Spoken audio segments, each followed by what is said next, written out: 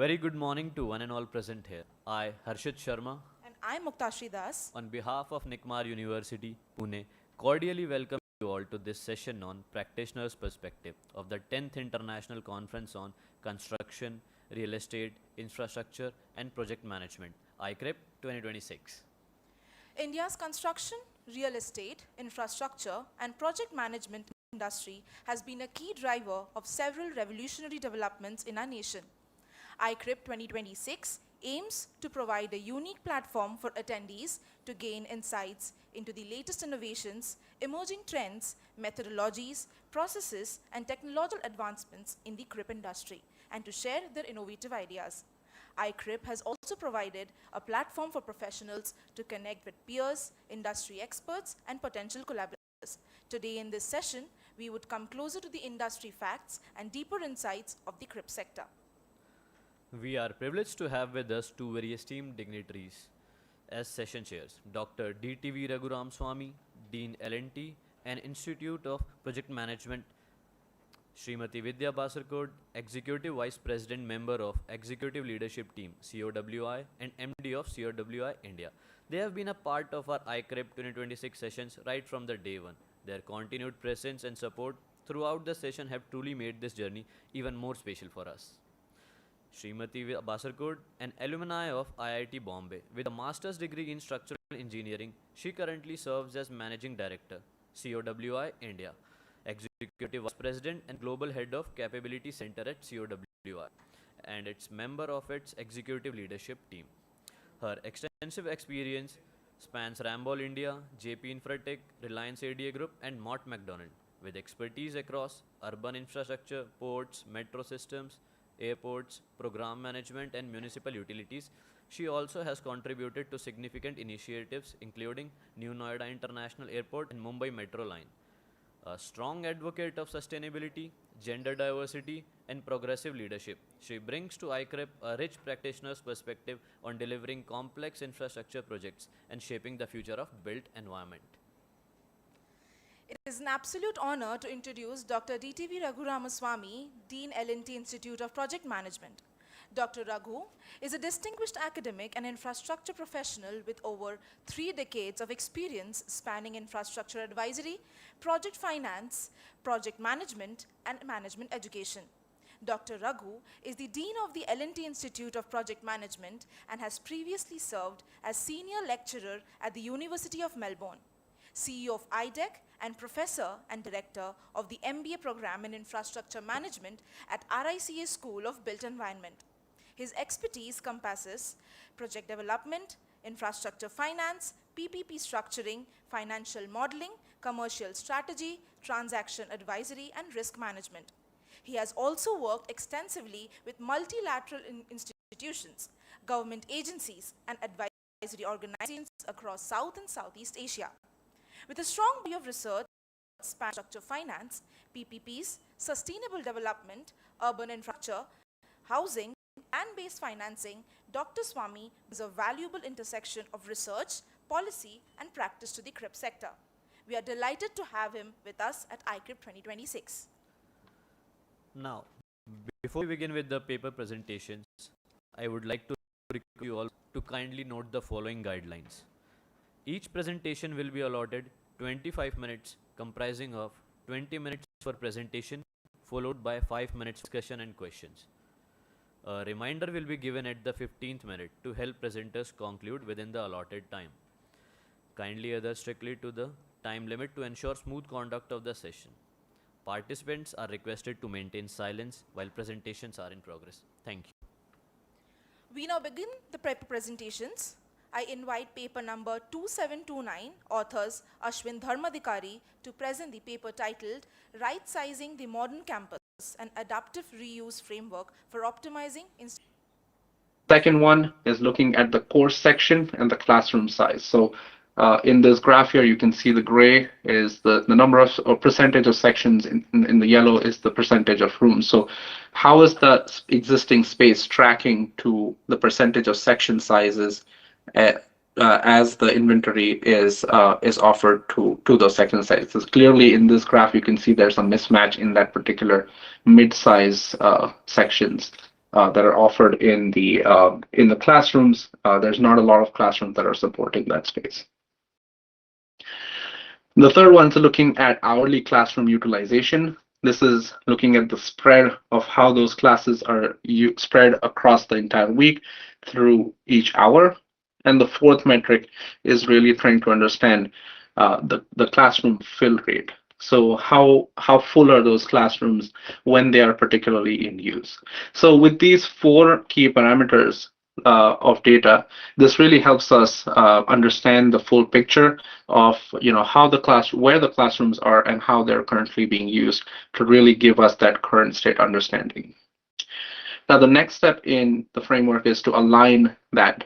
The first thing with the alignment is with where those enrollment projections are going. Now, this is an example from the University of Arizona, where the projected growth is a modest 1 to 2% across the student populations. Now, how that growth translates to space is a critical kind of pivotal point in this framework. And as you can see in this graph, particularly, where even though there's some modest growth, there is some declining need for classroom spaces in spite of that growth. So what that means is there's a need to realign what classrooms mean in terms of today and the future. The third key aspect of the framework is to identify those key transformational opportunities and space types. Now, in this example, again, this is from the College of William and Mary, where we start to see on a floor plan where those rooms are and how we can think about modifying or adjusting them to fit the future needs of this institution. This is an example that I want to use just to kind of showcase that recently completed at Smith College here in Massachusetts. This is an example of an underutilized space, a classroom space, which is dimly lit. It has tightly packed seating. It doesn't allow for any other uses. It's a traditional lecture-based classroom. Through the data that was assessed here, this was a very poorly used space, but in spite of that, it has the potential to be something better. So the next step to think about it is reimagining that space to allow for more light to come in, allow for the ability to project on multiple spaces, allow for flexible furniture that really opens up the possibility of thinking about the existing space in new formed ways and new uses. This is what the space looks like today. The instructor moves freely through the center with students working in small huddle groups, fostering greater collaboration and creating a more elevated learning experience. In the evening, after classes conclude, the same space transforms into an event or a student gathering area. Flexibility here really unlocks the potential to create a more efficient model with the existing infrastructure and spaces. Now, just to kind of highlight what some of those elements are for creating some flexible spaces, we want to look at some flexible movable furniture, continuous writable surfaces, multiple projection alternatives, thinking about where integrated charging ports are, as well as a mobile teaching station. So that can really shift around as this graphic starts to show how that same space can be used and configured in multiple ways to allow for better efficiency. Now, some of the key outcomes to really think about this framework and methodology. We want to think about reduced capital expenditure by avoiding some unnecessary new construction, low embodied carbon and stronger sustainability outcomes, addressing the deferred maintenance backlog through some prioritized investment in key spaces, thinking about long-term academic resilience against evolving pedagogies as things evolve, the same space can serve the future needs. Also critical one, but thinking about cross-functional alignment between capital planning and facility operations. Now, what does this mean in the context of India? This is a quick snapshot of of the national education policy that was released in 2020, where it highlights the education system that it grew from 600 universities back in 2012 to about 1,100 universities in 2020-2021. That's almost doubling the number of education offering institutions. Now, the target is looking at a 50% gross enrollment ratio increase by 2035 that will drive that infrastructure growth. Now, this is important because we need to think about how that rapid growth for physical expansion will have to, we'll have to go away from the single-use infrastructure that in a lot of cases may not serve the future. We want to think about how that system would want to adapt the flexibility model to allow for multiple uses of the same space. Sir, sorry for Yes. the interruption. You have 5 more minutes left for your presentation. Okay, thank you. Now, to summarize, I want to leave you all with a couple of key takeaways. First, building in tracking metrics for better performance and optimization. This will help understand how integrated learning spaces are used today and what needs to change. Thank you, Ashwin. I think your presentation has given a lot of food for thought for all of us. One or two overarching remarks from me. More of comments rather than questions. I'm not sure when you showed your outcomes, whether the social cost of such transformation has been considered or not. When I say social cost, reports that I have read about young people feeling this isolation and depression and not really comfortable with human relationships in person. Okay, and I see it every day in offices across the country. And I'm sure that is also true in the developed world, especially in Scandinavia that I am aware of. So before we jump into repurposing the institutions, the campuses, I think we'll also have to be cautious about, are we taking a step too quickly, or should we wait for some more time to see how technology and the new way of working transforms our institutions? That just, one comment. Of course, when your real estate is not being optimized all the time, is not being fully utilized, you tend to think, should I repurpose it into something else? Should I put it into some other use, etc.? I think they are very valid commercial questions. And I really compliment you for thinking through that and, how to do this and what could be the way out for sweating your asset, so to speak. I think that commercial mindset is something that I really appreciate. But I would wait to see how this whole thinking takes us towards optimizing our real estate. Yeah? Thanks, Ashwin. Yes, thank you. So before Sir starts, can you please stop sharing the screen so everyone Sure. You can react, Ashwin, if you want, or I have a few observations too. Yes, I do want to kind of just comment, and thank you very much for it. I completely agree. I think the technology has evolved to a point that isolation is a big issue, and this is true for the developer world as well. And I think one of the key aspects of thinking about the underutilized real estate is to catalyze those human interactions and human connections. And the example that I studied is more inside the classroom, but I think broadly thinking about what those spaces and places outside the classroom are for the peer-to-peer interactions, for creating that cohort of what it means to meet your friends, to meet your coworkers, what it means to be outside the spaces that you that's outside your primary purpose space, so to speak. It can be an institution, it can be an office, whatever it is.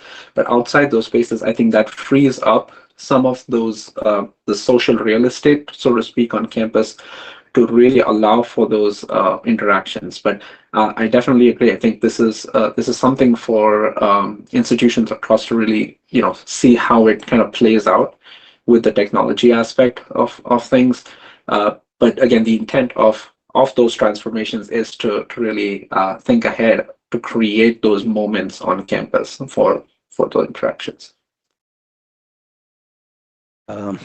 Ashwin, that's a wonderful presentation. You kind of touched a nerve of last 8 years, what we have been struggling in Australia to think about this. I have the experience of seeing both the Indian as well as the Australian context of what actually happening. So let me tell my perspective of what is there here. I don't know how you have done the utilization calculations. Now, in Australia, we struggle. There is no space available for us. The universities are always full. Getting a classroom allotted is a nightmare in any university. It's always full. So now there's a very fine distinction between how do you assess the utilization. When you allot a classroom, is it full, or when you count the students who are in the classroom? So the problem in Australia for us is that when we start the semester or when we are doing anything, rooms are full. I don't get a room. I mean, I had to beg, borrow, steal, whatever, go do everything, get a classroom for myself, depending on various reasons. But when I enter a classroom out of 150 students, I barely find 20, 30 in a class. Now, the rooms are full on the utilization. There is no space available. But literally, if you count the head count, there's hardly anyone in the class. Now, I don't know where you come into the utilization numbers here. That is one thing. Now, the context is completely different. In India and America, go in a particular system of teaching, etc. Australia goes in a different style of teaching. Attendance is not mandatory in Australia. So universities don't care whether the student appears in a class or not. They basically say that you are paying for it, so it's your call whether to come or not. In India and America, the attendance is compulsory. You kind of force people to sit, and then there are various penalties which are involved. So the game is different. Having said that, again, I mean, Australia is slightly different because every student works. Every student has a full-time job. They're also doing a full-time course, more or less. When I say every, maybe 70-80%. So the way you calculate the utilization is very, very different. But having said that, the most of the universities, particularly in Australia, have moved towards a more flexible spaces. What you have put in. The teaching is increasingly tutorial, studio-based, experiential learning, cases, activities, and I mean, there are, of course, theater-style teaching, which is there. But the student always gets an exposure to all three things. So it's no longer a single straight theater style classroom. It has to be a combination of everything. So we break it out. We do a big theater where we have a 500 students in a class, 500 estimated capacity of a class. How many might attend is a different issue. But the tutorials are broken into 16 or 15 students per room. So you need so many spaces. Or you have a bigger space, you can realign the furniture as you put it. So that's what is happening. So the calculations we are doing. So the debate there was for us was utilization definition. Is it at the allotment stage or at the actually occupancy stage? And we can't. So just in case we put a lower number, assumed capacity, and more people turn up because of the popularity of the faculty, we are stuck. So we don't want to get into the situation. That's one. Right. The second issue which is happening in Australia particularly is how do you use spaces after office hours? Now, you have a weekend space is not available, schools or colleges, the space is completely unutilized. Can we use it for public purposes? So that's one, I mean, a lot of research projects are happening. Many universities are doing that. And how do you actually utilize the space beyond the office hours? So it's not just during the office hours. And the third point, anyway, Vidya mentioned that the technology, the way they're interacting, increasingly we have to give opportunities for students to interact. That is why we will need tutorial spaces or a studio spaces or equivalent to that. Even classrooms of late, the pedagogy is changed. While you have a 500 style classroom, 500 seaters, but faculty with the support of tutors kind of mingle around and then do different questions, etc. So yeah, these are the points to think. Education sector is a I mean, at least the countries what I saw is having some challenge. So it's a timely look at that, and I hope further research on this by you, and then when you publish, all of us will keep looking out whether it leads us to some pointers on how do you want to frame it in future. Thanks again for this presentation. I'll open, I mean, you can respond if you want to, but I'll also ask audience if anyone has any questions to ask at this point of time. Thank you again for that question. I think it's a very good phrased question. I think we can get into utilization and really understanding that deeply in maybe a separate conversation beyond this, because there's a lot of factors that we use for understanding utilization. Now, I did talk about a few today, but there's a lot more that we kind of slice and dice. I think the availability of the data is really key when it comes to how we look at utilization. Again, when we're looking at both the one of the graphs that I shared was the section sizes to the classroom size itself. So maybe in some of the universities that you mentioned in Australia, maybe there's some kind of mismatch in where those classrooms are scheduled or versus the course capacity and the classroom capacity. Those kind of may not align necessarily. So there's some optimization models that we use in practice to think about where those spaces need to be realigned. I think, but that's a really important point to think about when it comes to utilization. The second point, I think we talked about utilizing spaces after hours. I think that's a really important piece as well. One of the metrics that we use for understanding, again, going back to utilization, is we really look at peak utilization capacity of a space. And what that means in terms of most spaces is whether it's used between 60 to 75% for a classroom space, and whether it's used up to 80% for up to 70% for class labs, so something that's a little bit more specialized space. But thinking about creating some flexibility in those spaces to use beyond hours, to beyond hours for maybe event kind of spaces, inviting non participants of the 9 to 5, so to speak, is definitely a great way to think about optimizing real estate when it comes to institutions. So thank you again for those comments. I think we'll definitely want to research a little bit more into that. Anyone in the audience has any question? Okay, thank you. We'll move on to the next presentation. Thanks again, Ashwin. Thank you. Thank you, sir, for a wonderful presentation.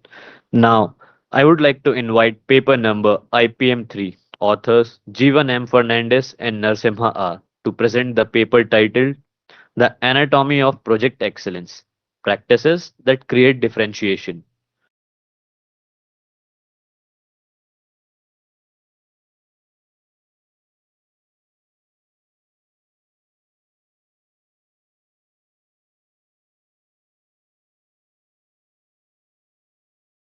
So please unmute yourselves.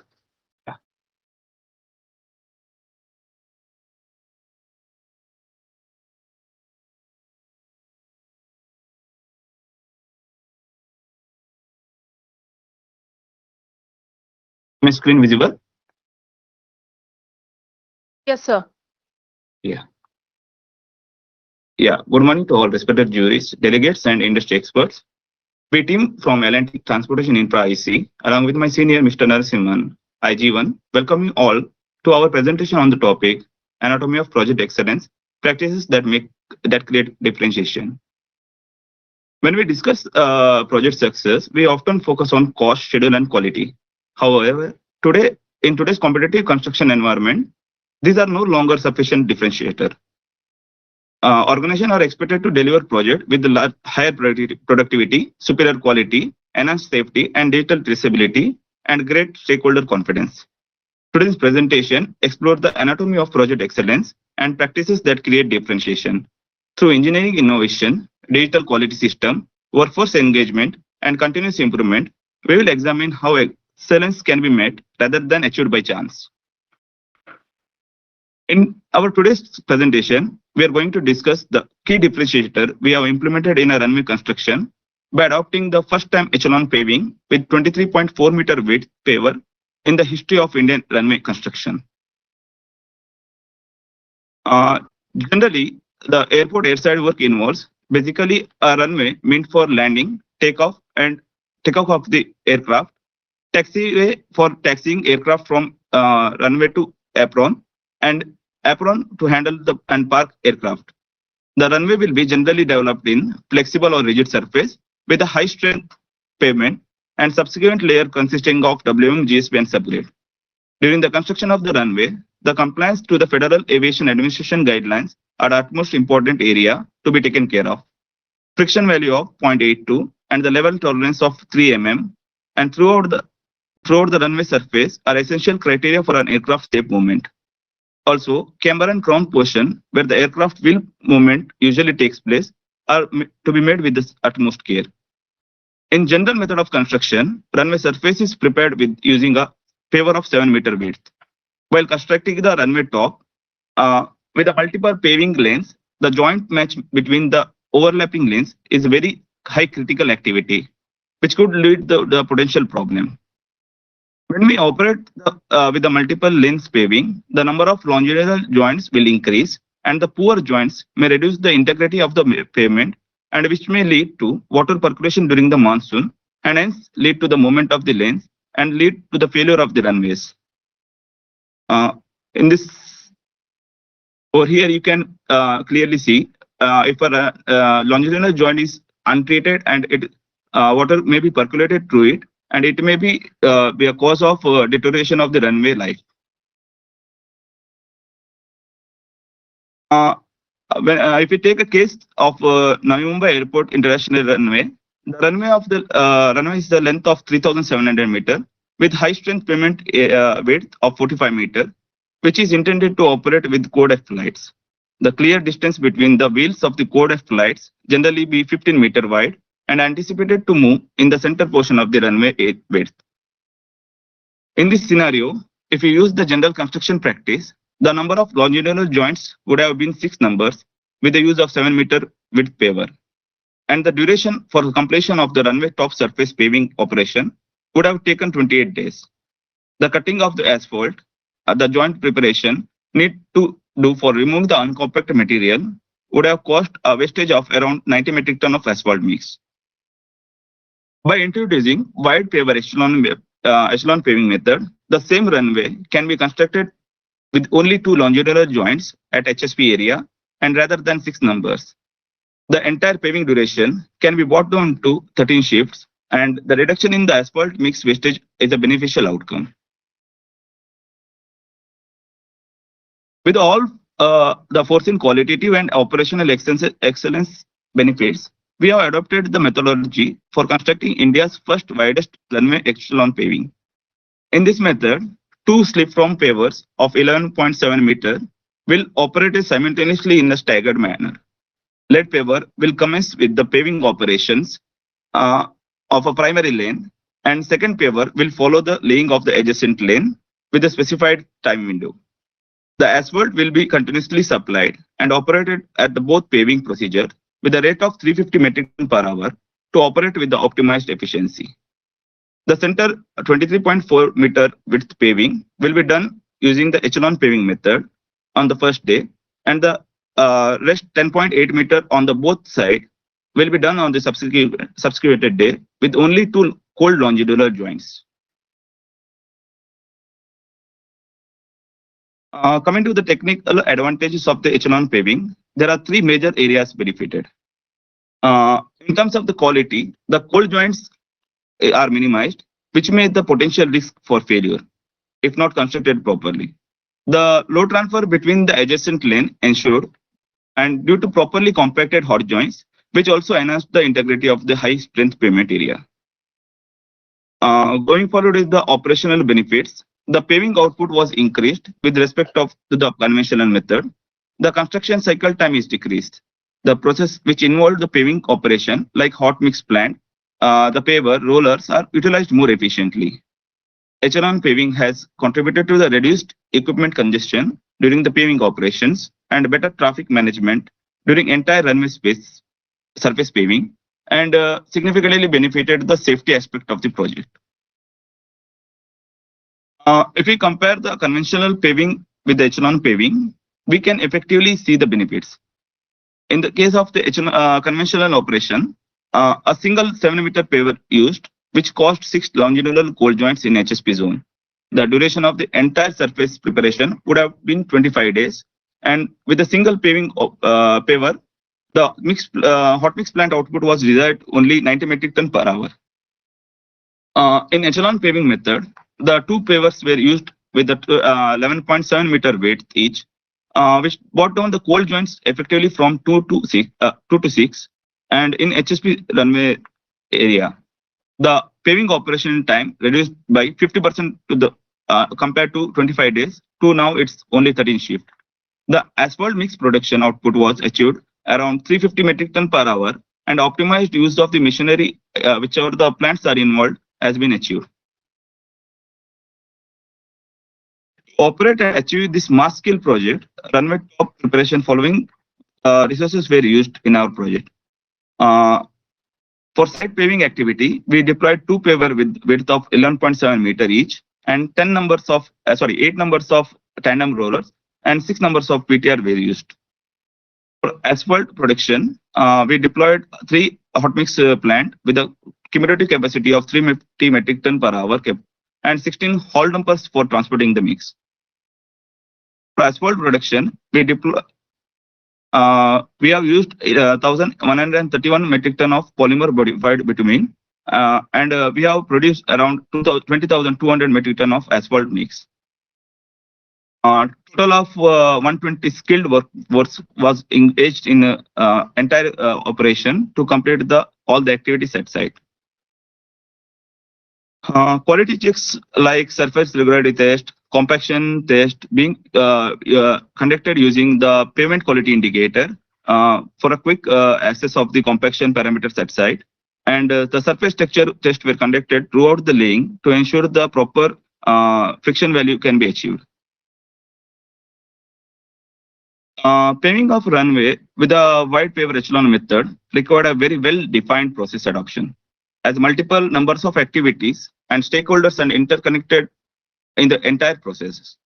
We have listed activities involved such as design of asphalt mix, plant calibration, production, testing of asphalt mix which was produced by the plant, and we have ensured all the qualitative product will be delivered to the site.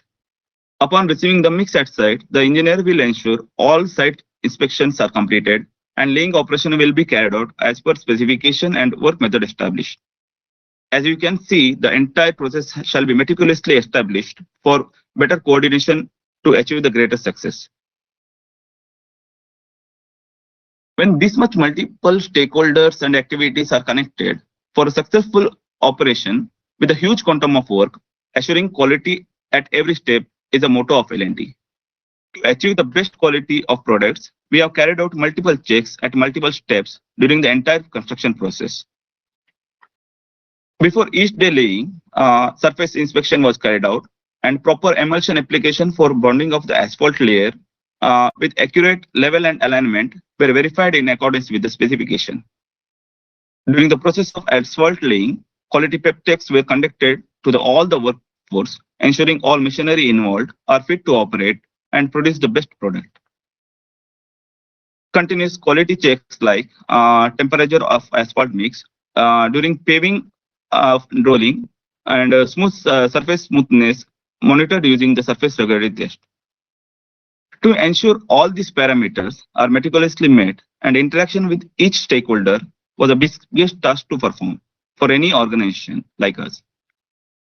The major question is that always stand in front of us was how excellence is achieved in the construction industry, particularly in a large-scale project. To overcome these challenges, certain initiatives are taken at our organization. I would like to invite my senior Mr. Narasimhan sir to brief us about one of the finest digital initiative we have adopted at our IC. Thank you, Jeevan. So now that we have seen the various processes that are involved in the echelon pavement,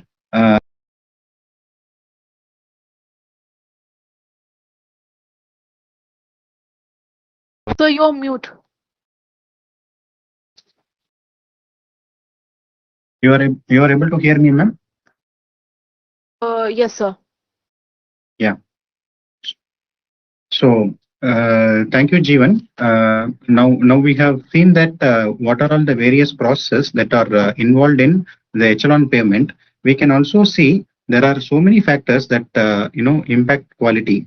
So at L&T, we have taken a digital initiative which is called the Quality App, which has 7 parameters built into it, and which measures quality through these parameters. So we will see this one by one. So pep talks. Pep talks are the short, powerful talks that are used just before commencing any activity at site. This gives an insight to the workmen as to what is the best process that should be followed before commencing any activity. Findings.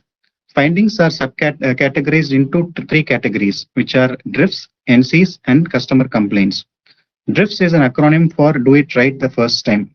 Whenever there is a early potential deviation which is captured at an early stage, there is less impact on the progress of work. This is what exactly we do it through drifts. NCs are the non-conformities which are captured internally and which are recorded so that we can course correct it before handing over to the client. And customer complaints. Customer complaints are the actual deviations which are recorded by the customer and which is indicated to us for rectification. Item number 3 is process inspection. By process inspection, we mean how do we certify our work? So whether it could be enabling work or it could be permanent work. So both are certified by our quality inspectors through a very structured manner. Activity update. Activity updates are nothing but the request for inspection, which are which are requested through the quality app by the site team, and our quality personnel will go and do the process inspection. WMS. WMS is an acronym for work method statement. For every activity that is happening at site, there is a very well structured work method statement for each activity so that nothing goes wrong. Mockups. Mockups are nothing but the dry run of the enabling work. Before any permanent activity occurs at site, these mockups helps to correct the potential deviation at an early stage. The last one is the tickets. So whenever any site queries are raised, it can be resolved by raising a ticket through the app. So now we can see the user interface of the quality app.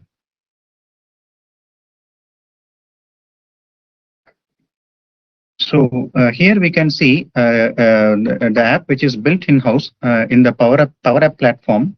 All the 7 parameters which we just discussed is available for any engineer who goes to the site and any engineer who works at site. So each parameter can be accessed through mobile, and it has a feature to capture the pictures as and when it is required. So now going back to the presentation. So whatever we saw is the front end or the user interface of the app. Now we will see a dashboard, a glimpse of the dashboard of the Power BI dashboard of the particular data. Here we can see the findings can be captured month-wise. It can be categorized by the category and by the activity. So we will have a deep dive into the live dashboard. So this is a live dashboard of ours. So this gives the executive summary of the number of findings. On the right side, we can see the date from date and the to date. So the data can be extracted date wise, and the project wise it can be segregated. And it is the data is so deep that we can even capture the data engineer wise at every site. So whatever the 7 parameters that we have discussed, the data is available up to the last man at site. For example, if you want to go into the process inspection module, So we can see what is the data available at site and who has done the process inspection and what is the time taken for each of the process inspection. So this gives a broad overview of where we are lagging, and it gives a broad idea of where we should improve. So by this, we were able to broadly track down on what is our area of strength and what is our area of improvement. Sorry to disturb you, sir, but you have 5 minutes remaining for the presentation. Yeah. So what is the impact of this digital intervention? So when we started, by the month of April 25, the number of drifts that were captured is 247, and where we stand is around 1036. And the number of pep talks that was delivered during the month of April 25 was 1689, and whereas now the pep talks delivered at site is close to 3579. So here we can see a clear intention of how digital is motivating people to get involved into the project. And what is the result? The result is a reduction in number of customer complaints. So as we can see, the number of customer complaints per project was around 38 in the FY 2021 to a number of 6 in the current, in the previous financial year. So there is a drastic reduction in the number of customer complaints. So whenever there is an efficient internal control mechanism, we can see that a lot of issues are getting captured in a very transparent manner, and the number of complaints that are captured externally is getting reduced. And also it helps in our own improvement. So this is broadly to state how a complicated process and an innovative solution can be monitored rigorously through digital intervention. Thank you all. Thank you so much, Juris. We are open for the questions. Sir, can you please stop sharing the screen?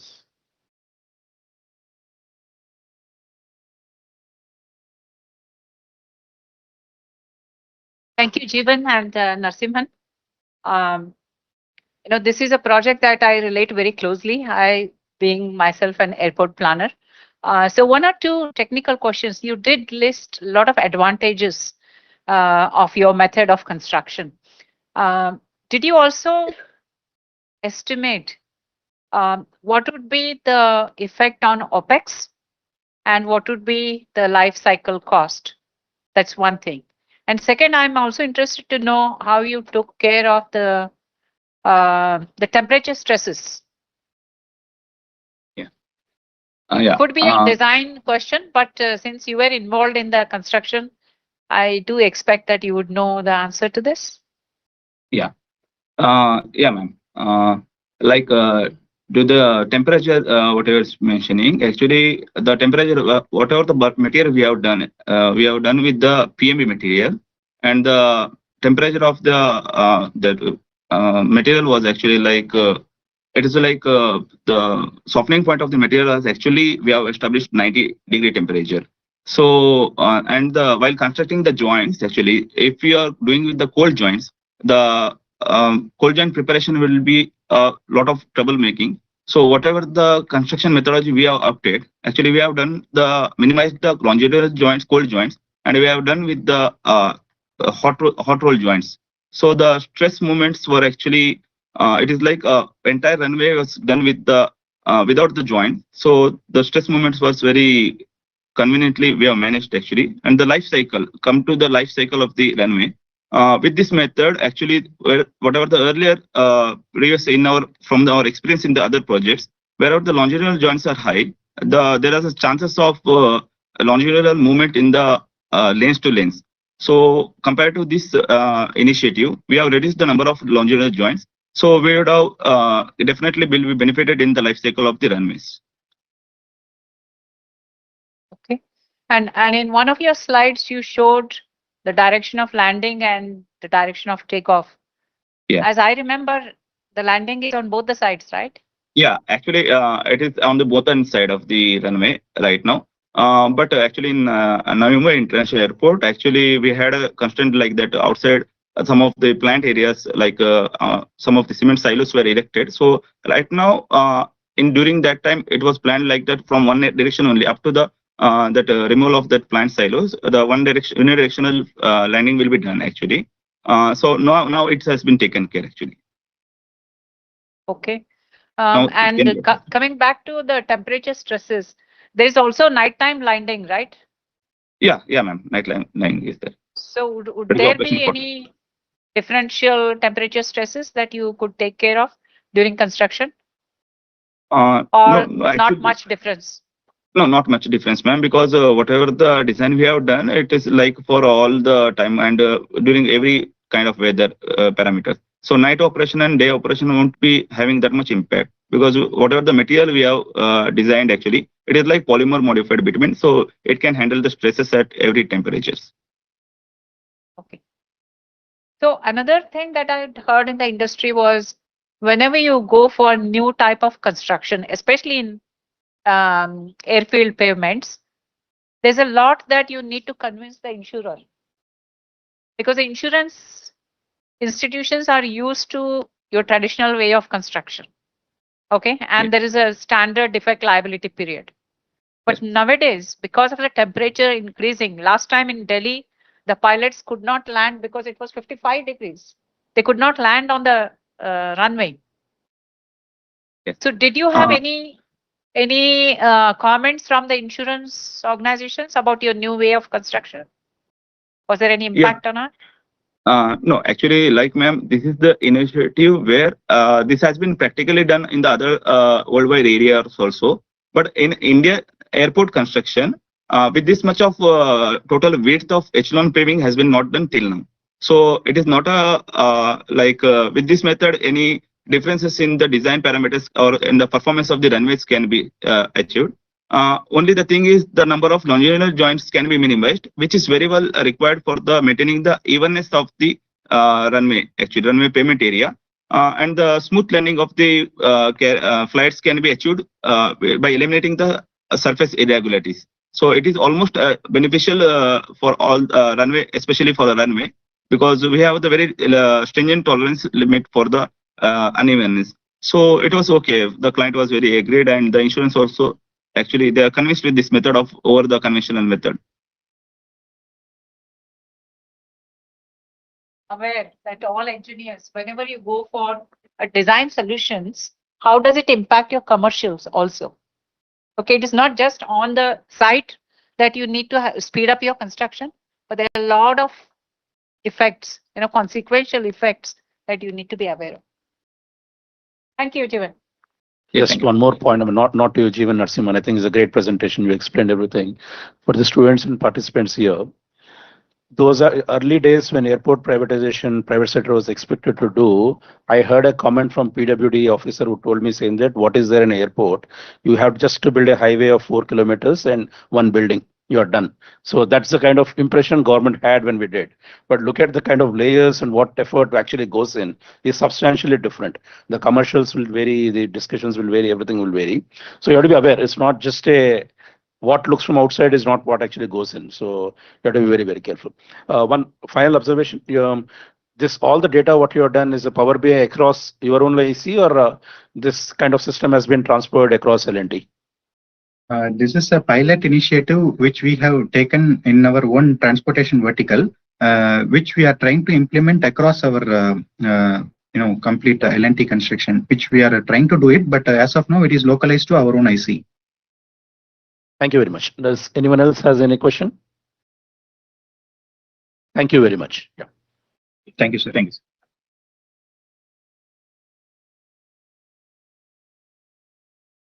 Now I would invite paper number IPM, author V.N. Ramakrishnan, headquarters Elevated and UG Metros, who is present with us in person, and S. Hariswar Reddy, contracts coordinator, who has joined us online. And the paper they are going to present is Intrinsic Challenges in Contracts Management During Evolution of WPI Series Linking Factor.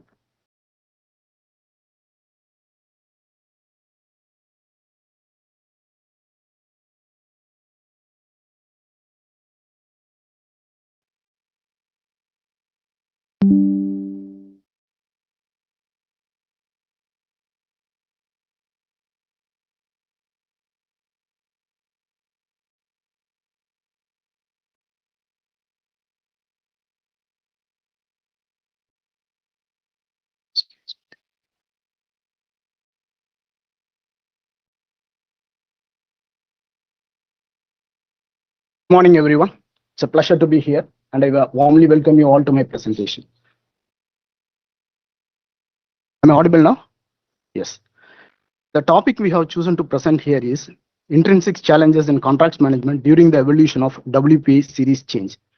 What it is all about.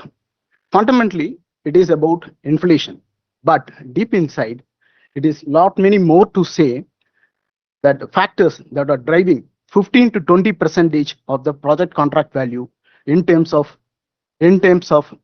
price variance adjustment. So my name is V.N. Ramakrishnan. I am from Lawson and Toubro HQ. So today I take this an opportunity to explain the real construction problems happening in the industry whenever there is a change in price variation, series based revision.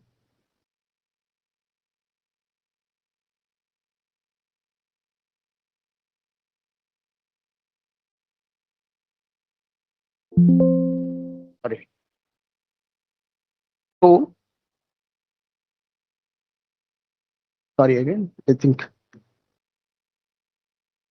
So we have organized our presentation in 9 chapters broadly. So we all know about inflation, what it is. So just to put it into different theme.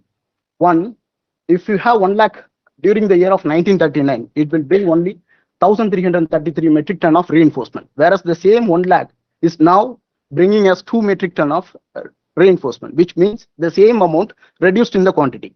On the other side, if you take the unit as a reference point, rupees 3.17 per gram of gold was then during 1939, whereas it is now 14,000 plus. The government of India is measuring inflation through various mechanisms, out of which the WPA and CPA are being used in the construction industry. Different index has different modality. The flow of supply chain is something like this. The producer price gives us the basic price, and the wholesale price gives us the ex-factory price, and the consumer price gives us the retail price. So WPI, in this presentation, we are going to concentrate on WPI. So the T-map chart gives the 3 broad distinction. So there are about 15,254 quotations are being collected to evaluate the price of 957 commodities. Out of 957 commodities, so very few are used in the construction industry by the PSU, and where the problem is really starting. So some of the macro industry level problems are International Monetary Fund has given C rating rather than A and B, which indicates there is some shortcomings in our existing system. And all the mega projects in our India are of long duration projects, which is experiencing 2 to 3 base year revisions.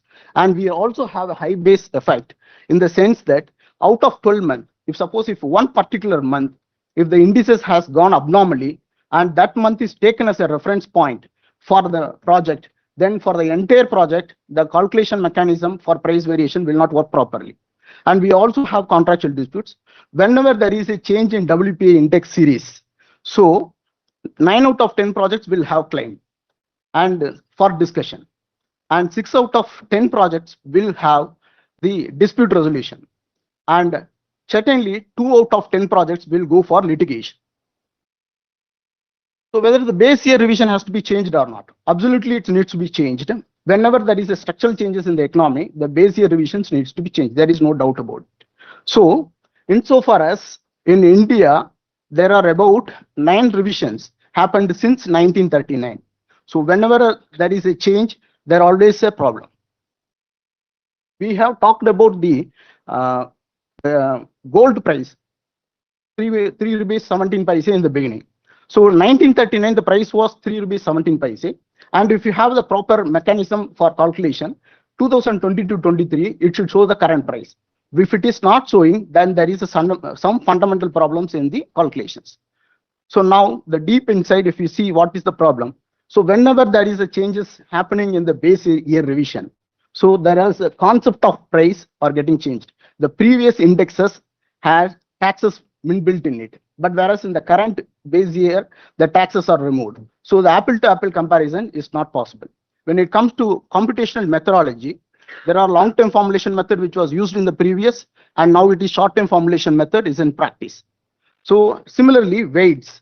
previously imports and exports of the quantities are all taken into consideration. Say suppose if it is reinforcement, whatever the imported quantity, whatever the exported quantity, all taken into consideration for the WPI index. Whereas now it is removed. Only the gross domestic production has been taken into consideration. So next we come to the linking factor. When it comes to linking factor, previously arithmetic mean was in force. But currently the arithmetic mean method, that is the average calculation method, is removed, and then now it is a new geometric mean method is being adopted. So effectively there is a change. Apple to apple comparison, again it is not possible. Then comes the basket of goods. Previously there was 697 basket of goods. Now currently it is 957 commodities, which means the weights assigned previously is not same for any product mostly. And then comes the quotation coverage. Previously it was 831 numbers. Now it is almost doubled to twofold.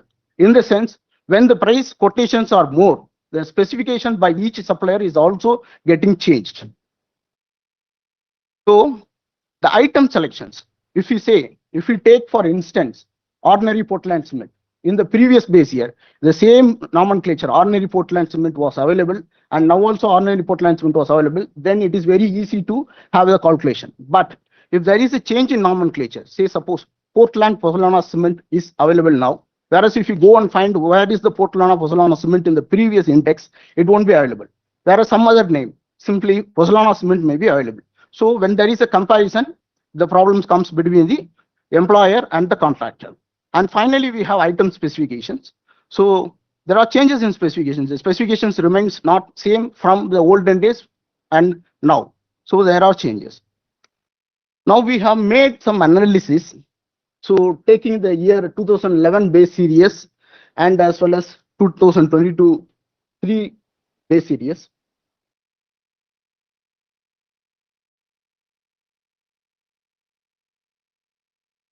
So we have taken some couple of projects as pilot projects, and we have made analysis. So whenever there are changes are happening, there will be a common year. So in that year, old series will also give some indices, new series will also give some indices. If you see the pattern, the patterns are all not normal always. Sometimes in the old series, it is in the upward pattern, and in the new series, it is in the downward pattern, which means because of the problems what we had discussed earlier. And then to analyze better, so we have gone into the mathematical equation. It is a simple equation which says the current index minus previous index divided by previous index into 100. So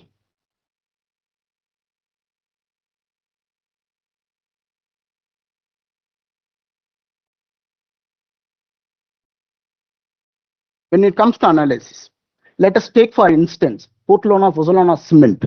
The economic significant value of the Portland cement in the market is assumed as 12,000 crores. It will be divided by the overall economic value of the commodities which are in consideration. That will be taken for the calculation. Suppose cement value divided by total value will give 1.85%, which means for the total products in consideration, 1.85% is assigned to the particular product. That is calculated using G1's elementary index. And second, so each product, 957 commodities we have seen in the beginning. For each product, the calculation will be done like this. And then the aggregation of 957 products will give you the final result in the revised WP. The aggregation is done using the last price weighted aggregation method. So the final revised WPI will be released, and thereafter after scrutinization. So the solution approach, what is the solution approach? If you see the solution approach is nothing but the linking factor. So we have base series 2004 to 5, base year 2011 to 12, and base year 2020 to 23. Say suppose there are project. If a project is awarded during the year 2015, so now that particular project will have to undergo 3 base year revision. One is 2004 to 5, other one is 2011 to 12, and third one is 2022 to 23. The government of India, through Office of Economic Affairs, is releasing the linking factor, but it comes with a disclaimer. They say for all commodities, 1.53 has to be used, and in the previous session, it was 1.561. So, however, if you see, the disclaimer says it is not reliable, and the user has to do their own calculation. Some of the methods available to assess the linking factor are the arithmetic mean method, and geometric mean method, overlap method, regression, and median of monthly reports. Out of 5, the top 2 are familiar, and geometric means is currently being used, and we also adopted the same. Now, how to do the linking factor? So, as I already told, for the same year, we will have just for the same year we will have 2 WPI. This 121 is from the previous series, and this 91.6 is from the current series. So if you take April month, for instance, so 121 divided by 19.1.6 will give the linking factor, the correct linking factor. This is for 1 month. This is done by using the point-to-point method, in the sense that A divided by B, for every month the indices are calculated, and the aggregation, that is geometric mean of all for the whole year, will give us 1.3338. In the previous slide, we have seen 1.53, 1.7, something like that. If you adopt that, then the project, either the contractor will lose or the employer will lose. So this is the method which is internationally accepted global practices, and by way of doing this, we will avoid so many problems, and near about 15 to 20% of the contract value in terms of price escalation can be determined properly. So some of the benefits of linking factors are: the first, the disputes will be avoided if there is a consensus between employer and the contractor, and then we have the roadmap for the future adoption.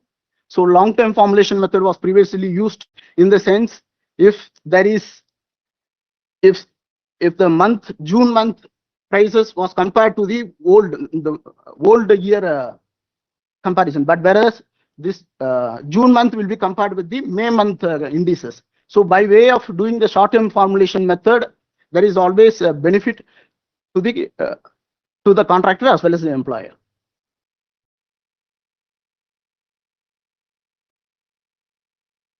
The recommendation for the practitioners is, now the WPA is phasing out and PPA is taking place. In 5 years term, WPA will take over, and WPA will be exactly removed, and then PPA has to be followed for the indices in government contracts. So advices to the recommendation for the practitioners are, they should do more research in the PPA rather than WPA.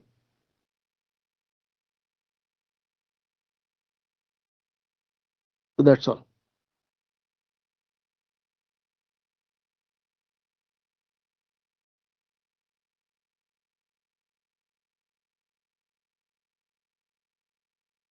Thank you, Ramkrishnan. My one question is about the regulatory support. Yes. For what you are proposing. Regulatory support for what we are proposing. Now, what is happening in the industry, madam? They are giving. Can you? Yes, sorry. Am I audible now? Now, ma'am? Yeah. Now, every time when they are publishing the indices, they are giving some sort of linking factor, which we have seen. So, but that comes with a disclaimer, in the sense that the users are left to follow their own methodology. That the bureaucratic problems arises, which means any method that is proposed by the contractor in the industry are not acceptable to the employer, or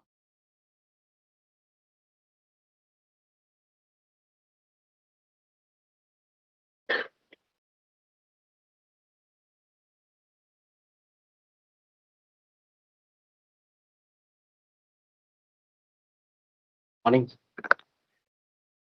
Hello, I'm audible. So, good morning, everyone.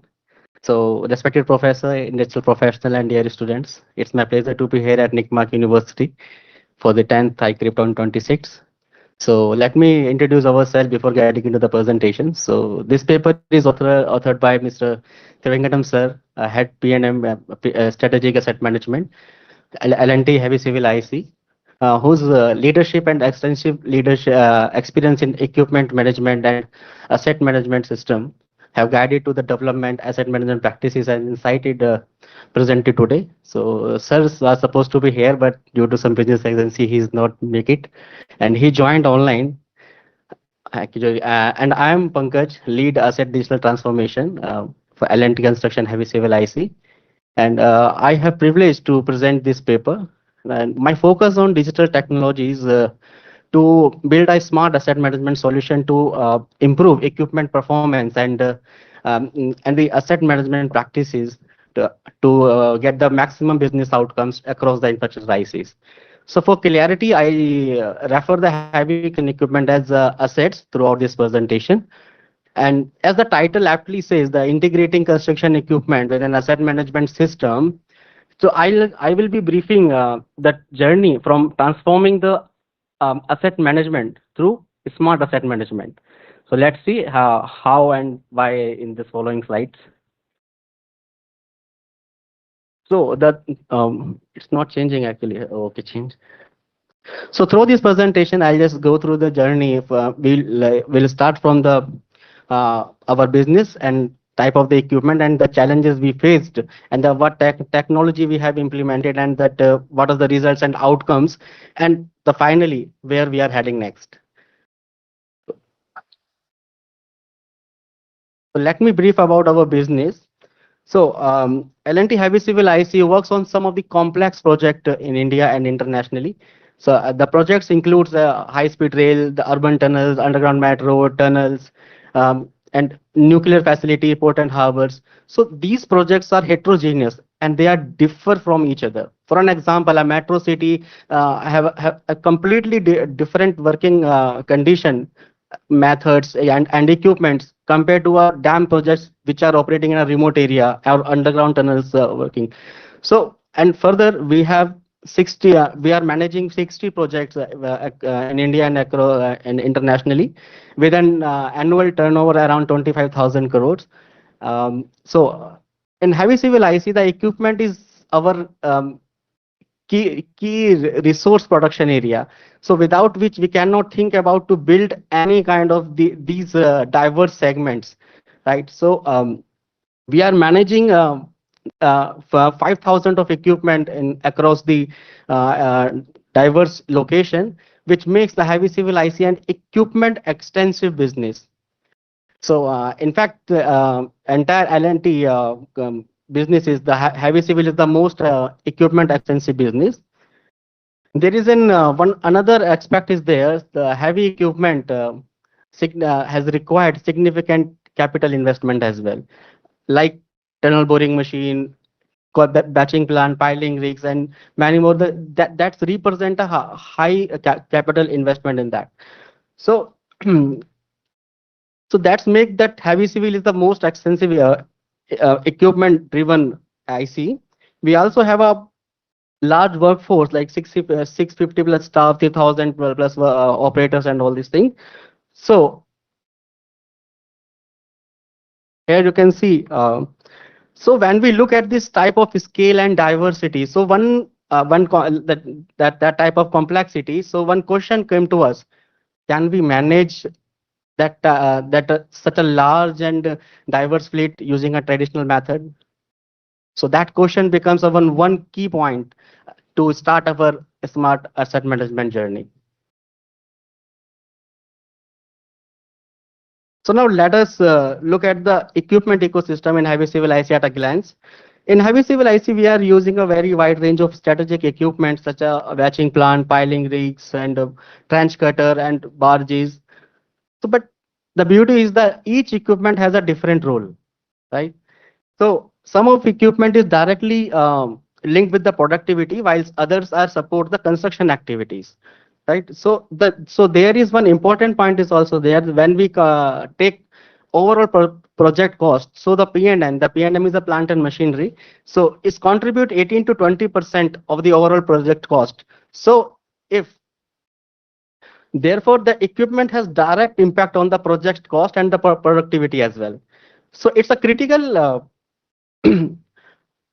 when is suppose when if the critical equipment is down for an hour, so it's not about that 1 hour breakdown, it's about that it's effect of cascading effect on the entire project chain.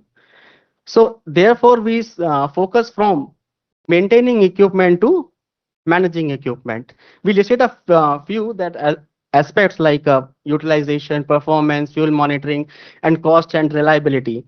So the primary question then is that what is the right approach or way to manage this type of equipment? So That's where the asset management system prescribed by the ISO 55001 standards came in. So the most important part is that we want to connect all the information with the AMS system. So let's take one example why this study. So just take one example, one simple example, like we want to pour 1 m³ of concrete. It's a simple example, right? So if we take an example of one pouring m³, so we can look behind that 1 m³ of concrete pouring. We will see the complete chain of equipment.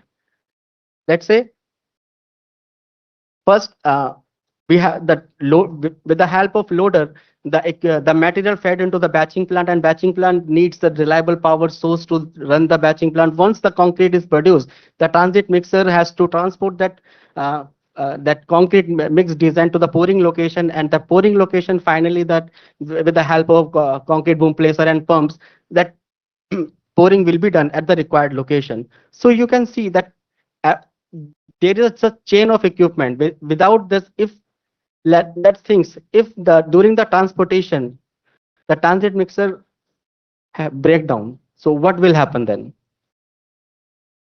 So will you see that the concrete may take longer time to transport?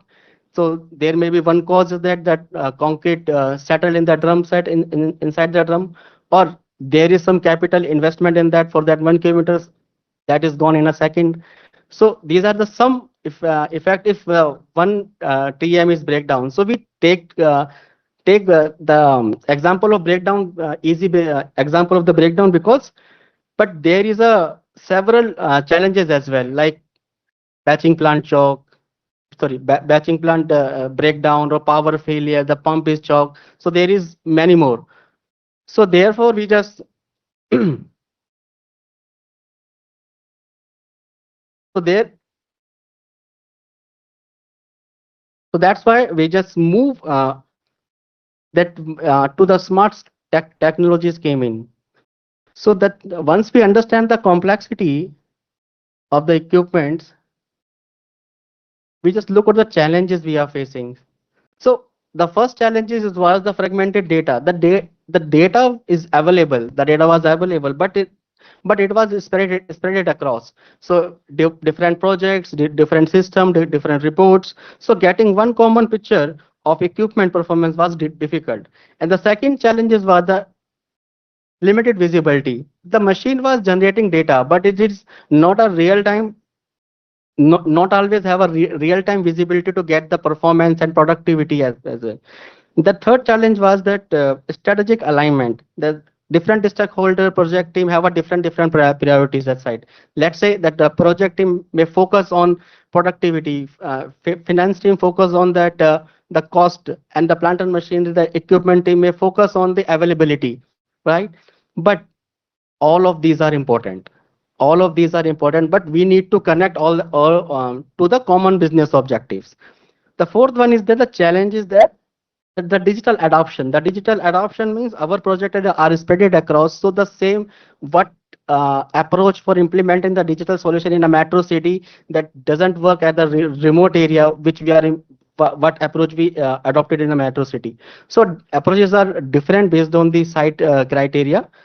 So our approach was to create a one common business objective. Then we have implement ISO based 55001 asset management system. Then we integrate that real-time data into the actionable insight. Then we have centralized war room to monitor all these activities. So before getting into the technology and framework we have implemented, we just want to give a brief about the AMS system of ISO 55001-2014. So this is an important learning for us, but that equipment management cannot be taken as a not only from a maintenance point of view. We need to look completely life cycle of the equipment from the acquisition, deployment to the final disposal. So that's why we this approach into a structure approach through the ISO 55001. So this gives the AMS certification represent formal structure and discipline. we have to establish for managing our asset. At the same time, asset management policy gives the direction, and our policies build around three our assets, that every asset matter, every decision count, and every individual is accountable. For us, this means that every equipment related decision should consider only performance, not only performance, but also cost, risk, safety, and compliances, and the value we can get from the asset. So asset management become the common foundation for us for different stakeholder and process and KPI and technologies together. So here is the important thing is that technologies gives the data, but AMS gives the direction to use that information in a better way on better structure discipline.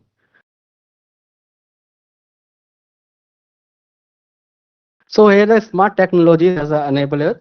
So here we see the framework that we have developed. We started from the business objective. Our objective was not simply to know where an equipment was. So we wanted to improve holistic equipment performance and ensuring equipment related decision supported to overall business outcomes. The next step was asset management, which is aligned with the ISO 55001. Through this, strategic asset management, we created a common connected between business objective and equipment management. Then come to the technology layer, which we have, in this we are using the IoT, telematics, the fuel sensors, and RFID-based fuel dispensing systems, which will to collect the real-time. Good morning, everyone. May we have your kind attention, please? On behalf of NICMAR University, Pune, I, Shruti Milind Barbhai, and I, Saqib Daulatabad, are delighted to welcome you to the plenary session of 10th International Conference on Construction, Real Estate, Infrastructure and Project Management, ICCRIP 2026. ICCRIP 2026 brings together leading industry professionals, distinguished academicians, researchers, and students from diverse disciplines to engage in knowledge, share perspectives, and explore emerging innovations and advancements across construction, real estate, infrastructure, and project management, the CRIP sector. We are honored to have with us two distinguished speakers who bring rich experience across industry, academia, infrastructure development, leadership, and organizational transformation. Our keynote speakers for this plenary session are Dr. Zoran Zekic and Dr. Rishikesh Govindan-Kutti. Before we proceed to introduce our distinguished speakers, it is our privilege to formally felicitate both our esteemed guests. May I now request Dr. Tapash Ganguly, Conference Mentor and Director General Interim NICMAR, to kindly felicitate Dr. Zoran Zekic. We also request Dr. Anil Agarwal and Dr. Rajnikant Rajans to kindly join Dr. Ganguly.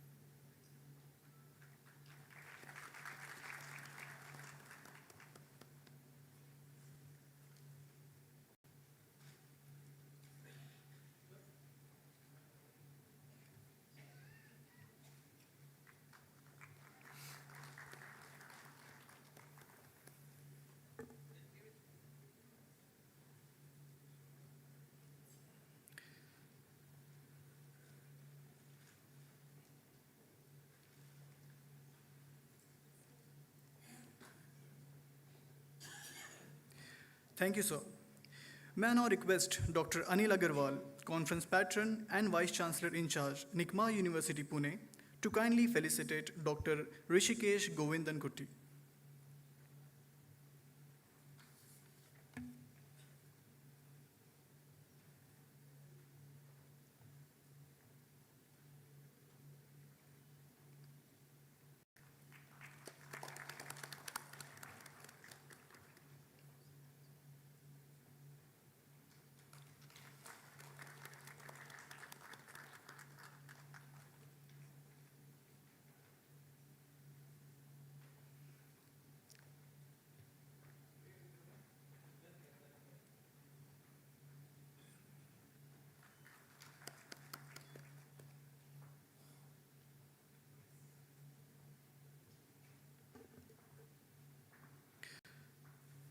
Thank you, sir.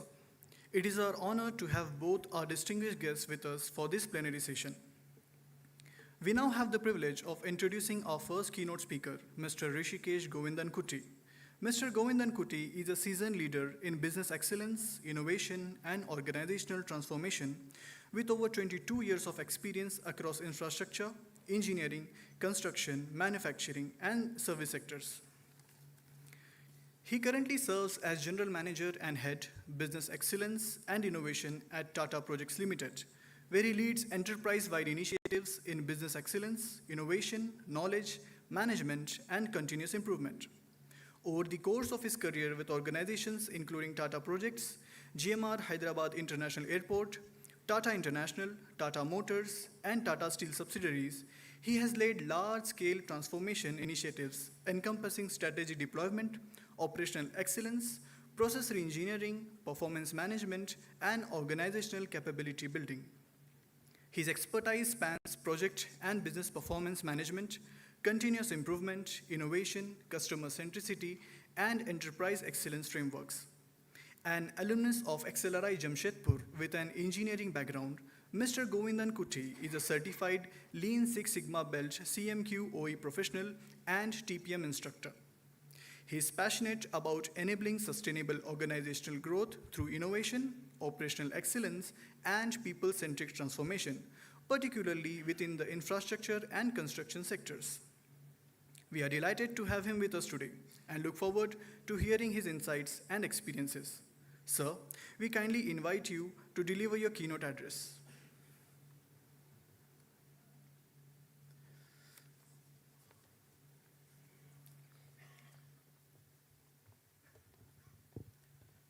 Good morning, everyone. I hope I'm audible. Yeah. So thank you for the introduction. Members of the leadership team from NICMAR, academia professionals, students, faculty members. To start with, thank you for this opportunity to share the industry perspective on, on this. So I'm calling this Pursuing Excellence in a Construction Industry, because as some of you would know, Thomas Jefferson put in the American Declaration of Independence something called as pursuit of happiness. Similarly, pursuit of excellence can only be a pursuit, not only in the construction industry, but in any industry. So that's why it's pursuit of excellence, because it's a journey that, all of us are on. And I will bring you the Tata projects and a bit of Tata Group perspective here. So during this talk, I'm going to talk about where two lenses. One is the Tata Group lens, and one is the Tata project lens. And there is a bit of kind of difference there that we are going to talk about. So this is what I'm going to take you through today in the next half an hour. First is we are going to touch upon who we are as Tata Group and who we are as Tata Projects. What does our excellence framework look like? How have we leveraged it? Then I'll bring you the construction industry perspective, the context, because some of the things are very different when you look at from a construction industry lens.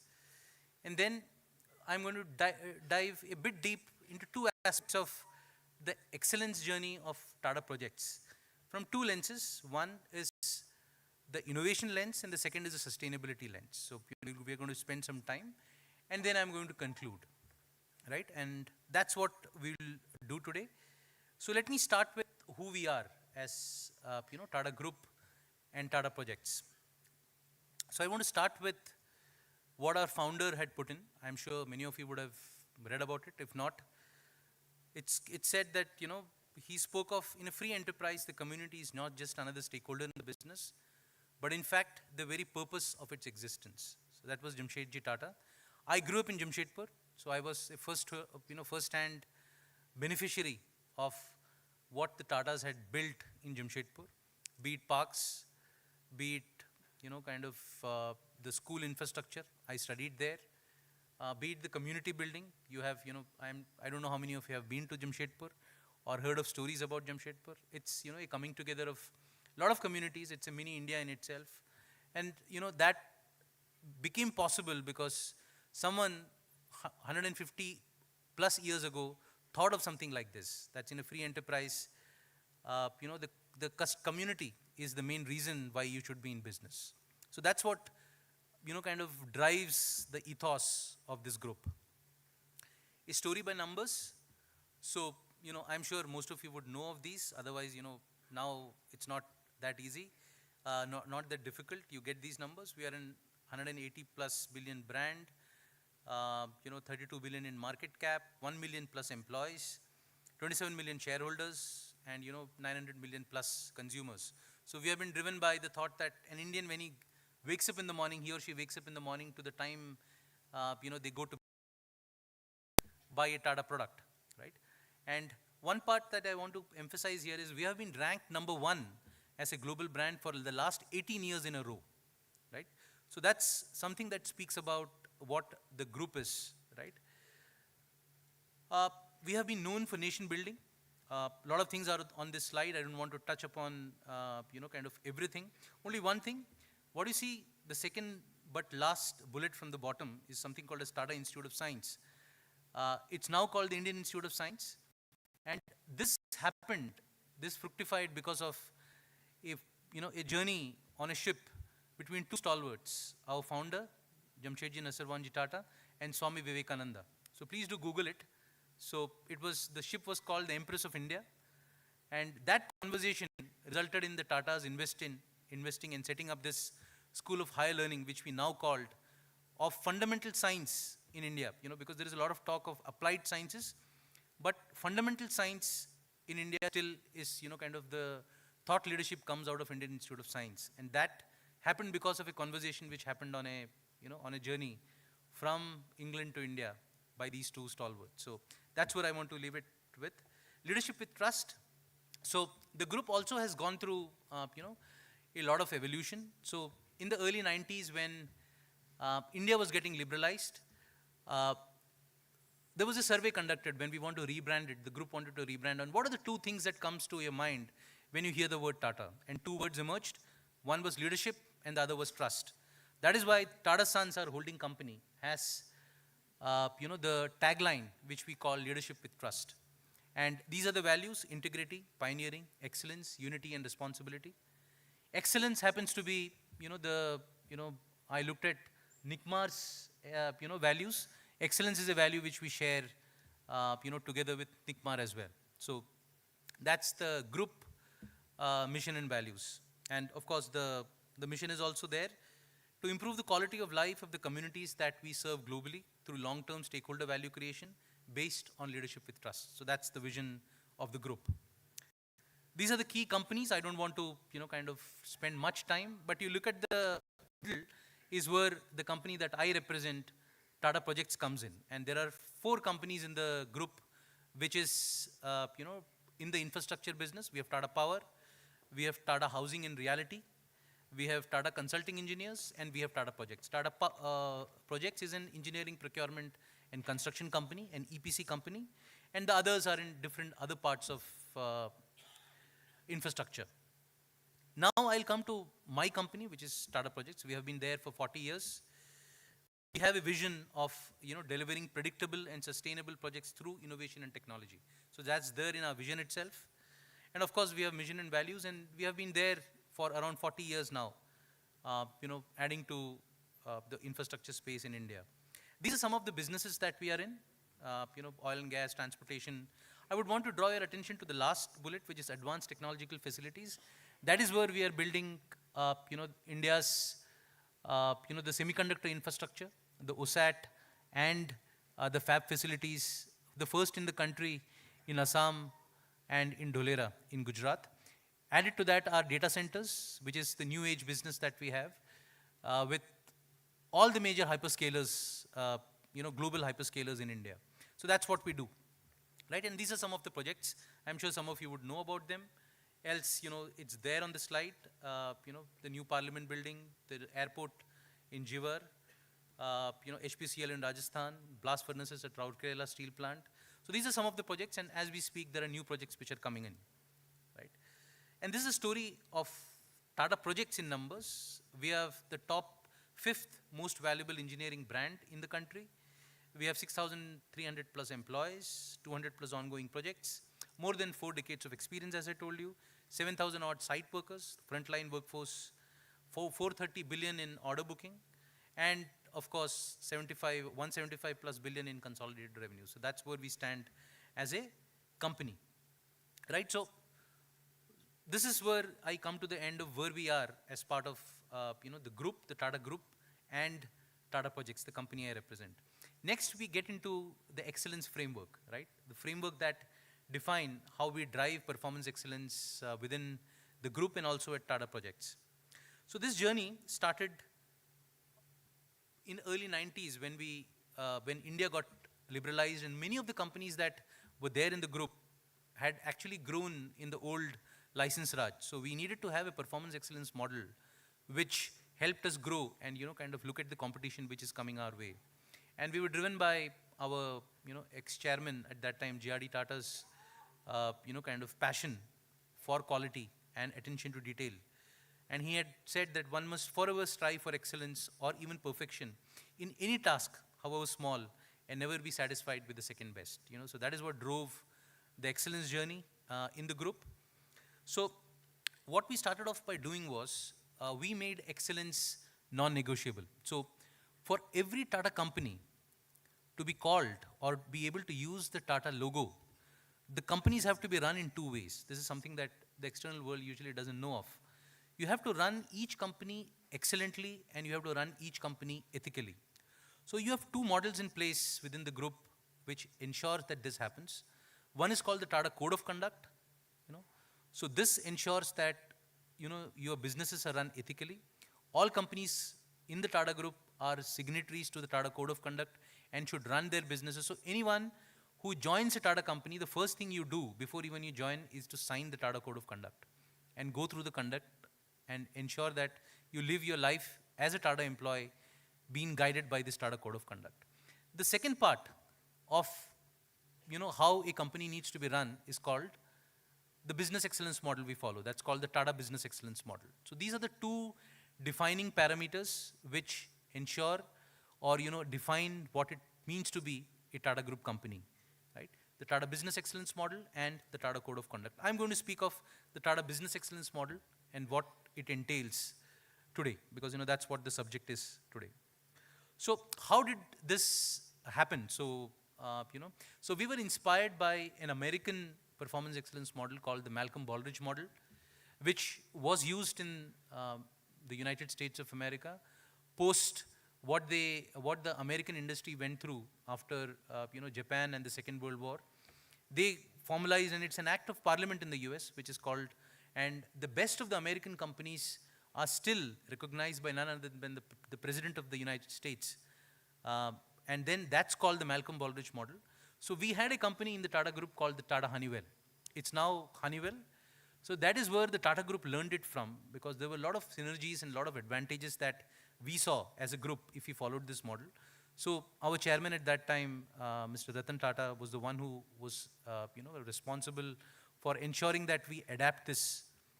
And what we did was at that time, we looked at what are the common attributes of companies which have been in existence for a long time and created values. So what you see on the screen are the 11 core values, which is the fundamental base on which the Tata Business Excellence model is built on. 11 core values like systems perspective, agility and resilience, social contribution, ethics and transparency, management by fact. These are the 11 core values on which the edifice of the Tata Business Excellence model is built, right? Now, but then some of these, can sound very abstract. How do you make it operational for group companies and group employees to follow? So there is a model there, and you can see, 7 categories. So this 11 core values become more concrete in terms of 7 categories. So you can see the first, leadership, strategy, and customers. And at the back end, you can see people and culture, results, and operations. And in the bottom, you can see data, organizational learning, and innovation. So it's basically best explained through a bicycle model, right? In a bicycle, there are 2 wheels. The front wheel that you see is a leadership, strategy, and customer piece, right? This gives a direction to a company and an enterprise to where it wants to go. And the back wheel, which actually gives a traction, defines when the company is going to meet its its strategic objectives. And how smooth the journey would be is determined by data organizational excellence and the innovation part. So that's how the model is. And when I say model, it the core values get translated into these categories, and these categories then gets defined into questions which can be answered at multiple levels by a company, right? So basically the fundamental concept is this: the values should get translated into processes. The processes should give rise into organizational practices. The practices should then drive results in a company. So when the values get into processes, it's called approach. This approach is then deployed within the breadth and the depth of the company, and it should then give results. So within the overall company's vision, mission, and strategic objectives, when this happens over a period of time, you compare, you learn, and these processes improve. And of course, at every stage, there is competitive intelligence which comes in, benchmarking which comes in, which helps these processes improve. So basically, when this cycle keeps on happening, that is when a company is on its excellence journey. So basically, this is the fundamental model and the fundamental concept, and learning, sharing, alignment, and integration is the different aspects of how you move in maturity, right? So, and then there is a structure to it. There is a point which you can see. So from leadership to operations, there are different categories which have different scores. And then, there is a team of cross-functional Tata Group employees who get trained on the model and how to do assessments. So the company, every company puts in an application on these aspects. There is a cross-functional team of team members who comes, gives you a feedback. The feedback goes to the board of the company, and then this becomes part of your performance excellence journey. So this journey continues. So that's how it is. So just to give you a flavor of how process maturity can be, kind of looked at. You can look at the example on the slide. So from firefighting, which is, probably the first stage of, of how process maturity is, to going to the next stage of, for example, in a company, there is always fire. So firefighting, as and when fires happen, is the first stage of, of process maturity. The next stage is getting more structured in terms of having at least the hoses in place, right? So that when there is a fire, you know where to get those hoses from. The third stage is doing a bit of planning, ensuring that there are some fire extinguishers in place, and you are trained on, which are the areas which are most susceptible to fires, and having them, addressed. The fourth stage is having an integrated, range of fire extinguishers and, firefighting equipment which turn on if there is a fire. And the final stage is to go beyond firefighting to ensure that your areas are made of fire retardant material. So the firefighting becomes the second stage. So you now have, equipment and areas which are, made of fire retardant material. The equipment that you use and the liquids that you use or the inflammables that you use are also considered fire. And then the firefighting is the second stage, right? And then you train the complete organization towards this. So this is the final stage of maturity that, any organization can look at. So that is how process maturity is looked at, because, we needed a model which is agnostic, because as I told you, we cannot have one model which is for a software services company within the group like a TCS, and another for an FMCG company like a Tata Consumer Products. We needed one model which fits the complete, different kinds of businesses that we have. So that's what the Tata Business Excellence model did. And this was just to give you how you looked at, and these processes and the maturity of this process also resulted in, on the right-hand side, you see on how we scored their processes, right? So there is a group of people now, there is a company within the group called the Tata Business Excellence Group, which is responsible for driving this within the group. So group companies come in for assessment, they are scored, they get their opportunities for improvement and strengths, and then they proceed on the journey likewise, right? So that's what, and I'm going to come at the end and talk to you about what has been the journey and, of Tata projects on this journey up till now. But another thing that I want to touch upon is that this model has been evolving. While we, took on the Malcolm Baldrige model, now we have made it our own. We are now a signatory to the Baldrige model, and now the Baldrige model has a lot of inputs which go in from the Tata Group. So the model now speaks of data, digital and AI, sustainability, operations technology, and when I spoke of data, there is cyber is important element of that. It speaks of equity and inclusion, talent management, and resilience. So these are new attributes and new features and new focused areas which comes in as the model evolves. So as the external world is changing, the model that we use to look at performance excellence within the group has also changed, right? So this is the first part of what I wanted to talk to you about on the business excellence model that we use, right? Moving on, so we started off with a brief on the group and the company that I represent. We spoke of the excellence framework that we use. I thought it should now we should take a look at the construction industry now, and how running a business excellence model can be very different in a manufacturing company as compared to an infrastructure company. So where are we? So on the aspects of productivity, quality, speed, which are kind of fundamentals to any company, operational excellence, we find that the infrastructure industry is not in pace with global standards with infrastructure industry. So when you compare it with manufacturing, we are kind of still a long way above. Frontline workforce, still it's fragmented, seasonal, and very volatile, which means there are inherent challenges when you want to skill, multi-skill, upskill, our labor force, right? So those challenges still continue. We are seen as laggards in innovation and technology adoption. Technology adoption still happens to be a luxury for for a lot of companies and for the sector, the infrastructure structure for say. And the business model, as many of you would know, is still predominantly driven by the the lowest tender cost, L1 as it's usually called in this industry. So these are some challenges. So it is within this challenging environment that we want to run, or we run this excellence model and this excellence journey. But having said that, things don't look all that gloomy as well. There are opportunities as well for this industry. There is a lot of headroom for growth, looking at where India is as a country and where we want to be. There is headroom, as you can see, 1 trillion plus could be the market size by 2030. There's a lot of capex infusion which happens. 12.2 lakh crores was the budget in capex infusion in 26-27. The second thing which is of help and making it the right is the falling cost of technology adoption. Technology in the future might not be considered as a luxury in the infrastructure industry. There is a rising complexity in the projects that we have, which means there is a scope for new business models. So the L1 of old need not be going ahead, the model that is the predominant model in this industry.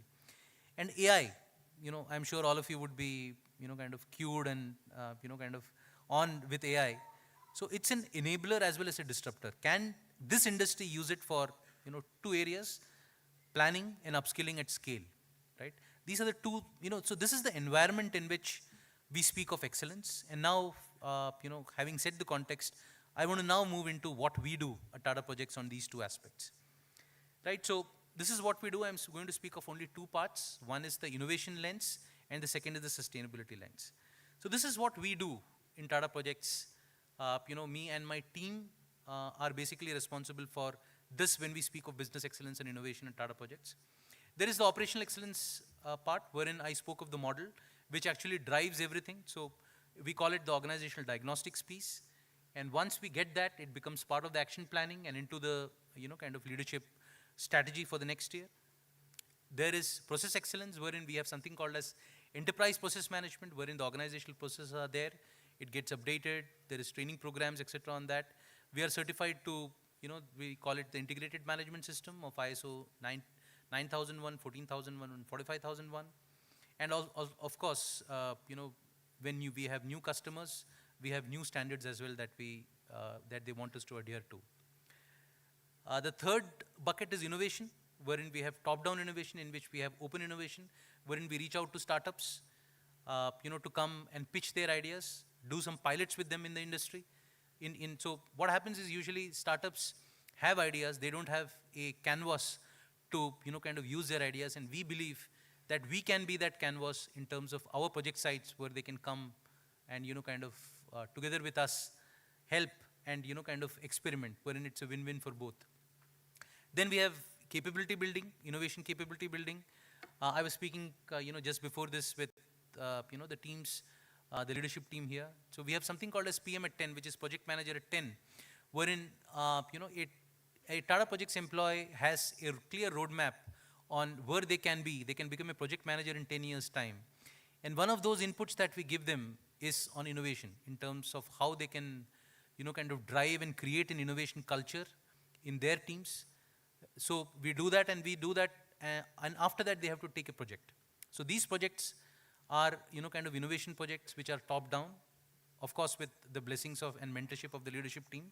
And added to that, there is a bottom-up innovation push, which, we have something called as Innovate 3.0, wherein all members of our project teams working at project sites can, kind of register innovations. They go through a, stage gate process, and the best of them get recognized not only at the company level, but also the best of them also at the group level. So we have a group level program called Tata Innovista, which helps them. And the last piece is knowledge management, because in this industry, it is important that the knowledge is harnessed, the lessons learned in projects are captured and are used in future. So that's something that we are focused about. We are, in the process of building an AI-based knowledge platform so that, the effort of getting knowledge when it is required is less on the people and on our employees. And of course, all these are done by enablers of training, workshops, certifications, and also mentoring by leadership members. So this, in an essence, is what we do. And now let me deep dive into, the various approaches. So the Tata Group helps us with an innovation ecosystem. So if you see on this, screen, we have a group e-hacks, wherein, there are problems which group companies can put, and, every company in the group employees can actually help hack those problems. We have something called as Innoverse, which is our open innovation piece, where, the problems that you're not able to solve, please use the external ecosystem. The group, helps us in getting startups and helping further the open innovation ecosystem. InnoLearn is the capability program.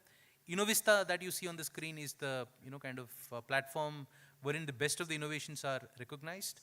And InnoEdge is a platform wherein the companies which are most innovative are recognized. So this is the platform that the group provides us. So within this platform, this is what we do. So we do crowdsource ideas. We do identify problems and source solutions. We innovate and validate those solutions, implement it at scale, recognize them, compete at group levels, and sustain the innovation culture. So that's been the journey. And, how do we do it? We have certain top-down and bottom-up franchisees, so to say. We have something called as Idea Playbook, wherein any employee, any Tata Group employee, Tata Projects employee, whenever they want, so it's available to them even when they're traveling to office in their bus. If they find an idea which is important, there are two categories.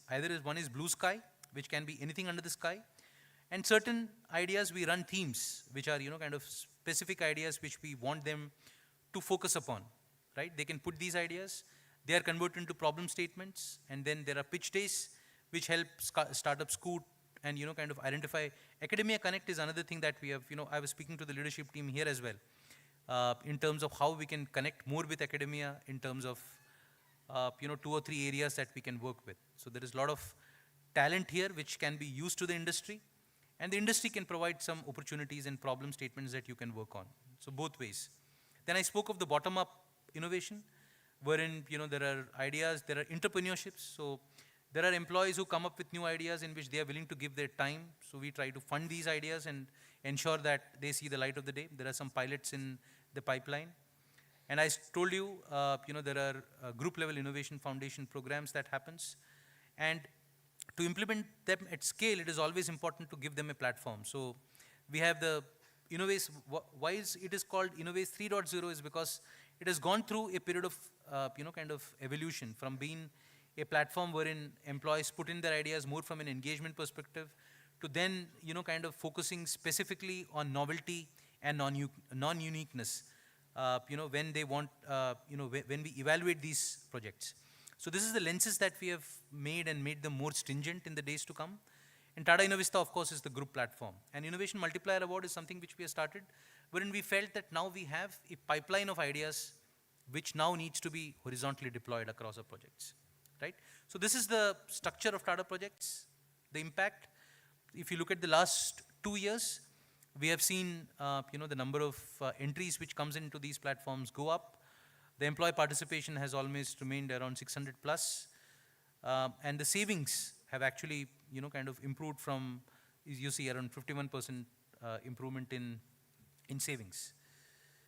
And so these are examples of some of the projects, innovation projects which have seen the light of the day and have been recognized at the group platform. So, and the one that you see in the middle, the autonomous paint robo, is the one wherein we have a patent now, and we are looking at, commercializing it in terms of taking it to the industry. And there are a few patents in different parts of, their patent filing, right? So these are some of the, kind of innovations that have happened, and there are a few which are, in the pipeline as well. Right, so that is where I finish the part on innovation. I would next move to sustainability with a quote from, our ex-chairman, where he speaks of growth and the importance of the balance between growth and sustainability, right? So on the sustainability front, what we call ESG, there is a group level initiative which we call Alingana, which means embrace, right? The group wants to be net zero by 2045 with 100% recycled water at source, circular economy and biodiversity. I'm going to talk about it because these are the 3 pillars. On social, female participation at 7.6 and women in leadership at 40%. So in projects as of now, at the CXO level, we have 40% people reporting into the MD who are, kind of female employees. So if there are students in this room who are looking at, prospective employee base and in the future and want to look at opportunities and look at, diversity, Tata Projects would be a good place to look at in the days to come. We are still, and these are the things that we are going to further. Societal impact, this is something that we spoke of in terms of giving back to the society many times over. That's a very important area. And governance, of course, I spoke to you, it's a Tata Code of Conduct. So these are the 3 pillars of, Alingana. The group wants to be driving net zero, which is driving the decarbonization of our business and value chain. That's the first pillar. The second is circular economies, wherein we apply, a circular economy approach to resource use and, managing waste. How can you use the 3 R's, as some of you would know. And the third part is preserving nature and biodiversity. So this is the third thing which we do. And what you see at the bottom is our ESG reporting tool, which we call Dawn. Right, so what are the group targets? So Tata Group has some long-term targets on all these 3 pillars. By 2030, 25% reduction in absolute carbon emissions. So this is what the group has committed. By 2025, net zero emissions across the group. That's what we are committing. On the pioneering circular economy front, by 2025, so this has almost already happened, more than double the content of renewables or recycled projects. And this was taken in FY22, right? That was the first thing. Second is by 2030, replenish fresh water and zero waste to the landfill. And by 2040, replenish more fresh water than we actually consume in our operations.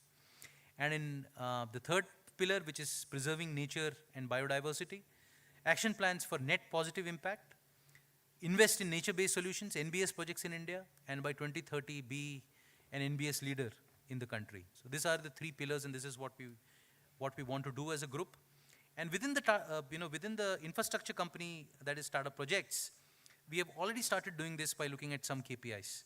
We have KPIs on increased alternate materials. You can see them on the slide. MSAND, GGBS, reducing plywood in formwork and shuttering, and using more system formwork and steel. Initiatives to reduce greenhouse, use more LEDs energy, using more energy efficient, planting trees, reducing carbon footprint. These are some of the things which we are doing. Using more modular construction, precast, prefab, using more BIM and 3D. Regeneration, that is the next thing that we are doing. 100% water reuse and recycle, zero discharge. Minimizing waste which goes to the landfill. These are the KPIs that we track and report at the company. Minimize waste steel and minimize cement. And the last part is sustainability practices, which is, supply chain partners. The number of green vendors that we have developed, how many of green vendors are we promoting, what is the volume of business that we're doing with our green vendors, and what is the percentage procurement that we do with green vendors. So these are the KPIs that we track in Tata Projects. These are some of our sustainability approaches. We do life cycle assessment for projects. So this is something that we did for APV's, manufacturing facility in Tamil Nadu, which was we assessed the greenhouse gas emission associated with this specific project for life cycle. We are also into, furthering and promoting modular renewable energy, both the trolley type and open foundation type. These are other sustainability approaches where we speak of, biodiesel, energy and wastewater audit, energy and water audit, use of biodigesters for organic waste for our long life cycle project. So this specifically is an example in Noida where we had, an airport come in over a period of 5 years. So these are a few things that, we are very proud of when we speak of sustainability at Tata Projects. So this is where I come to the end of the, sustainability part. The last part that I'm going to talk about is corporate social responsibility, which has been key to the way that the Tatas operate. And as I told you, what comes from the people should go back to the people many times over. So that's it. So that's the, the ethos of the group. And we have focused our CSR initiatives into 4 buckets: education, health and hygiene, water, skill building and livelihood. Of course, and also, aligned with UN's Sustainable Development Goals. And affirmative action and women empowerment are the overarching themes of these initiatives, right? These are some glimpses of our, CSR programs. We have constructed, antenatal and, prenatal waiting halls for tribal women, administered life lesson skill for enhanced, enhanced communication skills for adolescents of these communities.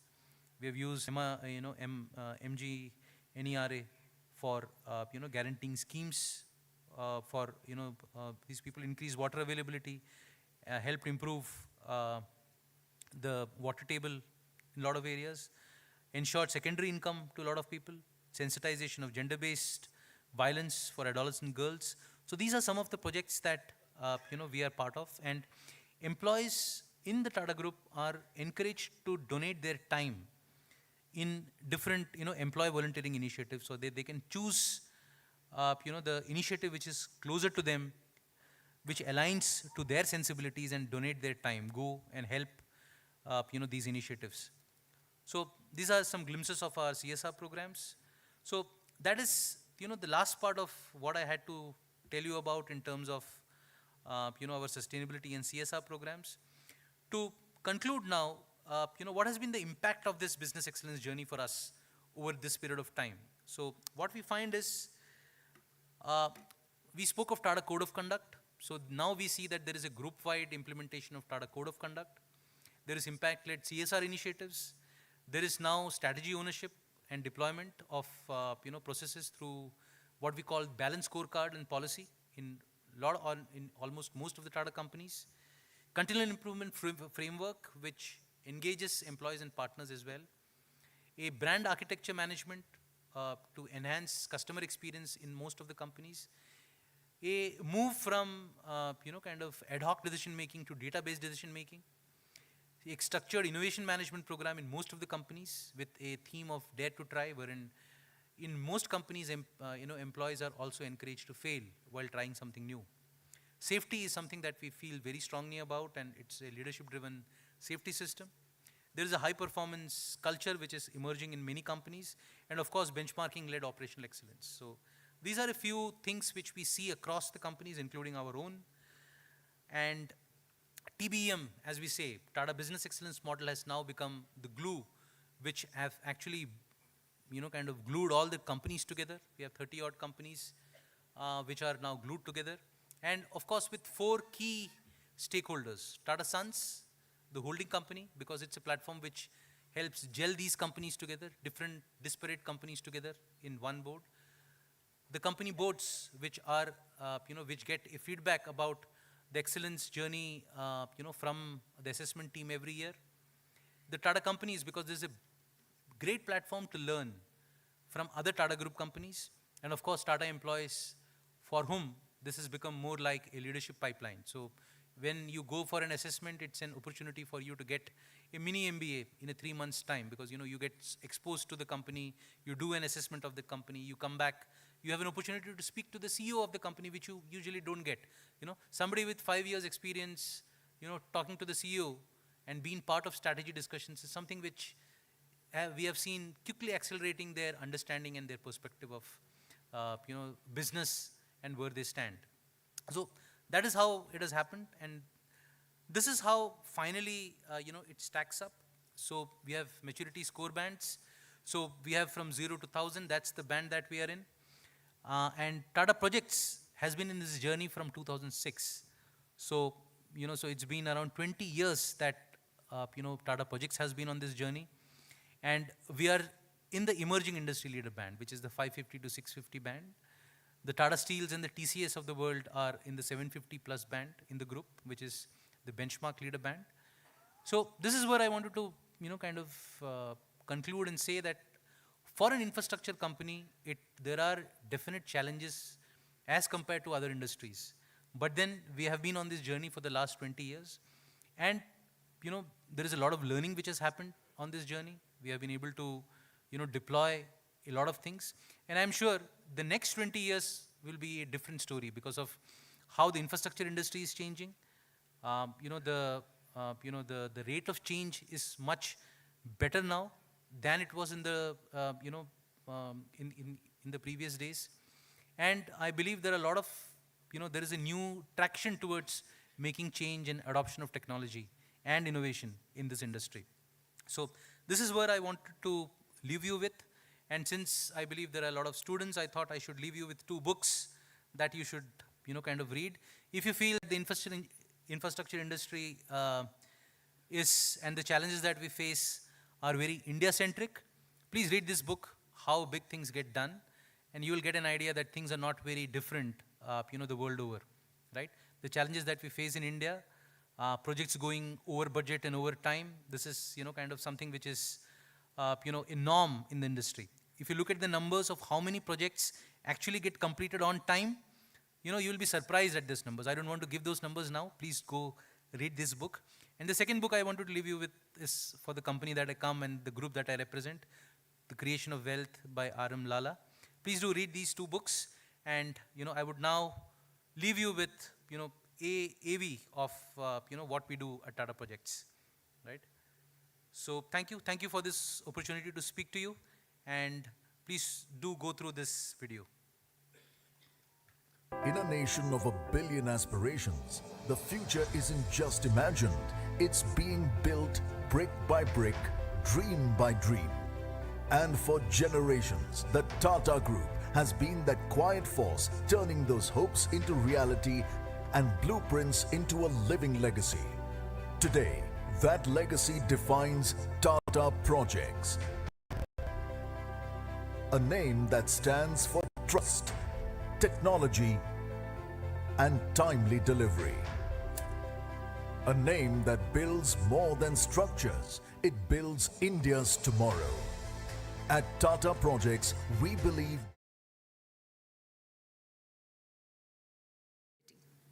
Thank you, sir, for reinforcing the importance of technology and AI as purposeful enablers of innovation and culture, driving safety, sustainability, while remaining firmly anchored in ethics. Ultimately, the goal is to build a smarter, more sustainable, more ethical, and excellent crypt industry. It is now my privilege to welcome our next keynote speaker, Dr. Zoran Sekic. Dr. Sekic is the Secretary-Treasurer and an Executive Board member of GEDC and brings extensive leadership roles across higher education, infrastructure development, international cooperation, and project management. He has held several significant leadership positions in higher education, including Rector and Vice Rector for International Affairs at University Union Nikola Tesla, Dean of the Faculty of Polytechnics at UDG University, and Leadership Associate with Danube Rectors Conference. His international academic engagement includes collaboration with leading European institutions in architecture and civil engineering, including Politecnico di Milano, La Sapienza, and RUAV. His professional experience extends beyond academia. As State Secretary at the Serbian Ministry of National Infrastructure Investment Plan, he was responsible for developing financial structures in cooperation with international financial institutions, including the World Bank, EIB, and EBRD, and for the program management of an EIB co-finance municipal and regional infrastructure program. A civil engineer by training, Dr. Sekic holds BSc, MSc, and PhD degrees from the Faculty of Civil Engineering, University of Belgrade. He is a member of several leading professional bodies, including the American Society for Engineering Education, Chartered Institute of Building, Association for Project Management, and Royal Institution of Chartered Surveyors. He is the author of 2 books and more than 100 research papers published in journals and conference proceedings. Dr. Sekic has also been actively involved in advancing government-industry university collaborations, particularly through the Triple Helix model, with initiatives focusing on engineering leadership, talent development, knowledge strategy, and innovation driven in the age of AI. We are privileged to have you here with us today, sir. Sir, we warmly welcome you and invite you to kindly deliver your keynote.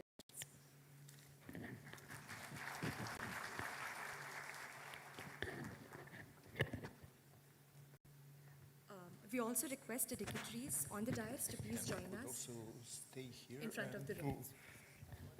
Thank you, sir.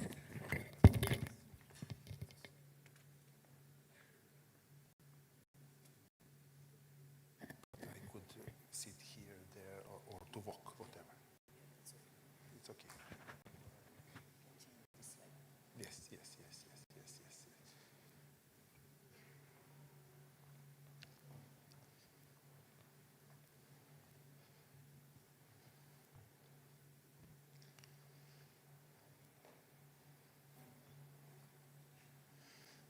Good afternoon.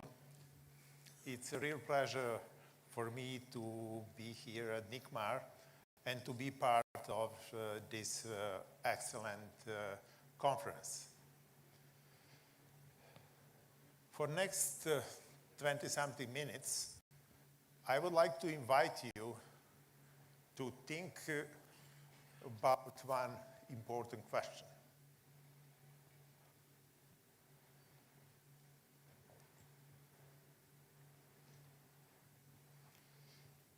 Usually we think that technology, which is advancing very fast, technology, AI, digital twins, robotics, and all other intelligent technology we are facing now, that they are crucial for our built environment and for the engineering world. But I'm not sure that this is true.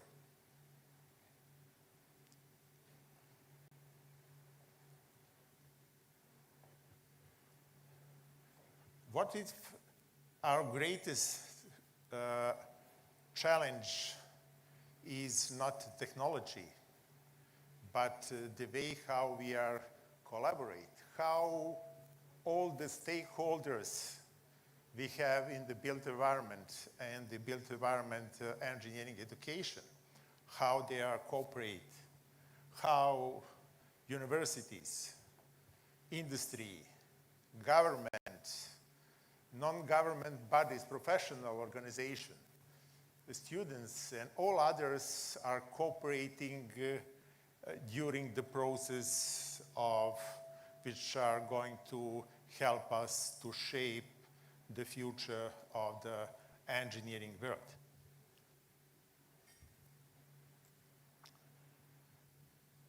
Also, I want to invite you to think about this question. Could you imagine 2 universities? One is publishing thousands of fantastic research papers. And the other universities, besides of publishing papers, creates or help creating new companies, new infrastructure, and new industry. What do you think? Which university will shape the future of built environment and engineering? This is a question I want to share with you and to have for the next 20 minutes with you. I will, during my keynote speech, I will just want to discuss and to show you some evidences, some roads, some way how we could move and better shape our engineering world. For example, how to use and how to move from triple to multi-helix innovation ecosystem, and how to provide innovation-based growth and to use it for the greater societal impact in the age of AI.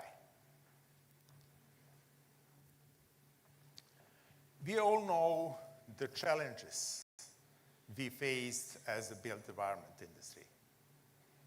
From low productivity, by we, after so many decades, managed finally 20, 30 years after mechanical engineering to they had the product lifecycle management, and we introduced the building information modeling. About the skills gap and the need to improve and to organize the upskilling and to better education to fill the skills gap. Also about aging infrastructure we are facing all around the world. We are also not facing this. We are these days globally here, but here is a warm climate. But in Europe, we have a situation with a very, very warm, humid, and very hot weather these days with a lot of fires. Also, we need challenges, technology adoption. Beside this, we all know the barriers. Our industry is famous for that fragmentation. Typical project, middle or the larger, had at least 100 participants. It's very easy to cooperate, you know, and as always, I'm with this cooperation. Also, regarding innovation, built environment is always complaining that something is not possible because we are unique, the projects are unique, and then it's not easy to organize commercialization.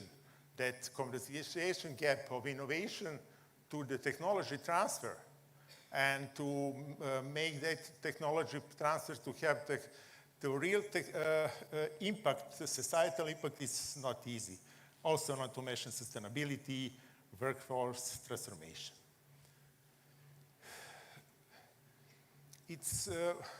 We are going to talk to, this is to show you, according to my experience, this is not going to be theoretical keynote.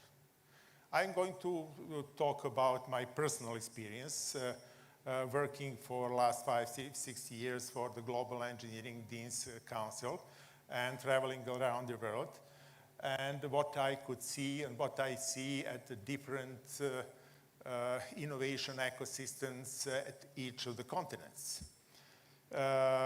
Simply, as I said, besides collaboration, but digital transformation is extremely important. And also what we are going to talk regarding the innovation ecosystem, it's very important for the new economic growth model. We know the economic growth model, you know, which lasts for so many decades, traditional capital plus based capital plus labor. But the future economic growth model is based at the knowledge plus innovation plus collaboration.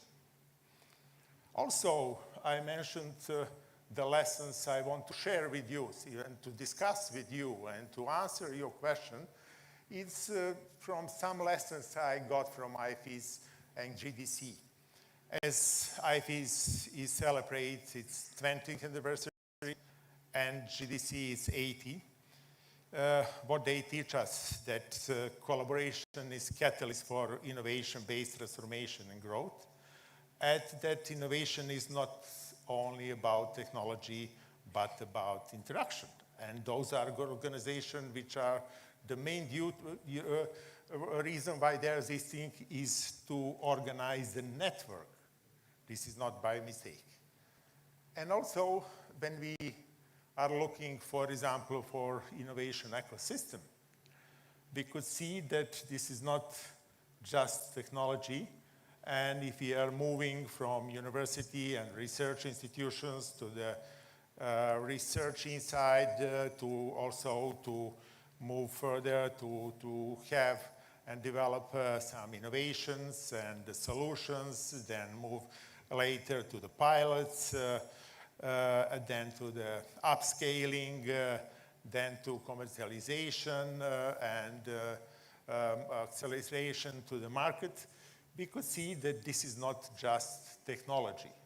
Easily, whatever diagram or ecosystem we see, we could see technologies there, but also not, there is much, much more beyond technology.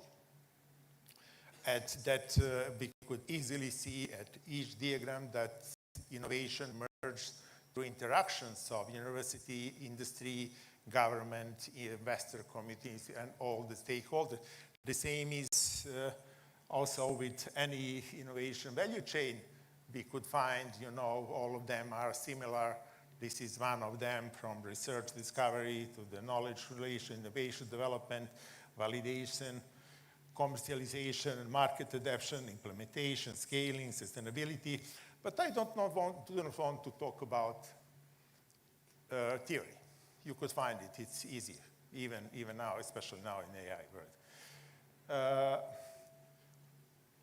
I want to share with you and to discuss with you and to talk with you about some lessons we could learn from the best and the leading engineering schools.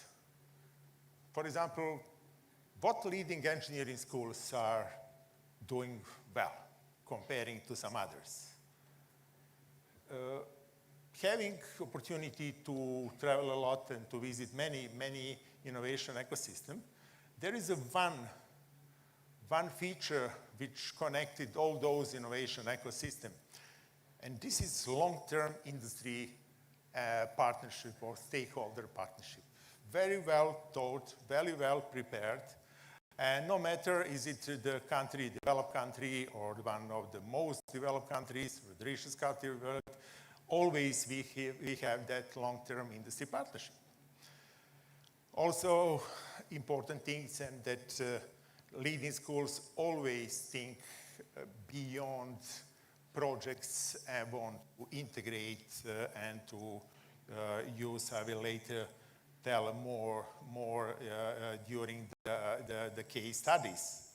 And I will just show you the 6 case studies, 6 innovation models, which are different. None of those models are similar. The only similarity is one feature. It's long-term industry or long-term multi-helix cooperation between the stakeholders. I will talk with the Politecnico Milano, then the Technion Tel Aviv, NUS Singapore, Stanford, ETH Zurich, TU Delft, and Imperial. I will start with one university, which is, I'm working with them for many years, more than 10 years.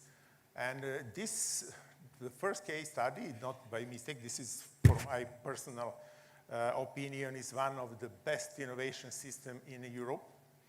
It's like all those innovation systems, it's always needs some vision. And vision needs a visionary. And usually it's a few people who are one people or few people who are visionary. Here is Professor Stefano Capolongo. And usually vision creates from some necessity, for some problem to solve a problem you have, not that government or anybody you know created, there is something you go by the book. No, there is a problem, there is a necessity, there is a visionary, and he had to solve the problem. 15 years ago, when I was at Politecnico, cooperation with the industry, this was not their strength. When I asked them want to cooperate, they said, you know, this is not our stuff, we are not so good. And then, these days, one of the best innovations ecosystem in Europe is a joint research program, Politecnico. It's based according to the need to solve one problem. Is how to create the brief and how to create the program for development of hospitals. One of the most complex projects in built environment are hospitals. Stakeholders and people who have to be involved to prepare a brief for the hospital these days means that you have to talk not only by the experienced designers and engineers, you have to talk with the doctors, you have to talk with the nurses, you have to talk with the patient, you have to talk with the technology providers. We know the technology which are now applied in hospitals. This is space technology. This is unbelievable technology. You have to know each of those technology provider and to talk with them and to make very good brief for the hospital. This is the idea and the problem and necessity which helps that this fantastic ecosystem is created. And now, 8 years after that, we have long-term strategic partnership with industry, more than 1,000 publications, more than 600 researchers are working just at the project, usually jointly funded with the industry. They have the strong joint research, shared laboratories, co-funded PhD, and also they developed technology transfer and commercialization model. They have 230 patents during just the last 5 or 4 years. They have really well-developed stakeholder cooperation. And this is one of the best European multi-helix platform. They have, this is membership-based, subscription-based, and they have 40 long-term partners for 8 years, and they have several 3 to 5 companies with 5 or plus 5 PhD students or now doctors who are working in R&Ds in their strategic partners. They develop a lot of R&Ds in those companies, and impact is absolutely brilliant. And we have the companies like Siemens, ABB, Leonardo, Pirelli, and others. The second is, I said, no innovation ecosystem is similar. It's always organically growth. The other is one of the pioneers for the built environment. This is Technion Contact Construction Innovation Center in Tel Aviv. Absolutely brilliant, and they are pioneer in this. They are famous for their living labs, that they are helping their pilot projects to create environment and to help them to be accepted by the market. Also, they are doing a lot of projects in digitalization, modelization, real estate, real-world pilots. And what they are famous, I will later show you comparison between the 6 innovation ecosystem. Is famous T3 Technion technology transfer. They're famous for technology transfer model. They have 30 venture capitalists, 100 startups, and also on other things they developed to another level unknown before that is technology readiness level, maturity of their innovations, which is absolutely brilliant. And more than 100 partners, also pilot deployment, they have a lot of companies involved. The third innovation ecosystem It's in Singapore. Again, completely different things.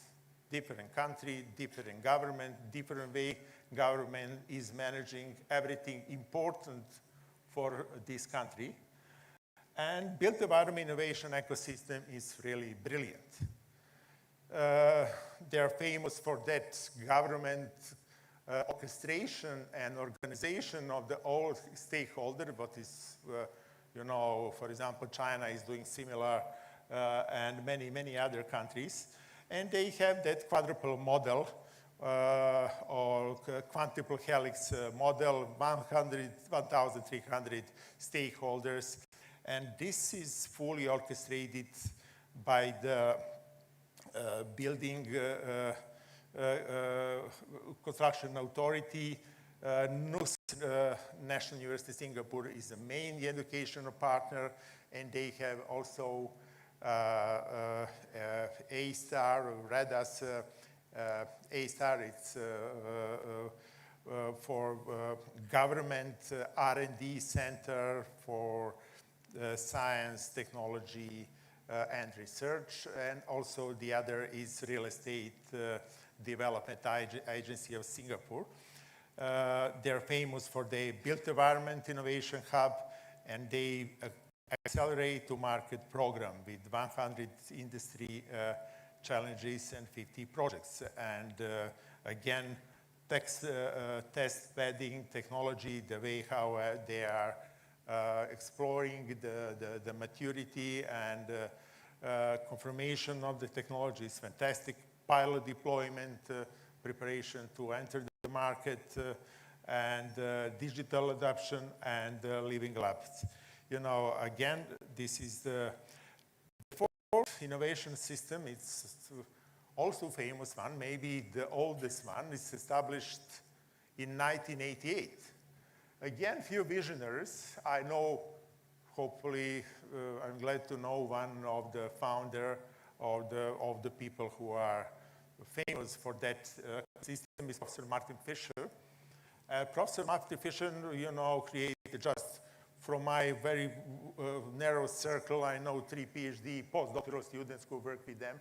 All of them create fantastic tasks, and now what is NICMAR use the software Bexel. And Bexel, you know how the Bexel is created? You are using it, I know, the told me, and I saw at the website.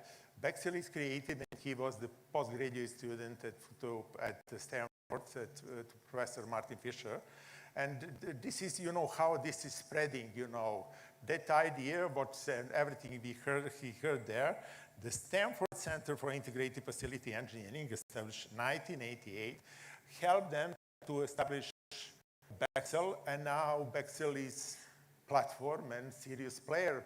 Bexel is competing in 4D and 5D in the scheduling and cost management with much richer, larger with Allplan and Autodesk and Graphisoft and other building information environment.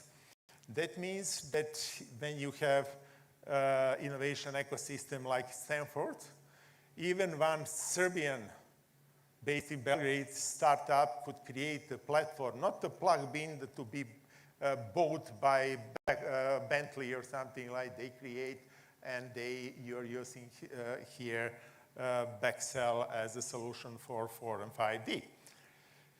They are famous for that membership-based, and they have long-term cooperation. You could see that all of these innovation ecosystems share this long-term strategic cooperation. Also, there is 3 commercialization platforms. I will just separate those 3. It's ETH Zurich. This is their famous innovation and entrepreneurship. They're famous for that support, entrepreneurship supports, and for the startups and their research spin-offs, they have it. This is one of the best technology transfer ecosystem. Excellent spin-off generation and excellent support for commercialization of their spin-offs they created according to the research they have it, innovation they developed at the university. Also, the second is in Holland, TU Delft. They have Innovation Impact Center. Again, strong cooperation with the industry. They have as a partners all the leading Holland and Dutch construction companies. They have strategic partner of Port of Rotterdam, and they create so many important technology transfers and in smart mobility and circular construction. And the last one is Imperial Enterprise Lab from London, one of the best industry engagement model, which connects research to industry needs. And as a synthesis, what is even more interesting is just that comparison and this table, which is even more interesting, just to see that all those innovation ecosystems are complementary. No one is the same, but they're sharing the same idea of long-term strategic cooperation. This is the only thing. Everything else is comparing, you know, you couldn't compare Switzerland with, you know, Israel or any other country. They're incomparable. A complete innovation system, the country and everything is different, and it couldn't be replicated. And the lessons we from Politecnico, they put this long-term strategic partnership as a key. All the companies I'm cooperating with Italians, and my partners in the two companies I have is 50% owned by Italians. All of them are members of this, and all of them are proud, and if they're developing R&D, they're developing R&D and their innovations and improving competitiveness of Italian companies. I'm cooperating through the cooperation with the Politecnico Milan. And also Stanford, as I said, we have, I mentioned the Bexel, which are you using here. This is one of the best in the world solutions for 4D and 5D BIM. And from the scheduling and for the cost management, I'm using personally my consultancy, Bexel, and working in many countries from Africa to Japan, whatever we deliver the cost. They have that membership-based consortium also they created, and this is worldwide. We could see, you know, the impact they have at many important innovative companies, and some of them we know all of us. Then is Technion. This is, they're famous for their technology readiness level, for the maturity of the technology of their startups. They are really good in this. And they are also proud to that T3. They're always, whenever you talk with them, they say our T3 Technion technology transfer model is second to none. Also Singapore, National University Singapore, and all those ecosystems there, which is orchestrated by the government. This is very applicable for all the, similar with all the countries where the government is very strong, where we have the government strategic planning. China is one of these. And government leadership. They're famous to that Accelerate to Market program. They're helping their startups to come to the market, to organize everything, to test it, and to testing first technology, then to test and to prepare innovation for a market and to accelerate and upskilling that acceptance of the largest market. Many other companies, not just one, finding the new companies, new contractors, new projects, and to help those innovations spread wider. Also, ETH Zurich, again, spin-off generation, a lot of spin-offs. I know the few of my colleagues who has very good spin-offs there. Technology transfer ecosystem, entrepreneurship hub. This is entrepreneurship hub. It's comparing to, this is in essence the similar. It's very important. They are very famous for this, and Imperial also have their enterprise lab. This is some of these systems are similar, but none of them is the same. Some of them could be jointly combined and make something what is even more perfect. But anyhow, they are making and producing the huge impact. They are producing serious revenue of technology transfer. They are really helping many research spin-outs from their university to come to the market and to become successful, innovative companies. And when this is beside this, which is mostly all of them are developing countries, we could say, okay, those countries, they have funding, they have money, you know, this is that GDP is large, it's easy for them to develop innovation ecosystem. What about developing countries? What about countries like Serbia? What about many other countries? Or what about India? What about that? You know, Serbia is not Switzerland. We couldn't go. And what is also what I see going worldwide, that funding and being a developed country with the large GDP is not crucial to develop very good innovation ecosystem. You could develop innovation system, for example, this one I'm going to just present you. It's established in Novi Sad. Novi Sad is maybe less than 500,000 people there. This 80 kilometers Belgrade. Belgrade has the 2 million. Belgrade University is 220 years old. This one is 50 years old. They have much less funding. But you know, not the Belgrade University founded great innovation ecosystem. Novi Sad created.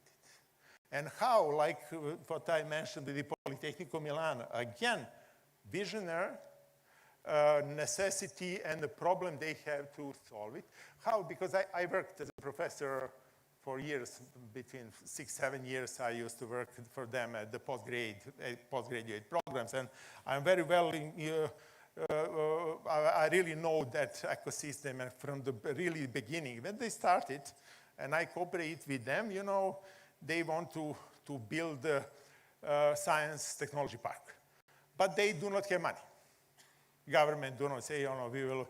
They built a huge one in Belgrade, which was empty on that side because there is no visionary to fill it. But here, they've had a few professors, very good one, who cooperate, I don't know how, with Schneider Electric, and they get one fantastic idea to develop a completely new approach and new innovation to smart grid, to management of the energy system of one region or one country. And they just tested at that region around Novi Sad.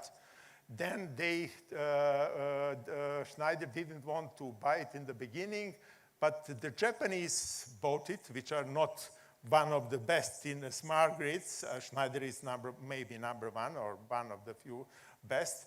And when Schneider, after 4 or 5 years, see that Japanese are doing miracle, are making completely new system, which is different, changing the system. You know, that system, that software is now managing electric grids at the most of Canada, maybe 80% of Canada.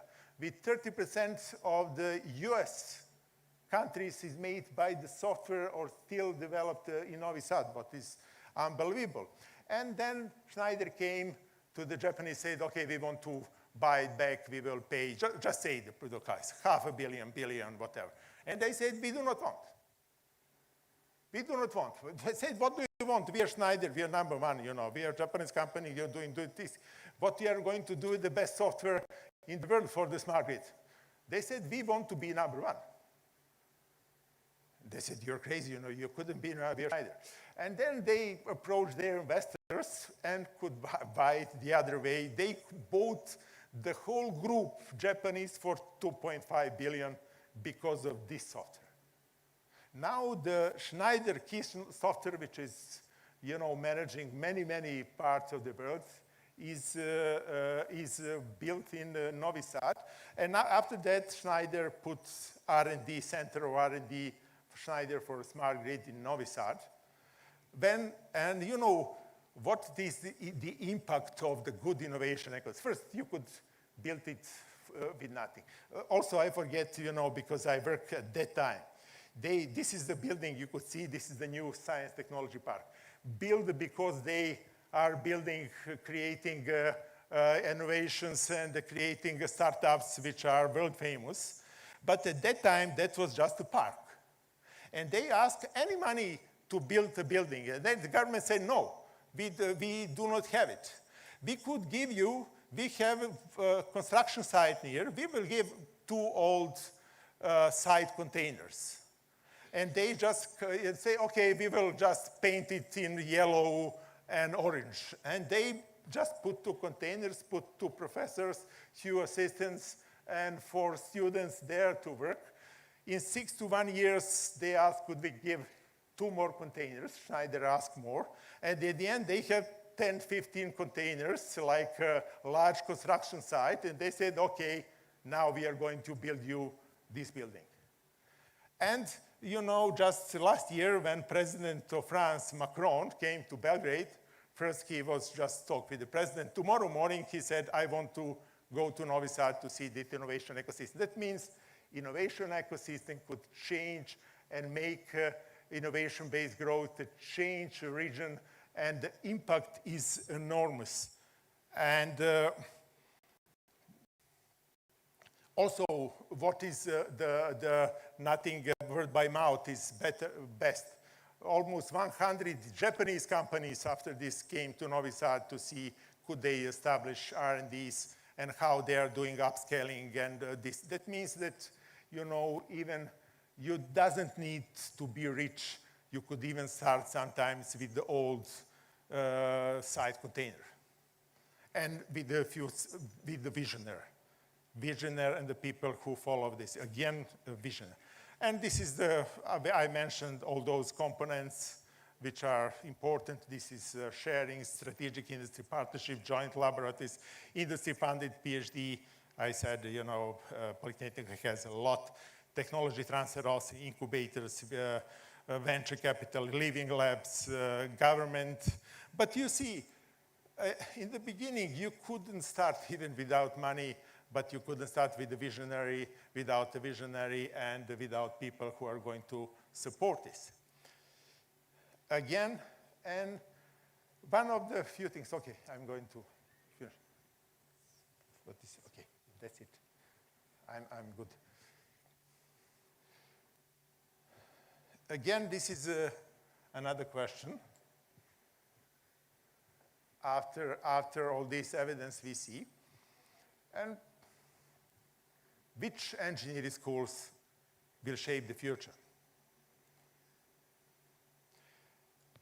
Schools which will shape the future, according to my opinion and according to the evidence I've just shown you, are the schools who could orchestrate innovation ecosystems. This is the schools could transform knowledge in innovation, and transform innovation into societal value. This is the school which will shape the future. I'm not saying that school have to be in Zurich. Novi Sad is not in Zurich. And the final message. I started with provocative question. Is technology really the biggest challenge we have? Yes, technology is advancing. Technology will shape what is possible. But collaboration will determine what could become reality. Also, we are talking about the built environment. Built environment, as we all know, are shaping the places where billions of people are working and living. And we have all the technology now. Technology exists. Knowledge exists. Talent, as we see here at the conference, there are a lot of talents. Doesn't mean that you have the GDP like this, that you are in Switzerland. You have a lot of talents. India is famous for the talents. But the future with belongs not to those who are innovate alone, but to those who are innovate together. Thank you.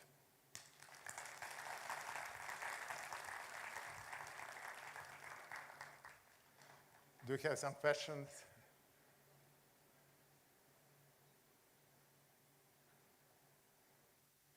If no, thank you. Thank you very much.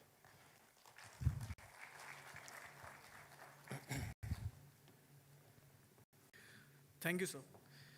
Thank you for highlighting that the biggest challenge facing the built environment today may not be technology, but collaboration.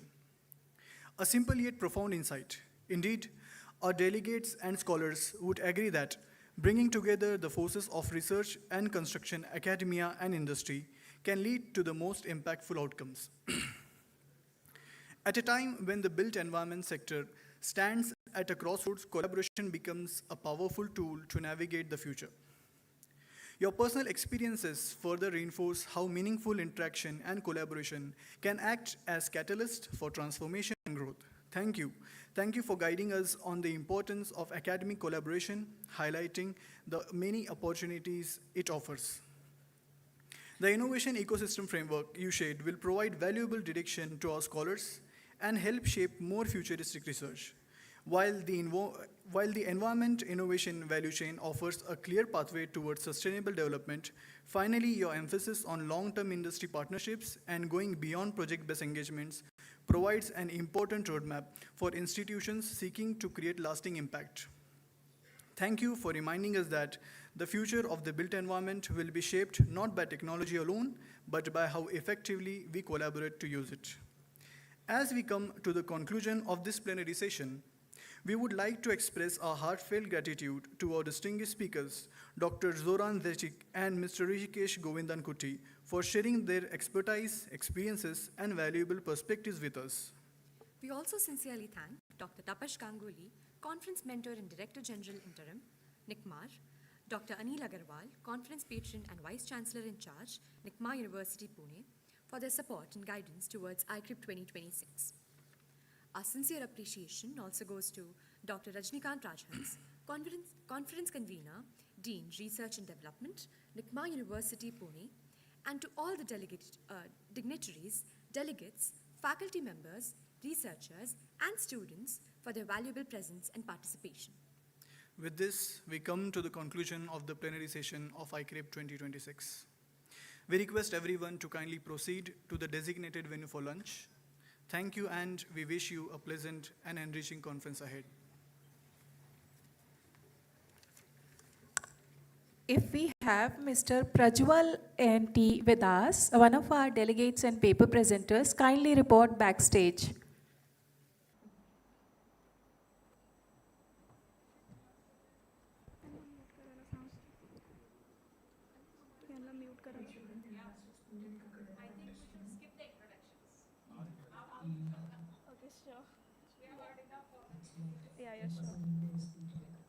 Participants, can you please mute yourself?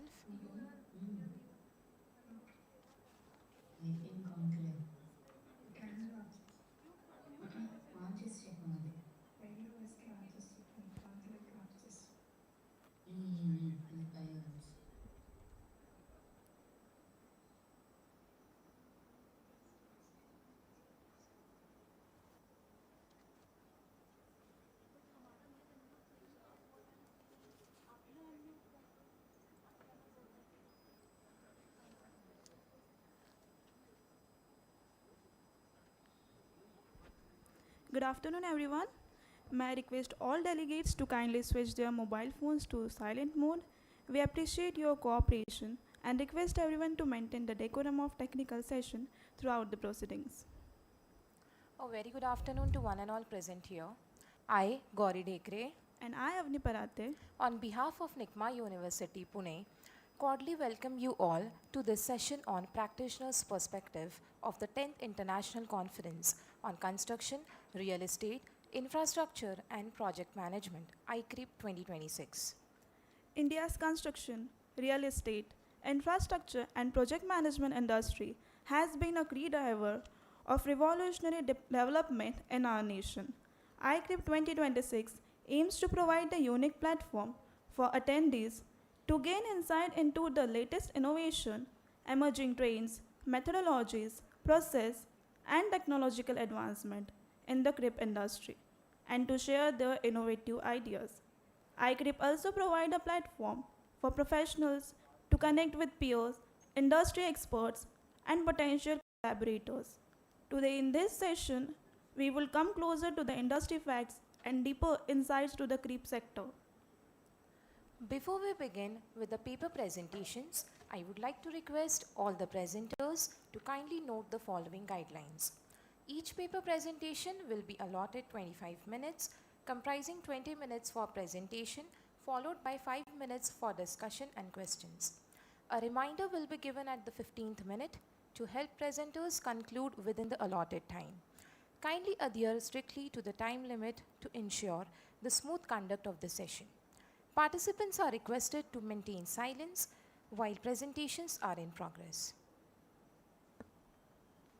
Now, we invite paper number IPM 8, authored by Kirti Apireddy Gari and Anusha Jami, to present the paper titled Agentic AI for Autonomous Project Controls, a framework for next generation EPC project management, and they will be joining us online.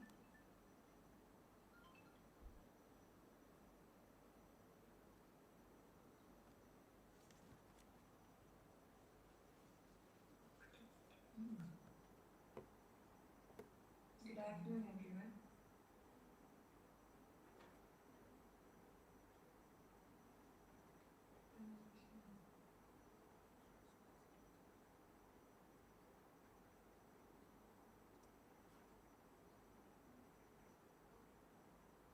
Good afternoon, everyone. Hope you are able to see our screen.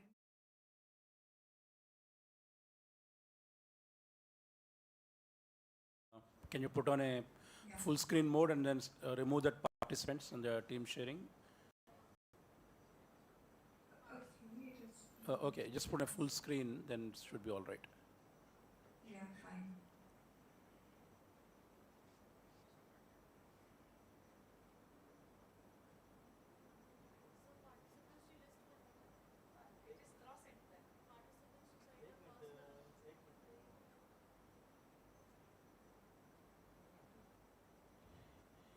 Yeah, put on a slideshow and you're good to go. No, it is fine, I guess. Thank you very much. Go ahead. Yeah. Good afternoon, everyone. I am Kirti, and along with me here, Ms. Anusha. We are from Project Management Office of L&T's Power Transmission and Distribution Business. Now, we would like to share a framework called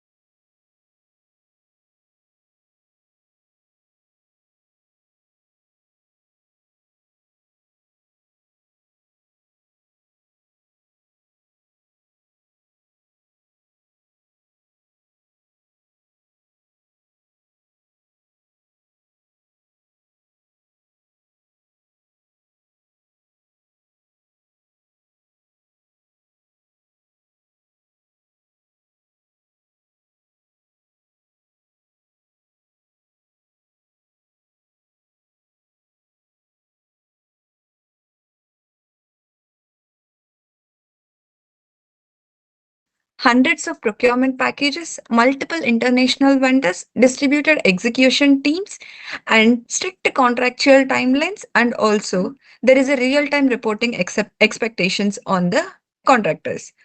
In parallel, organizations have built extensive digital ecosystems consisting of Primavera, ERP, BIM, document management system, Power BI for visualization, and also many other tools in terms of project management.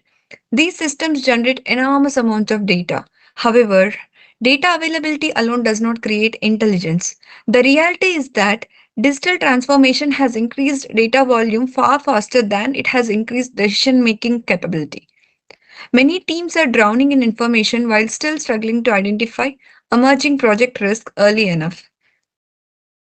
The industry problem, when we talk about the industry problem, project controls remain human centric despite digital investments. In many EPC organizations, planners spend substantial time in collecting data, reconciling the information, updating the schedules, and preparing the reports, and also chasing the status updates from the site teams. Instead of preventing any delays, teams often discover problems after schedule float has already eroded. Considering a typical GIS substation, we work in substation transmission lines and utility power distribution projects. Considering any typical GIS substation, there will be minimum of 2,500 deliverables. It may extend till 5,000 up to 5,000 engineering deliverables, and also over 400 procurement packages, and there are thousands of schedule activities which may go up to 15,000, 20,000 activities in a single project. In such environments, manually connecting engineering, procurement, construction, and schedule impacts in the overall became very hard and requires a lot of expertise. The result, what we are getting from that is delayed risk prediction, increased liquidated damages exposure, executive time spent gathering information instead of making decisions, and also slower organizational response. Today, AI in project controls is mostly used for delay prediction or forecasting or chart boards, report generations, and all. These applications are valuable. We also agree it. However, they remain fragmented and also reactive, and they are non-collaborative and also weakly governed. They answer the question when we ask it. They do not continuously monitor project conditions. They do not coordinate across disciplines. They do not behave like a multidisciplinary project controls team who are sitting together and working on all the disciplines. As EPC projects become increasingly interconnected, this reactive model becomes a limitation. The true problem is not a lack of data, it is lack of integrated reasoning. That's why we came up with APCA. The symptom is easy to see. Project detects delays too late, but the deeper cause is more important. Our digital systems operates primarily as repositories. Sorry, Primavera stores schedules. We make Primavera schedules, and also we submit the schedules to the client, and we are doing delay analysis through the Primavera schedule, which is our main base for project scheduling and management. But there are additional project management software tools where we are using, like, documents. Engineering documents are stored in document management systems, and risk is managed in a separate platform, and there are for visualization we are using separate Power BI dashboards. But none of these systems continuously reason across disciplines. Humans became the integration layer. That's why project intelligence remains fragmented and also query driven and also manual. The root cause is the absence of a continuously operating intelligence layer capable of understanding relationships across all the project domains.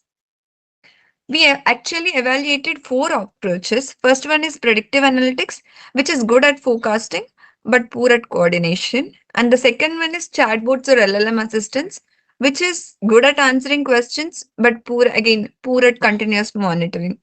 And the next one is Power BI dashboards, where they're very good at visualization but poor at reasoning. And that's where we came with final one, which is agentic AI, which we are proposing now for project management and controls, which provides us with continuous monitoring, coordinating interdisciplinary, and also It provides us the reason why it has to be changed or what it has to be done. Goal-oriented reasoning will be provided. Human governance is also possible. It was the only approach satisfying all the four requirements simultaneously. That's why agentic AI became the foundation of our proposed framework. Let me explain the solution approach we followed. Our philosophy was simple. AI becomes a collaborator, humans remain decision makers. The framework was intentionally designed around existing EPC systems.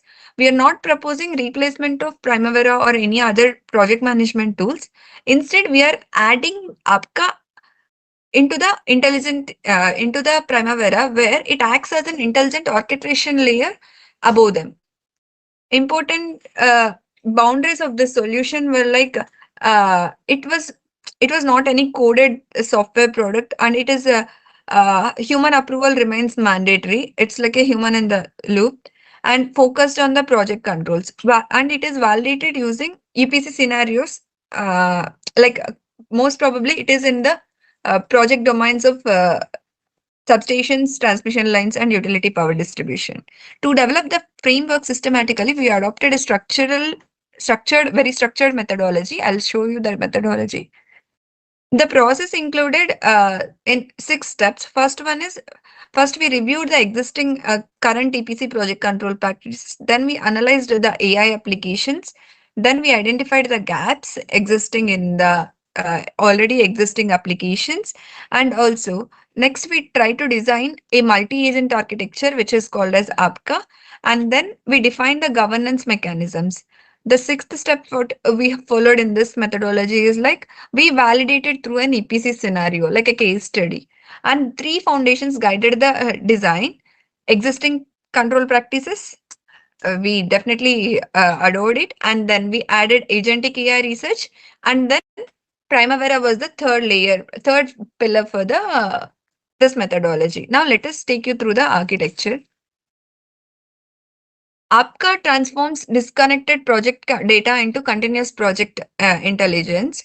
It consists of 6 layers. First one is enterprise project systems, where Primavera, ERP, BIM, document management systems, HSE, health safety, environment, QA, QC, IoT, all in one layer.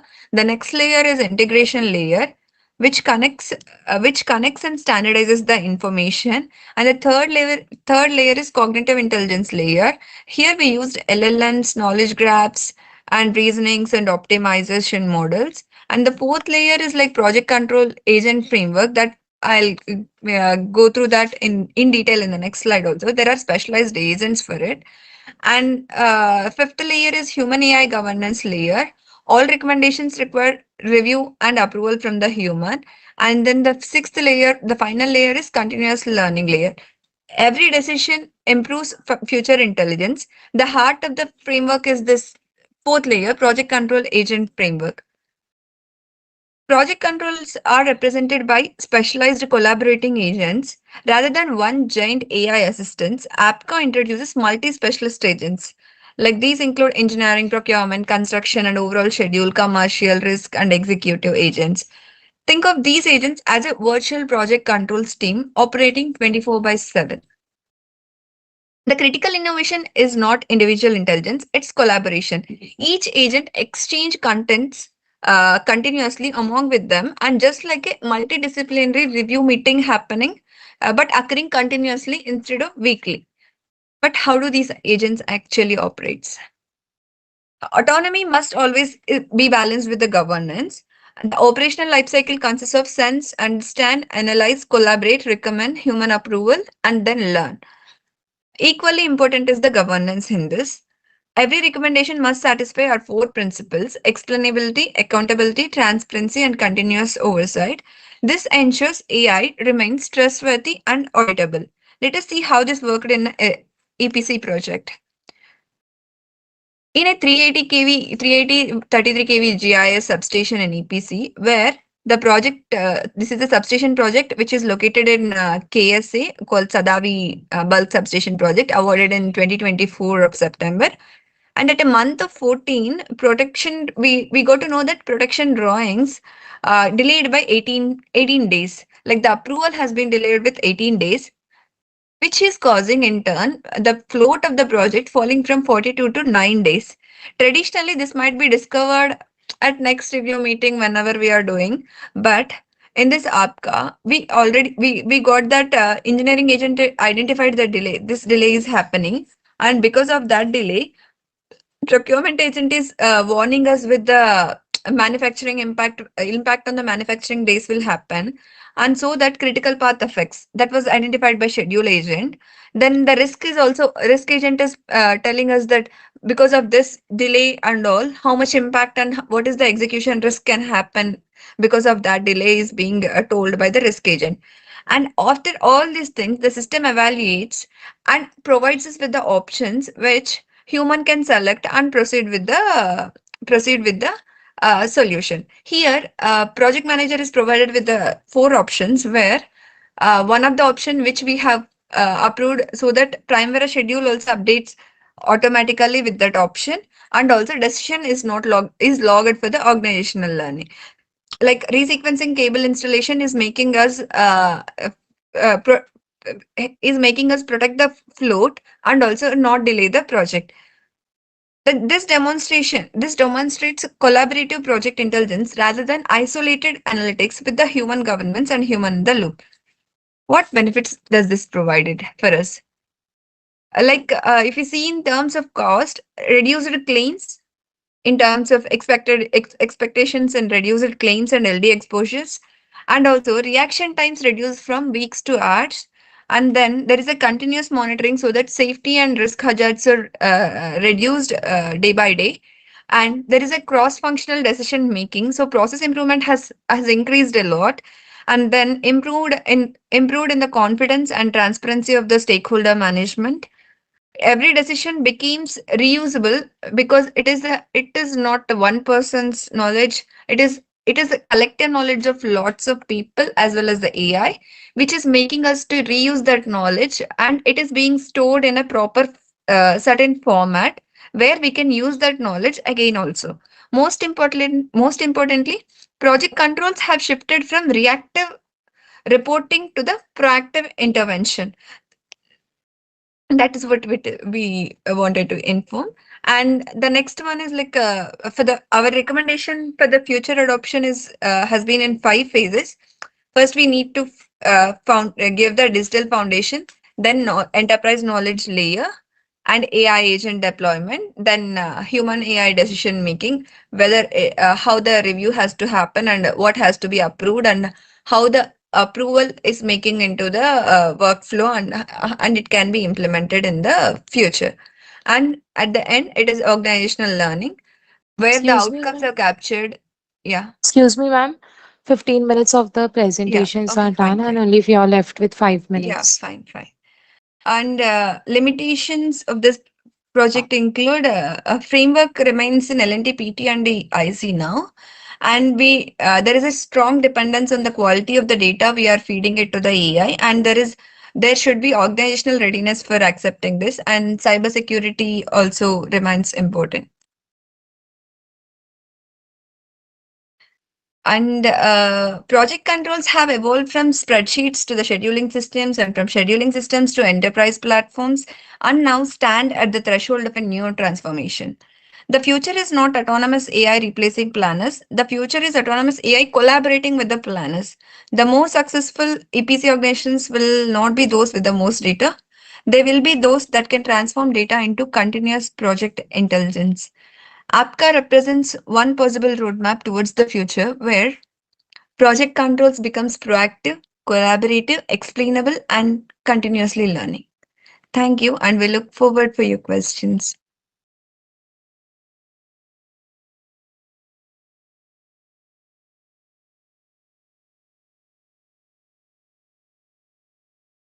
Kirti and Anusha, thank you for a good presentation. Yeah, thank you. I have 2, 3 questions.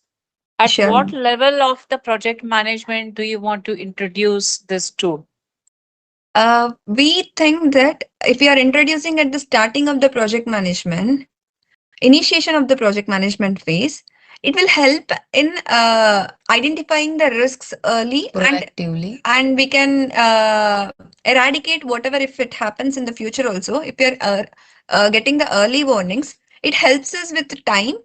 If we see the curve also, like impact of the project, impact of risks on project life cycle. If the risk impact will be low at the initiation phase and the high at the closure phase. So we think we can introduce it in the initiation phase. And where do you see human involvement in the whole life cycle of the project? Is it only at the decision making level? Not only decision making level, ma'am, but also the data we are giving to the system. What data we have to pass to the system is decided by the human, and what has to be taken from the system has to be decided by the human. And also, even though options are being provided, human is always the top priority, so that whether it can be taken or not will be decided by the human. Okay, so I expect that both of you are project managers yourself. We are from the project management office only, ma'am. Okay, so when you started off your career, you actually dirtied your hands on a project and went through each and every phase of that project, right? Yeah. I'm talking about a typical project manager. Okay. And if you show him or her the steps of a project, immediately he or she should be able to make out where the gap is or where the sequence is not right and where we can expect challenges, etc. Okay? Yes. Now, when we are outsourcing a large part of project management to a machine, how do you think fresh project managers will be built? If there's a young person in your team, how she will learn the project management firsthand if there's so much dependence on the machine? Okay. The machine is also being learned from the experienced project managers. The machine is not. We are completely taking them out of the scene, right? Now you have the experience, first-hand experience of managing a project. Yeah. Do you think the future project managers will be equally confident? I think so. Whatever project management, we need AI assistant, but we don't depend on completely on AI. That's what we want to tell. It is like human should be there. Human, whatever human interference, it is being there with the scheduling or project management. Human is the ultimate power where he or she decides. But project management is we are taking the expertise of the other people through AI, because experienced planning managers cannot learn from the like young planning managers or project managers cannot learn from the experienced planning managers or project managers always. So that's why we wanted to keep it as a framework which can control the projects in future. Okay, my suggestion would be, in brief, to actually explicitly mention where a young project manager should use this or where he should not. Otherwise, the over dependence on technology will actually soften his skills, not sharpen his skills. Okay, so that was my comment. Thank you. Okay, thank you. Good presentation, Kirti. I will, if it's okay with you, I'll talk a few minutes about your stuff, what you raised now. But let me ask a few questions to you, Kirti, before I move on. Sure. Primera, what level of detail is this involved? L2, L3, L4, where are you getting involved? We are involving at the level of 6 and 7, L7. And you have loaded the resources on all the... Yes, resources also. And then the agent is put on top of it. Yes, agent so is put on. 330 KSA project, what you have said, you already done a live testing? Yes, it is a live testing on substation project. Okay, so what, which agent is it and what platform? I mean, cloud or? No, it is like we have taken API from GPT. From GPT, okay. GPT is being passed through the Primavera web services. We have something, Primavera, and then from that we are integrating with the API of GPT. We are passing there, and from there we are getting this informations. The agents are being developed through that. Did you do any back testing on the previous project or something? Yes, we have done it. We have done on the completed projects also. From there, whether it is delivering the right answer, what we have already received, that we have tested. Then we have done on one live project also. Okay. See, theoretically, it is good. What Vidya is suggesting is that what is the role of a project manager, or how does it happen? And thank you for your questions. I don't need anything. Let me say a few words. I mean, just because we're talking about L&T.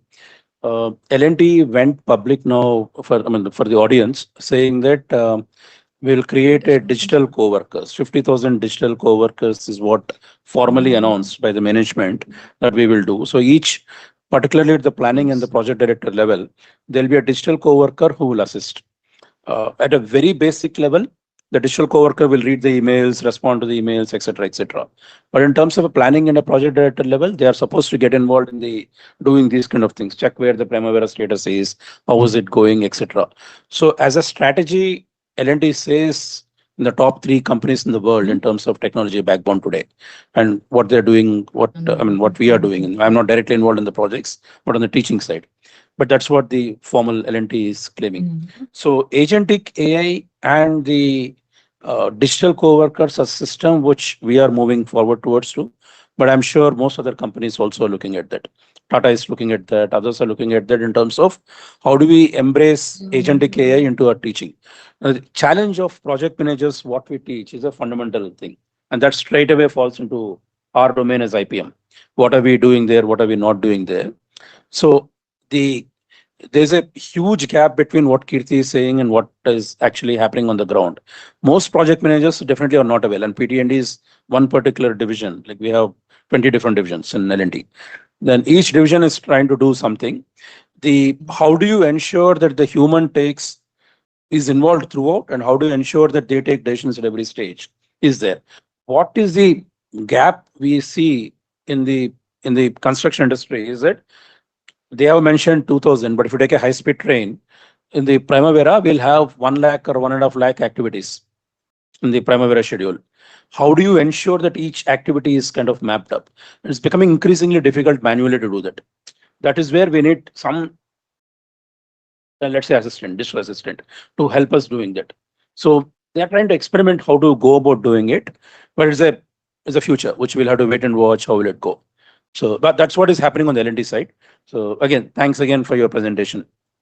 Anyone else, any interest on AI or something, you should ask. I think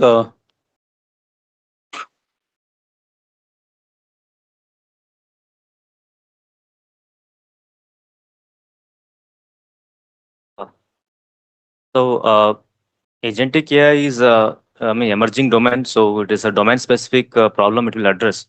It's good that Talent has started, so we should be very proud of it first of all. And as far as from your presentation, what I could understand is that for me it looked like a theoretical framework. I'm not sure till now. So is it a development of the model, or it's generally you just presented a theoretical framework? No, it is developed and it was tested on one particular project also. So, but why this this on how many parameters you trained the model, and what is the training data, testing data, hyperparameter? Yeah, that data is missing in your presentation. Okay. Like we have tested with the first initially started with 20 completed projects, 20 to 25 completed projects. With that, we have trained the model first, and it was giving us the information. We have verified the information whatever it is giving with the existing schedules. We do have Primavera schedules actually updated also in our system. So with that, we have compared our data. Then we have tested with the live projects also. This was the one sample case we have given here in the presentation, the live project. Okay, so to begin with, you are taking the schedule part, but what about quality and cost? Is it going to come later? Like cost we have incorporated in the Primavera schedule only. Quality will be in the next thing we could have we will look upon to. Since resources are loaded in the Primavera schedules, we are looking part of cost also in Primavera. Thank you, Kirti. I think we should move on. You have two more presentations to talk. So Yeah, let's go thank on to you. the next one. I know you're Thank you. getting tired on answering the same question, but let's move on. Thank Next you. one. We invite paper number IPM 9, authored by Kirti Epireddy Gari and Anusha Jami, to present the paper titled AI Assisted Project Scheduling, Model Context Protocol Approach for the Planning through Primavera P6.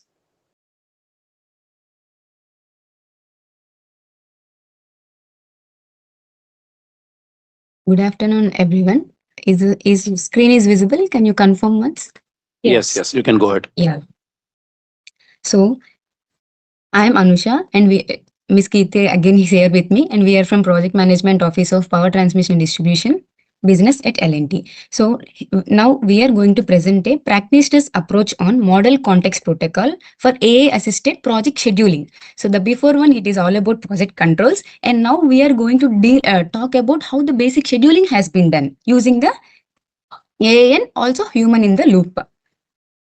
So let me begin with a simple question. What happens when the project schedule becomes too large and too complex for a planner to review every detail manually, but too important to leave any critical issue unidentified? This is the practical problem that motivated us to do this work. So our objective is not to replace the planner with AI. Instead, we asked, can AI become an intelligent project scheduling assistant that understands the schedule, identifies what matters, recommend what to do, and still keeps the planner as a final decision maker? So this is the idea behind our MCP APS. To understand why this is important, let me first put the problem in the context of today's EPC projects. So modern transmission, substation and utility power distribution projects are highly interdependent and resource constrained. Primavera is already having a powerful scheduling platform. It builds the WBS, manages the logic, allocates the resources and calculates the critical path. But there is an important distinction. Primavera provides schedule computation. The planner provides the project insight. In large EPC projects, we may have 3,000 to 25,000 activities and tens and thousands of relationships as well. Reviewing dependencies, float, constraint, resources, and critical path behavior manually becomes increasingly very much difficult for the planner. So the challenge is no longer having a simple schedule data. The challenge is converting the data into an actionable project intelligence. The study identifies large EPC schedules in this range and highlights the dependence on manual review and planner expertise. So from our project planning perspective, this creates the four major problems actually. The first one is like manual review, which is very slow and exhaustive. And the second problem comes here is like schedule quality, which is depending heavily on the individual planner expertise. And next coming to the experienced planners are also scarce. And the last one is AI remains disconnected from live scheduling environment. Many machine learning and LLM model applications operate on exported schedule data rather than directly within the enterprise environment. Therefore, we identified a clear need to connect AI intelligence with actual project control flows. So this led us to examine the root cause of this gap. When we compare existing approaches, we found that different technologies solve different parts of the problem. But if you see here, the Primavera provides strong scheduling computation and enterprise integration. Machine learning approaches provide prediction. LLM-based approaches provide contextual reasoning. But what is missing in the combination is like contextual reasoning, multi-agent collaboration, and human-in-the-loop governance. So this became the research gap that we wanted to address now. So in simple terms, we need to connect our schedule data, AI reasoning, and project control decisions within one governed workflow. So this led to our proposed MCP APS architecture. So our MCP APS integrates Primavera P6 EPPM, Model Context Protocol, LLMs, machine learning, and specialized agents together through a middleware. So this framework follows 5 principles. One is human-centric intelligence, where AI augments the planner. The second one is context-aware decisions. Recommendations consider the wider project context. And next, modular architecture. Different capabilities are handled by different agents that we are going to see in the later. Enterprise interoperability. So MCP provides standardized communication and orchestration. And explainable AI. So AI recommends including reasoning, confidence, and expected impact. So the objective is to make Primavera more intelligent without removing the human judgment. So the framework then operates through a simple decision support cycle. The framework first analyzes schedule logic, DCMA metrics, resources, and risk in parallel through a specialized agents. So it then ranks the corrective actions through intelligent recommendation score, considering the impact, what is the urgency level, confidence, and ease of implementation. Importantly, only planner provide changes are written back to Primavera through an enterprise web services. So there is always human in the loop. So finally, the planner feedback and the historical knowledge can be used to further recommendations. So the operating cycle is just we have to analyze, recommend, and planner has to review, approve or modify if required, and update. So from research perspective, we then needed a structural methodology to develop and evaluate this framework. We followed a design research methodology. We began with problem identification from real scheduling practice. Then we analyzed the requirements from planners, project managers, as well as project control professionals. We designed MCP APS architecture and developed the prototype using Python, MCP, LLMs, and a rule engine. So the prototype was then experimentally evaluated and continuously refined based upon stakeholder feedback. Development followed an 8-sprint agile cycle with stakeholder review at each and every stage. So this methodology allowed us to combine research rigor with practical project control requirements. So let me now explain you the prototype environment and the evidence used for this evaluation. The prototype was developed using Primavera Web Services through SOAP API with Python as a middleware. The framework combined LLM and rule engine along with the random forest classifier for machine learning based analysis. MCP provided a communication layer. So for evaluation, we used schedules from almost 20 to 25 EPC projects. These included a large project schedule ranging from minimum 2,500 to maximum 18,000 activities, 3,000 to 30,000 relationships, as well as around 650 resources and greater, and the project durations ranging from 12 to 48 months. So we validated the framework at 3 levels. Technical means we checked the communication, integration, and agent execution and data consistency. Then functional, we looked at validation accuracy, DCMA detection, and recommendation correctness. And then practical validation, we consider planners, rated usefulness, and interoperability, acceptance, and feasibility. This allowed us to look beyond whether the technology works and also whether it is actually useful for project controls. So the next shows how the components come together into MCP APS architecture.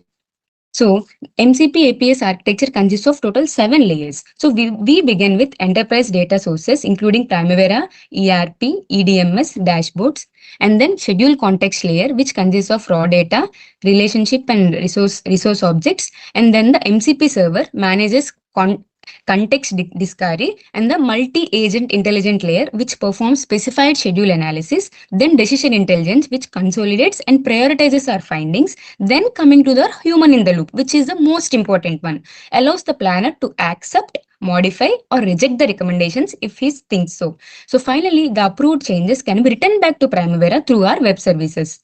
But the intelligence with this architecture does not come from one general purpose AI agent. It comes from the team of specialized agents. So we have 8 specialized agents. So we developed schedule validation agent, means it identifies logic and calendar issues. Then comes to DCMA compliance agent, which checks the quality of the schedule, such as open-ended activities, constraints, floats, and relationship. Then critical path agent, which analyzes driving relationship and recovery options.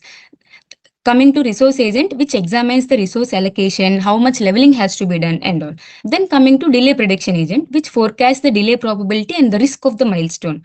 Then risk agent considers engineering, since it is a APC, engineering, procurement, and interface and customer risk. And then knowledge agent uses the lessons learned from the similar projects, and recommendation agent, what it does is it combines these outputs into a ranked actions for the planners. So the key idea is different agents analyzes different dimensions, but they reason around the same project context. Once these agents identify multiple issues, we need a structured way to measure it. This is where we introduce our two measurement constructs. One is SQI, called as Schedule Quality Index. So it answers us how healthy my schedule is. The second is Intelligent Recommendation Score. It considers impact, urgency, confidence, and ease of implementation. So it answers what should I address first. This is important because AA can potentially identify many issues, but the planner does not need another long list of findings. The planner needs prioritized list. So for the explainable actions. Now I would like to move from the framework to practical case study where we have done and evaluated this. So we evaluated this framework on a 400 by 220 kV GIS substation with 3,842 activities containing around 6,000 relationships, 214 resources, and the project is of 30 months duration, which is located in Oman at Middle East. So one example identified by the system was a vendor drawing approval activity is without a predecessor. From the basic schedule perspective, this is a simple missing relationship. But what our MCP APIs consider is a wider execution context. Means without appropriate relationship, manufacturing could potentially appear to start before required drawing approval. So the system therefore recommended to give a finish to start relationship between the approval and manufacturing activity. So the recommendation has an IRS of 0.94 with 97% of the confidence, and it was also accepted by the planner. The illustrative SQI assessment shown here has moved from 75.1 to 92.4 after accepted the recommendations. So if you see, the individual dimensions are also improved. For example, logic integrity has improved from 72 to 94, as well as DCMA from 76 to 95. So the important outcome is not just the score, it is complete decision process. We have to identify, understand the context, we have to prioritize it, and explain, and the planner approves or modifies it. So from this framework, we identify 6 main contributions.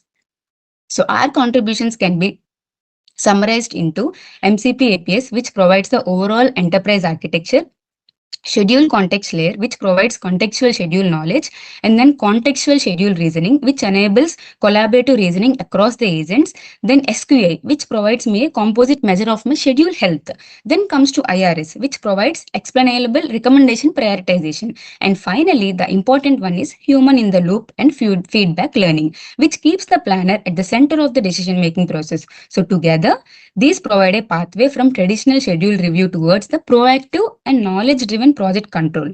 So the next question we asked ourselves is, what value does this creates to our organization? So we see the values in terms of certain areas. One is time.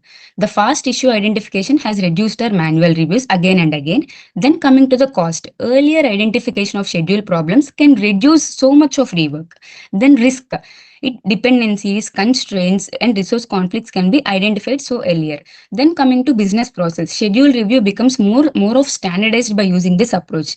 Then stakeholder management, this explains the recommendations, make schedule issues earlier to communicate, and then finally the governance. So planner authority and accountability are retained always. So the benefit is not simply automation, it is more consistent, explainable, and proactive project control decision making. However, technology alone does not guarantee successful adoption. We therefore identified some practical recommendations as well. Our recommendations for the practitioners are like, start with a good schedule data and a strong schedule context layer. Then keep the planner in the loop by design. Use SQI to establish a baseline and benchmark the schedule quality. Then use our IRS score to prioritize the recommendations, and then continuously capture the planner feedback and the lessons learned. And then start with a bounded pilot before scaling across the large portfolio. And that is what we have did actually. So start small, prove value, learn from the users, and scale it. At the same time, there are some limitations to this framework. So the current evaluation is focused on only transmission, substation, and utility projects. So the IRS weights require further calibration across the project types if the project types are varying. So implementation also depends on Primavera Web Services like enterprise security and access control integration. And although we have evaluated across 20 EPC projects, broader and longitudinal studies are required to establish sustained benefits. So to conclude with, MCP APS addresses the gap between Primavera's powerful scheduling capability and the manual interpretation required to manage the increasing complex project schedules. So by combining our MCP, context schedule understanding, multi-agent AI, and R scores, SQI, IRS, and finally the human in the loop governance, we propose a pathway toward more proactive project scheduling and project controls. But our core principles remains the same. AI recommends, planner has to decide it. The future is not replacing the project control professionals with AI. It is enabling project control professionals with AI. Thank you. And now we are open to your questions.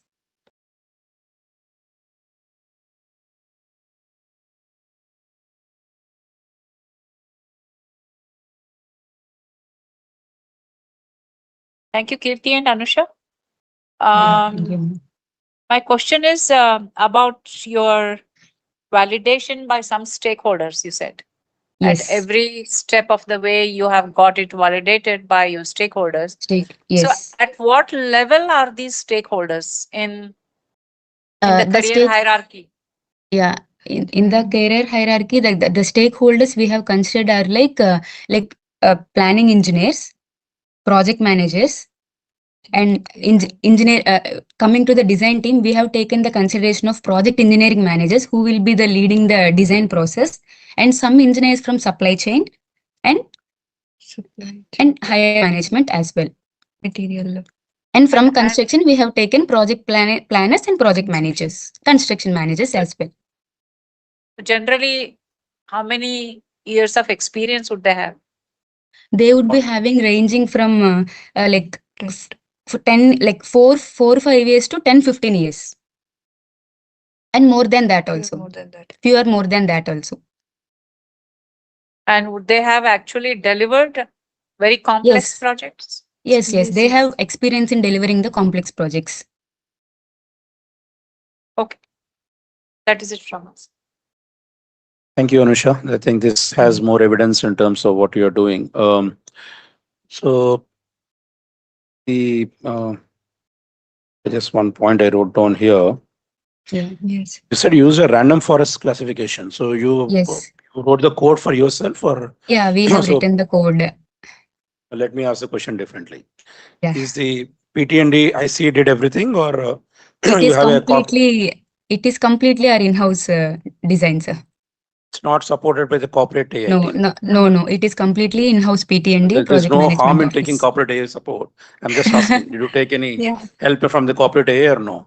No. It is completely our in-house development. Thank you. I have no further questions. Anyone else want to ask? Okay, just again for general information. This is one area which again we think there's a problem in the EPC industry in the country. Planners are disappearing. In a sense, once you have 10 to 15 years experience, they're no longer planners. They are more project managers. So we don't have a planner for a big, long project. If we are doing a mega project tomorrow, we don't have a planning in charge equivalent. All the planners disappear at 15 years. They move into project management general roles. So again, there's a conscious effort being put in the company to see we can develop a cadre on planners. So it's becoming an issue. But anyway, please go ahead. I think you can start the next presentation. Yeah, sure. Thank you. Thank you, ma'am, for insightful presentation. Now we invite paper number IPM 10, authored by Kirti Apireddy Gari and Anusha Jami, to present the paper titled Lesson Learned from Multi-Country EPC Planning, a Global Knowledge Framework for Improving Planning Excellence in International Infrastructure Projects.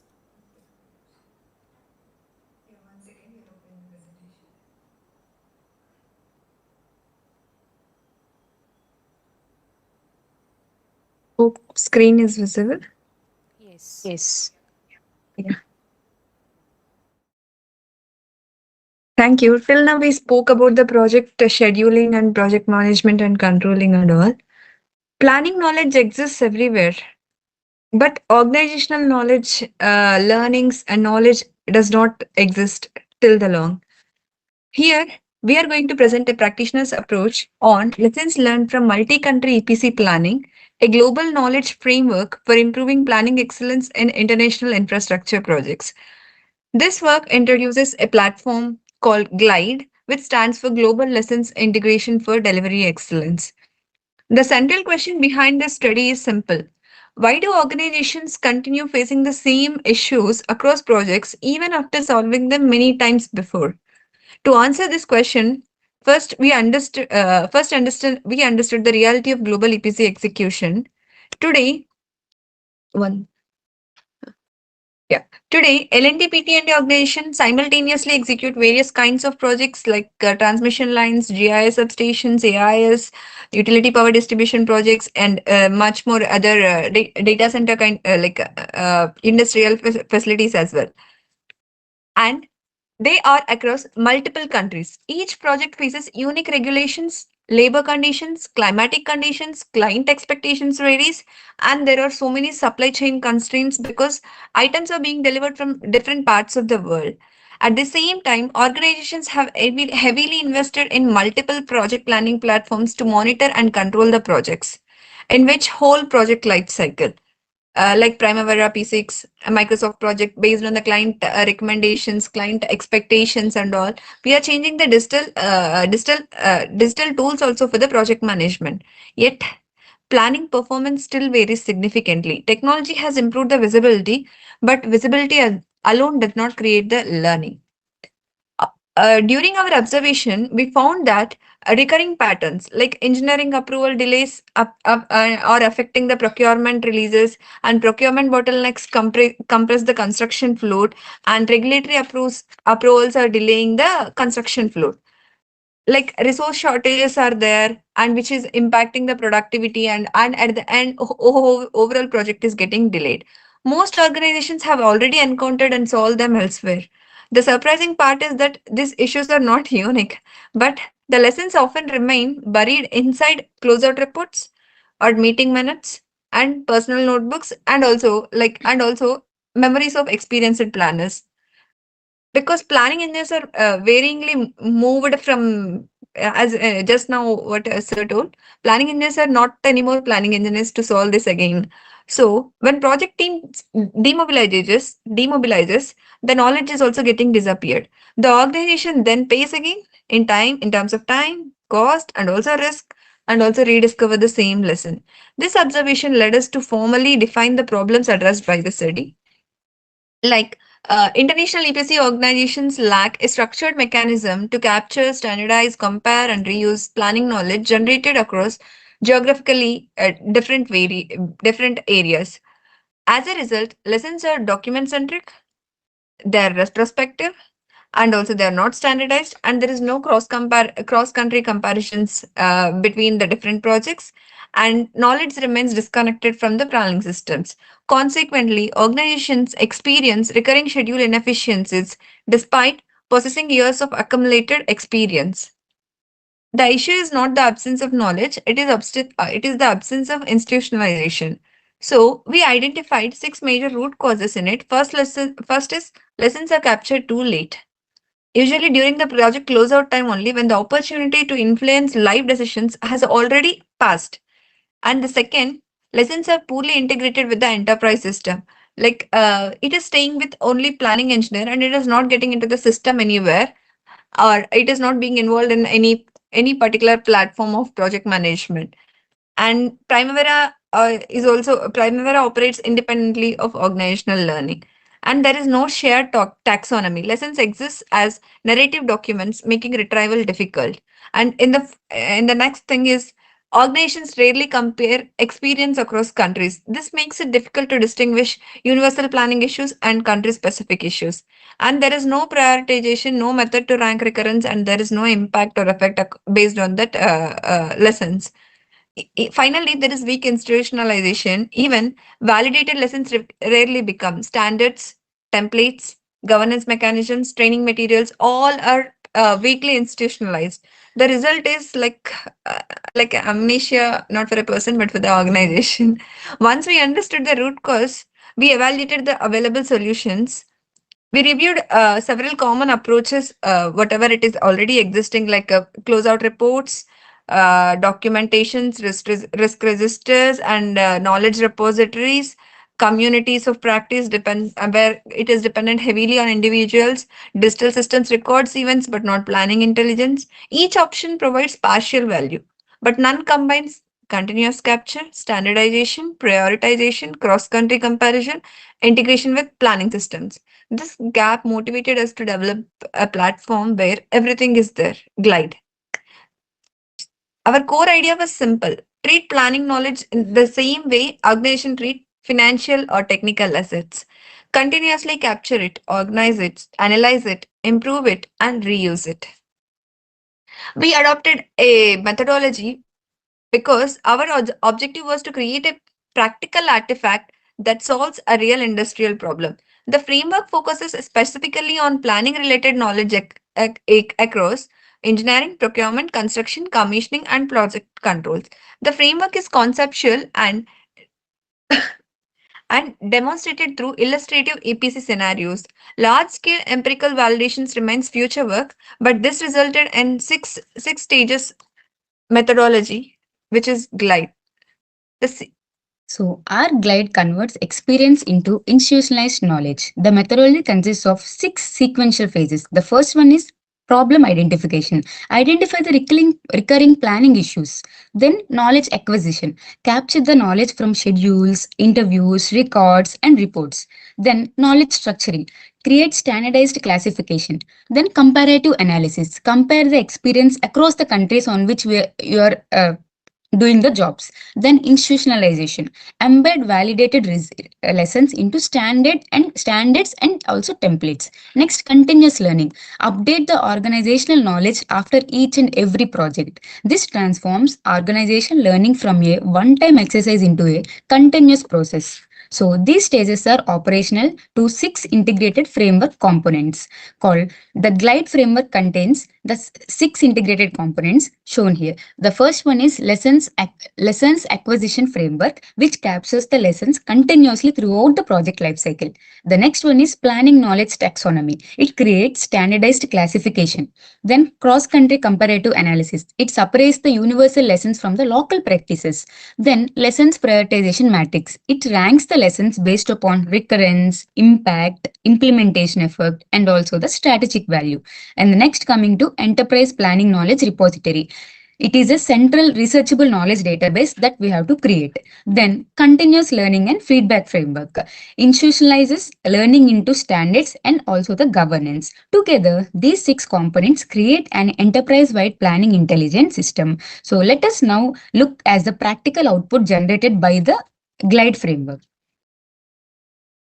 Glide produced tangible planning artifacts. One important outcome is the lessons prioritization matrix. For example, engineering approval delays emerge as a critical. Vendor engineering coordination becomes critical. Weather planning becomes high priority. Instead of hundreds of unmanaged lessons, planner focuses on what matters the most. Another output is the enterprise planning knowledge repository. Means each lessons become a linked directly to country, client which we are operating, discipline, primary activities, risk, and also the recommended actions. So this transforms the isolated experience into reusable planning intelligence. So what benefits extended beyond the documentation? The solution provides both tangible as well as intangible benefits. Coming to the tangible, it standardized the repository, it made reusable templates so that the fast schedule development has been done and better risk registers are maintained. Coming to intangible, we have stronger learning culture, reduced dependency upon individual planners, and greater consistency across the regions. So perhaps most importantly, Glide creates the foundation for future technologies such as AI copilots, knowledge graphs, as well as digital twins. The business impact becomes visible across multiple dimensions. So improved planning translated into measurable business value. From practitioner's perspective, the value is just straightforward. In terms of these 6 things: cost, reduction in the rework and repeated mistakes. Then coming to the time, it has made the planning faster as well as planning and mobilization both faster. And then earlier identification of recurring threats. means risk elimination. Then coming to safety and quality, lessons become embedded in planning checklist. Process improvement, planning standards continuously evolve. Then coming to the stakeholder management, country specific insights improve the client engagement as well. So this is where our organizational learning becomes more competitive advantage. So adoption can be phased and practical. We propose a 4-stage roadmap. So near term, deploy the lessons, capture and taxonomy. Then coming to midterm, enable comparison as well as prioritization. Then what is established, integrate repository with Primavera, ERP and EDMS systems. Then coming to the advanced level, leverage AI, natural language processing, knowledge graphs as well as digital twins. So this roadmap allows gradual maturity without major disruption. Before concluding, it is important to acknowledge the study limitations as well. So the framework remains conceptual, means like validation across multiple EPC organization is still required. So success depends heavily on organization culture, leadership commitment, governance discipline, technical integration also introduces some complexity. So additionally, some lessons will always remain context specific. So these limitations present opportunities for future research as well. So let me conclude with a key takeaway from this work, like planning knowledge should become an enterprise capability.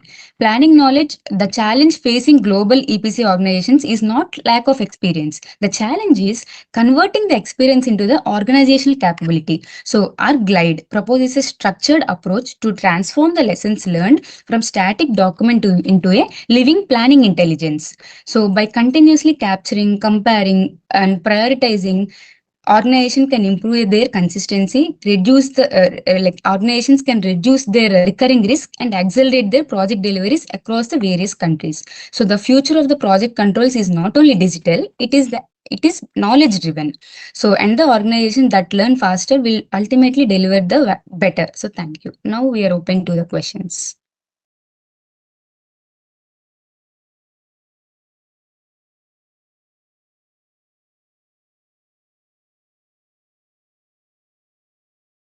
Thank you, Kirti and Anuja. Can you throw some light on which countries did you consider and what size of projects did you consider? Yes, ma'am. This is under pilot implementation only. Now we are considering the projects of PT&D. All projects of PT&D have to be into this framework. But at present, we are doing this in KSA projects mainly, Saudi Arabia. KSA, UAE. Saudi Arabia projects, substation projects, because all the projects are like mostly substation are same rated substations. So we are going with that particular set of projects at first so that we can easily have the data first. Size is like in terms of crores, it's 1200 crores around. Okay. So wouldn't you say that the conclusions that you have drawn are limited to just 2 countries, that too in the same region and just one sector? Can we yes. generalize that, this is a global knowledge framework? I doubt it. Actually, we are in the implementation phase. Now, it is just a framework. Then we are going to scale it up across all the regions and countries which we are working with. The framework is still in the implementation, like pilot implementation. Okay, so do you have plans for some external validation or somebody who can come and challenge you, spar with you on your assumptions? That we will definitely do it, ma'am, because now we are heading up with the next idea is to head up with almost 30 countries around the world where our projects are there. And in that, from all the projects, because of the client is different and the what we call geography is different and the project types are different. Now at this stage we look up into one particular phase of one particular type of the projects and all. Also, as of now, we have contracts management head with wide experience. We are also cross-checking with them. Okay, thank you. Yeah. Thank you, Anusha. Thank you, Kirti. I think it's a good effort to start doing the process. As I understand, still at a very conceptual level. You're still don't have any evidence to show anything on the framework, which is fine. Keep up the good work. Overall, I think you're at least you're thinking on the right direction. Question is on the devil is always in the details. Once you start getting down to details, you will know. But I strongly encourage you to go on that path. Try and do anything. I am happy to see that you have a very strong research mind. So with IPM or otherwise also, if you think anything can be done together, we'll start looking at these activities. Keep up the good work. I think it's this conceptual, but yeah, I think the thinking is in the right direction. Let's see the details and anywhere it can go on to happen. Any questions from the audience? No. Thank you. I think you've done a great job. Yeah, thank you, sir.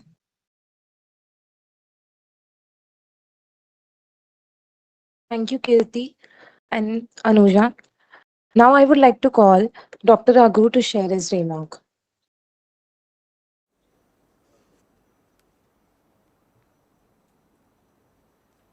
Thank you everyone. So it's been a wonderful 14 presentations. I know all the participants are not here, but in the yesterday and today, last 2 days, we have seen a wide range of presentations across multiple infrastructure sectors, and participants have taken a lot of effort to understand their particular businesses and come out with what they think is a novelty and innovation in each of the areas. Many things stand out. Of course, we didn't have time to actually sit together and consolidate whatever we are doing, but a few points which come to my mind. Almost everyone, I mean, there are a few presentations, obviously, this is not academic presentation in the strict sense. As we said, it is a practitioner's presentation, so each practitioner has seen what they have done in their own projects, what they have learned, and tried to share what they can for the larger audience. To that extent, the methods varied, the outcomes varied, the kind of inputs, what they kind of provide to others are different. But one thing which came across is that everyone is very passionate. What Vidya made the comment yesterday, rightly pointed out that each presenter is very, very deeply involved in their work, and it's very heartening to see. And definitely infrastructure's future is in good hands with all these things. And of course, all the participants who are sitting here and the students who are listening, I'm sure you're going to carry some of the good things here. So the passion in the job, the kind of activity they are doing is very, very good. Second important thing what I notice is that all the presenters are kind of very grounded. It's, of course, when you try and generalize one idea, you kind of become too generic. You can take away from one project to some other project. The theory might look the same, but that happens. But the bottom line in terms of collecting the data, looking at everything, I think every participant is grounded. The question of detail varied. I mean, for instance, when you look at a very macro country level presentation like a Bangladesh, what we saw, the amount of detail what you can collect is quite different than what you saw, what Anusha and Kirti showed today. On the project level details will be completely different. Or you take some other metro project, it's completely different level of detail. So generally the participants have come out very grounded. They try to apply some kind of academic or a scientific theory behind each of the things, trying to understand what actually happened, and that's a good sign. People are trying to go back and relate to whatever they have been studied in the past and how it can be applied going forward. So that's a good thing, which everyone has done, and I think we should encourage these kind of initiatives to go forward. The learnings itself are, sometimes it appears very small. It's a very narrowly defined projects, and that's how the research should be done. The research should not be broad, that we can't answer all the, we try to answer everything. And that's what we keep telling, at least in the academic context. On a PhD context, don't take a topic which is like winning a Nobel Prize. What we want is that you sort a problem which is immediately on the ground. So every research shouldn't look at a Nobel Prize, but every research should go towards that, one step towards that. So that's a good thing to see in most of the presentations. Some presentations are very wide, but otherwise most of the presentations are very narrow, very specific, and trying to address one particular angle and try and draw as many conclusions as possible. Good thing, again. Of course, you can always improve on the elements which are there. So overall, I think it's a great perspective. Some of the themes which had come out essentially are of course, technology. We keep talking about it. That's the thing which is come out very strongly in some of the presentations. How do you integrate technology? And not necessarily in infrastructure. We saw pure land use planning, facility planning, how do you plan a campus. So at different places, we saw the use of technology. We also saw very substantial use of the word sustainability. How did sustainability come? What does it mean to each of us? How do we actually include or not include in our projects? How do you go forward? That is there. And we did discuss about commercial angle. A lot of contract related issues. How does cost and price, everything come together? So it's good to see that all the elements are coming together, and slowly we are kind of looking at integrated infrastructure management. I'm sure these three themes, I mean, the money part of it and the commercials, the technology which will assist in doing things better, and of course we should be mindful about our own future in terms of sustainability, will have to come together somehow. And at least good to notice that the participants are kind of bringing this together, even though they don't explicitly say this, bringing this together in all the activities. So it's a great work altogether. So as a panel, we will of course discuss, we will try and rank the presentations in whatever sequence we think is appropriate, but that's not a reflection on any of the participants. Great job. I mean, it's fabulous to see the practitioners' perspectives.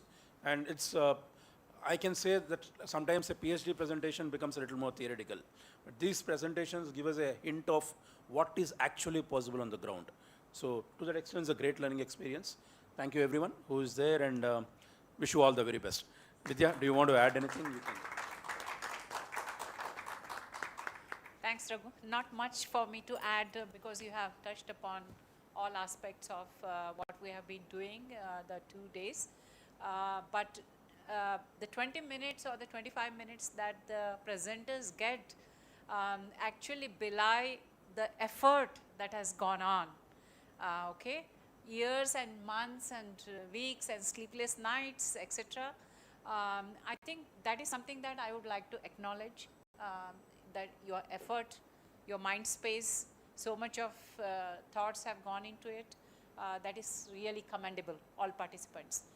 Second, of course, is the passion. You know, it's very heartening. When I started off my career in the construction industry, I never saw so much positive sentiment about the industry. Okay, there were a lot of people in my team who were just doing the work because they couldn't find anything better. But now I feel that the best talent in the industry that we saw the last 2 days is not only there, but thriving and bringing that pride to everyone else to see. I think that is the right direction that we are going. And of course, the gender diversity is again delightful, that we have engineers, not just gender diversity, but also a lot of background diversity. People have come from various backgrounds and they are pulling in their talent in this industry, which is up against very high expectations. One, because of the needs of the society, you know, the resilient infrastructure, the reliable construction. So the expectations on the industry are very, very high. So I'm very happy to see the quality of thinking, the quality of work that's going on in the industry, and how openly they're all sharing that with all of you from the academy who are looking forward to going to the industry and contributing. So I think the whole session, the whole thinking behind the session has really produced what we wanted to see. So of course, when we go to the next session, when the presentations are compared and seen, you know, I would like all the participants to take it in the right spirit, that sometimes we need to really learn from others. I don't know if they are all listening to each other. No? They've joined on. Yeah. So there is also a lot of learning that we take from each other, sparring with our colleagues, and getting our ideas actually challenged. Because only when you test it against fire that the brilliance of your idea comes out. So don't be afraid of getting challenged. or sparring with your colleagues and really throwing a open question on where do you see my idea, is it really worth, should I work on this more, can I get it tested, etc. Because once you test it, once you commercialize your idea, you practice your idea, I think it should really stand a test of that rigor. Okay, so I would like all participants to take back these inputs from what we have seen for the 2 days, and best of luck, and so happy to have you in the industry. Thank you.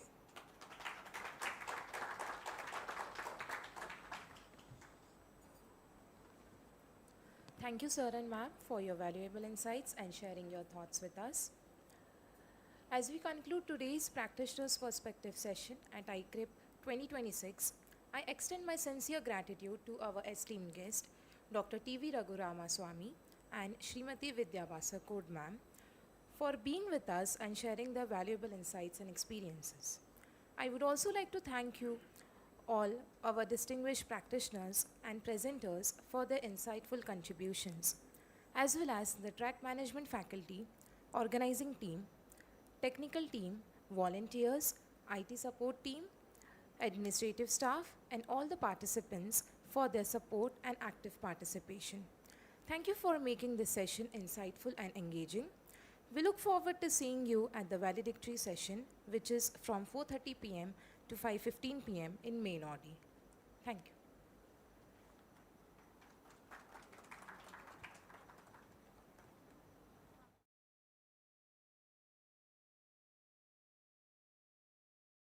I, Dishani Yogi, and I, Shivangi Kapoor, welcome you all to the valedictory session of ICCRIP 2026.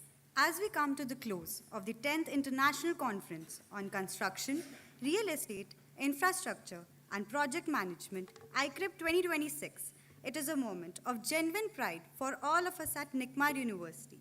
From its first edition to this landmark 10th edition, ICCRIP has grown alongside the CRIP sector that continues to shape India's economic, infrastructural, and urban transformation. Over the past 2 days, ICCRIP 2026 has brought together diverse perspectives, disciplines, and experiences around a shared purpose to advance knowledge and strengthen the connection between research, industry, innovation, and practice. From thought-provoking keynote addresses and plenary sessions to engaging panel discussions and technical paper presentations, the conference has created meaningful spaces for dialogue. The industry showcase, practitioner sessions, paper development workshop, hackathon, and editors conclave further expanded that dialogue beyond conventional academic boundaries. We are privileged to have with us for the valedictory ceremony of ICCRIP 2026 our distinguished dignitaries. Our chief guest, Srimati Vidya Basarkode, Executive Vice President, Member of Executive Leadership Team COVI, Managing Director, COVI India. Dr. Tapash Kumar Ganguly, Conference Mentor and Director General Interim, NICMAR. Dr. Anil Kumar Agarwal, Conference Patron and Vice Chancellor in Charge, NICMAR University, Pune. And Dr. Rajnikant Rajhans, Conference Convener and Dean Research and Development, NICMAR University, Pune. We warmly welcome our chief guest and esteemed dignitaries and are honored by their presence. We now request Dr. Tapash Kumar Ganguly, Conference Mentor and Director General Interim, NICMAR, to kindly felicitate our chief guest, Srimati Vidya Basarkode. We also request Dr. Anil Kumar Agarwal and Dr. Rajnikant Rajhans to join them.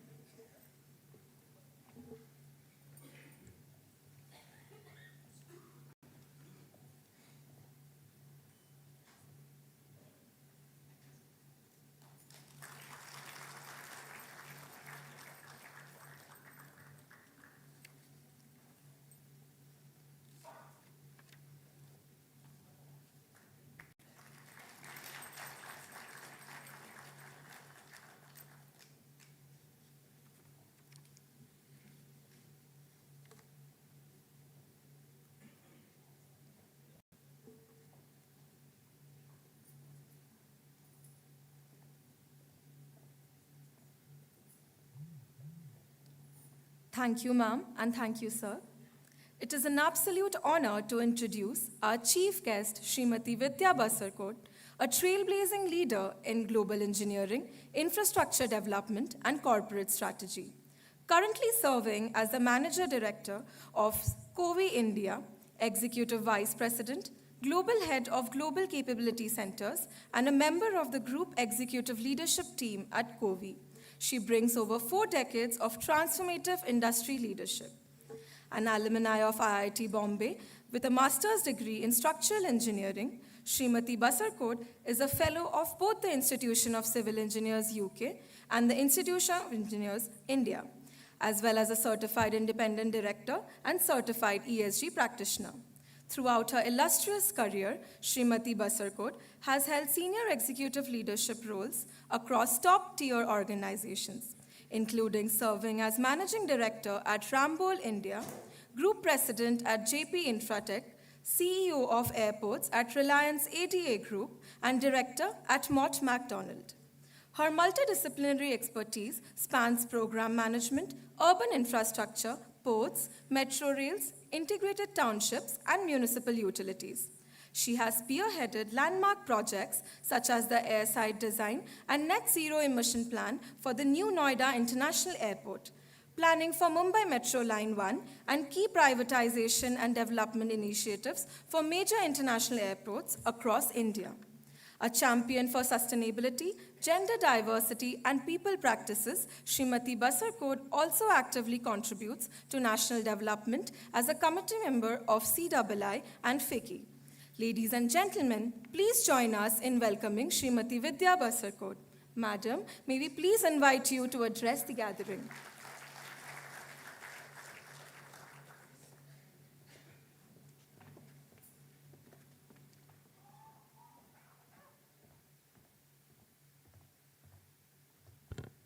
Thank you for those kind words. Sometimes I wonder whether it is me you are talking about or somebody else. But however, the achievements that you spoke about has not been at all contributed to me, because it's a journey of a lot of people who have contributed to that. And today I would like to acknowledge both the academia as well as the industry who has been who should be credited for whatever achievements are there today. But I would also like to start this with a formal thank you to NICMAR for having me here. Last year when I was here, I went back with a lot of insights about how the industry and academia are working together for the betterment of the construction industry. And this time when I have come, I'm even more delighted. Because I also got to chair some of the practitioners' perspectives presentations along with my colleague Raghu. And that has been a real eye-opener, I must say. The kind of efforts that the practitioners are putting into those presentations, of course, there's a whole lot of effort that has gone in, years and years of efforts that have gone into that. And today when they brought those presentations, about 14, 15 presentations that we went through. You know, the kind of passion that is coming into those presentations, the kind of thought leadership that they are bringing to the construction industry is something I think we should all cherish. And I must congratulate you as the institution who are promoting this kind of a bonding and the connection between the industry and the academia. One, of course, the students who would listen to those presentations would be very, very encouraged to see the direction of the construction industry. But second, the practitioners are also equally enthused that they get this platform to impress the young minds and to also promote the narrative, a great narrative for our construction industry. So there are two ways. Of course, the academia gets to know what is happening in the industry. But more than that, the industry gets to influence the curriculum for tomorrow's industry, you know, the demands that the industry. What kind of subjects do you need to, you know, bring into the curriculum? What kind of rigor in those curriculum activities is something that the industry is struggling to find. Some of the new age subjects that in the industry that we want your attention as academics is what the presentations actually gave a lot of directions. Of course, during my presentation, I will also touch upon what went on, what were the topics, hot topics that we saw, that the industry is struggling to find expertise. Okay, and that input, if it can be built in the curriculum that you structure in the coming years, I think that is one of the greatest outcomes of this forum, where we are bringing insights from both sides and helping the young minds here to take on the challenges of tomorrow's industry. And of course, during the 2 days, we heard a lot of great speakers from across the world, bringing their insights into how we need to collaborate to come up to the challenges that face the construction industry. That was again something I'm sure your students would have taken the benefit of listening to those speakers. But I would like to really see more and more interaction from the students and challenge the industry leaders on how we can make this a great career for all of you.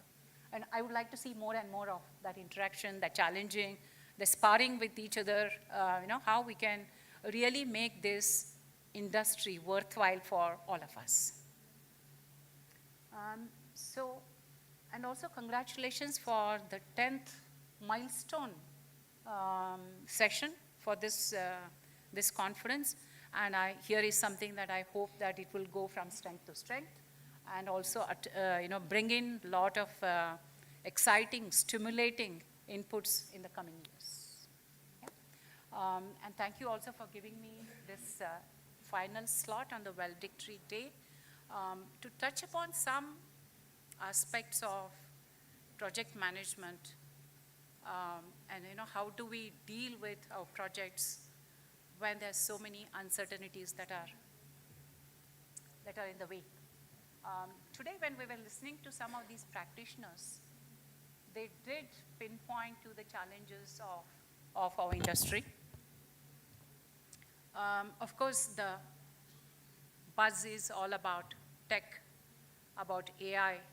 How do we leverage on that superpower to see that our projects are more predictable, that predictable delivery in terms of various aspects of the projects. Having listened to all of them very closely, now I know why the expectations on our industry is rising. One, you have climate change on one side. And second, you have AI coming in. And third, all the geopolitical uncertainties, the man-made uncertainties. Yeah? So all of them now converging on us, on our industry. And that is why the expectations are so high, because this is one industry that the society cannot do without. You need to construct homes, you need to construct buildings, infrastructure. The society cannot do without this industry. And when all these challenges are converging on us, how do we navigate through these challenges? And how do we still deliver our projects in a very predictable way, within cost, within time, and within quality? Those are some aspects I will very quickly touch upon because we are already running out of time. So bear with me for 10 minutes. And there were also some questions to me about whether my presentation would be similar to what I did last year. Sorry to disappoint you because the context last year was very different. I was talking about a live project. But this time I'm trying to wrap up our discussions with one or two remarks that are takeaway from the 2 days of the conference. Thank you. Okay, maybe you can reserve your claps after my presentation. All right. project execution amid the geopolitical uncertainty. Like I said, some of these uncertainties are made by us, some are thrust upon us, but we will have to see how we can handle them, how we can manage them, how we can navigate, because always the expectation on a project manager is just way too much.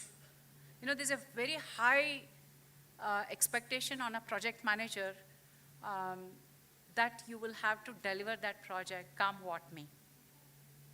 But sometimes I think the teams also do not stop and see how challenging that particular role is. How does one deliver on that responsibility as a project manager? So I have put together some thoughts. Please stop me and ask questions if you have any, but let me now take you through this. Very quickly, I will touch upon 4 points of the project execution and what are the challenges. Why does it matter? I always already touched upon it because of the expectation that is rising in the society due to various factors. Am I not audible? A hand mic? Yeah, okay, that would be good. Where is? I know it is okay. So can I have that?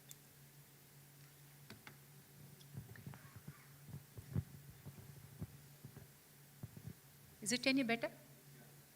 Okay, all right. So I already touched upon why the execution matters because of the challenges, and how does risk spread, and then what can project teams do, and which skills matter. Very quickly, let me go to the first topic about why it matters. And I'm sure all of you will agree that the humongous scale of the industry, the complexity that it is bringing in, is why it matters that we need to deliver our projects in a very predictable way.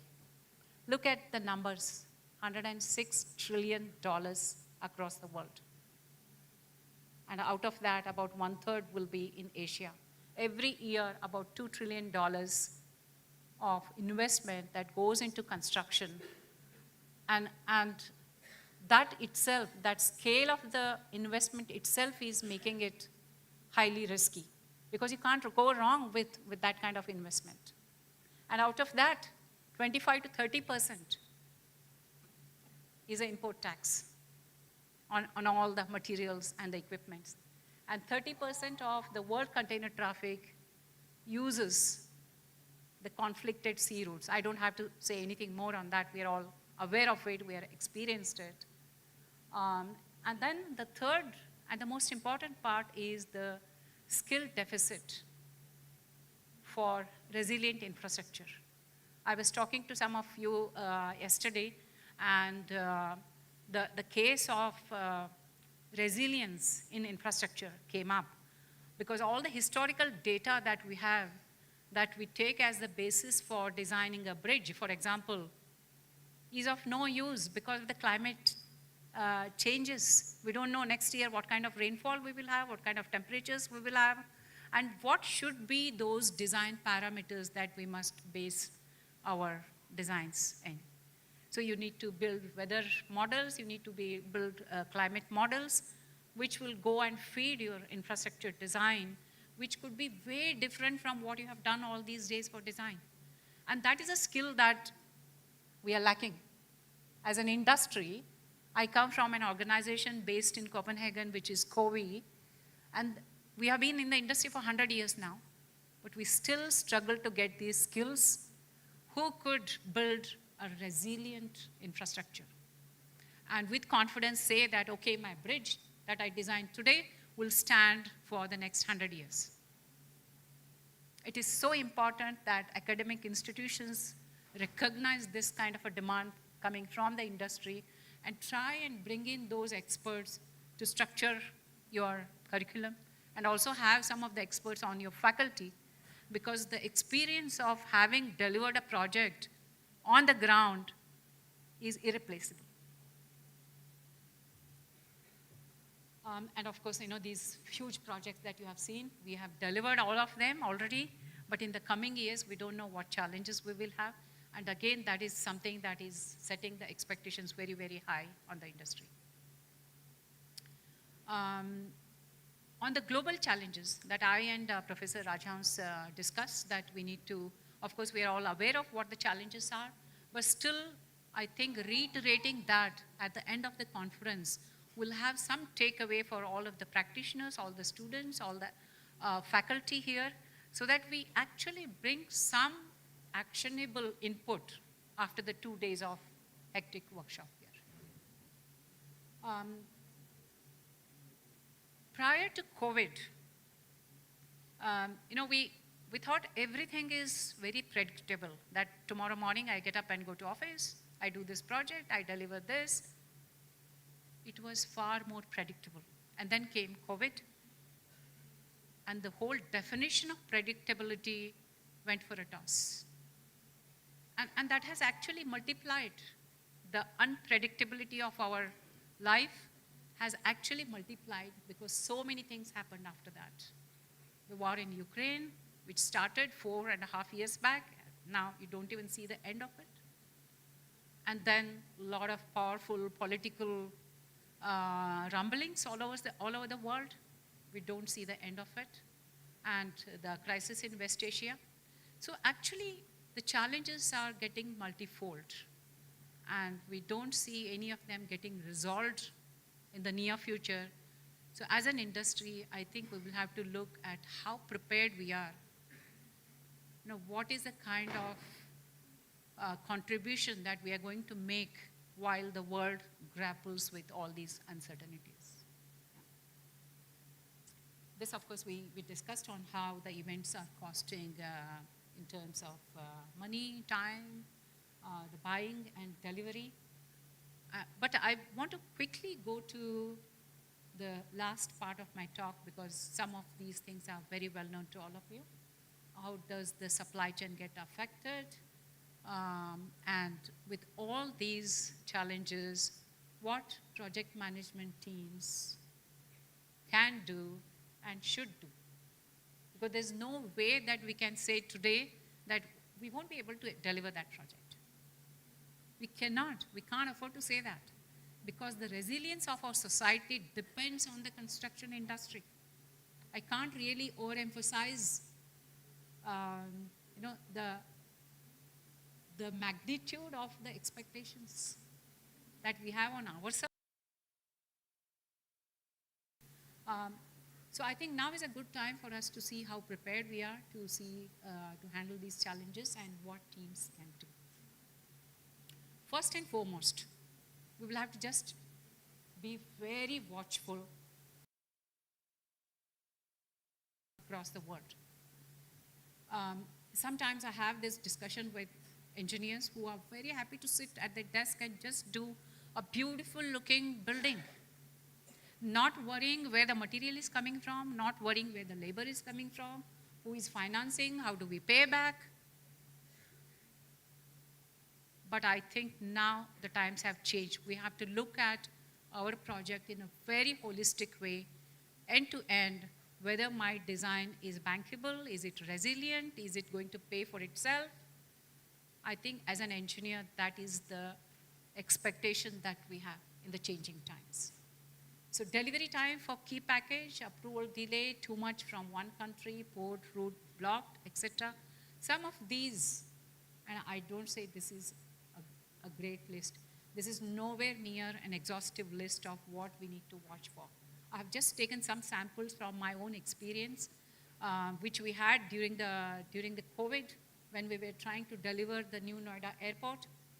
All the labor just went away to their places.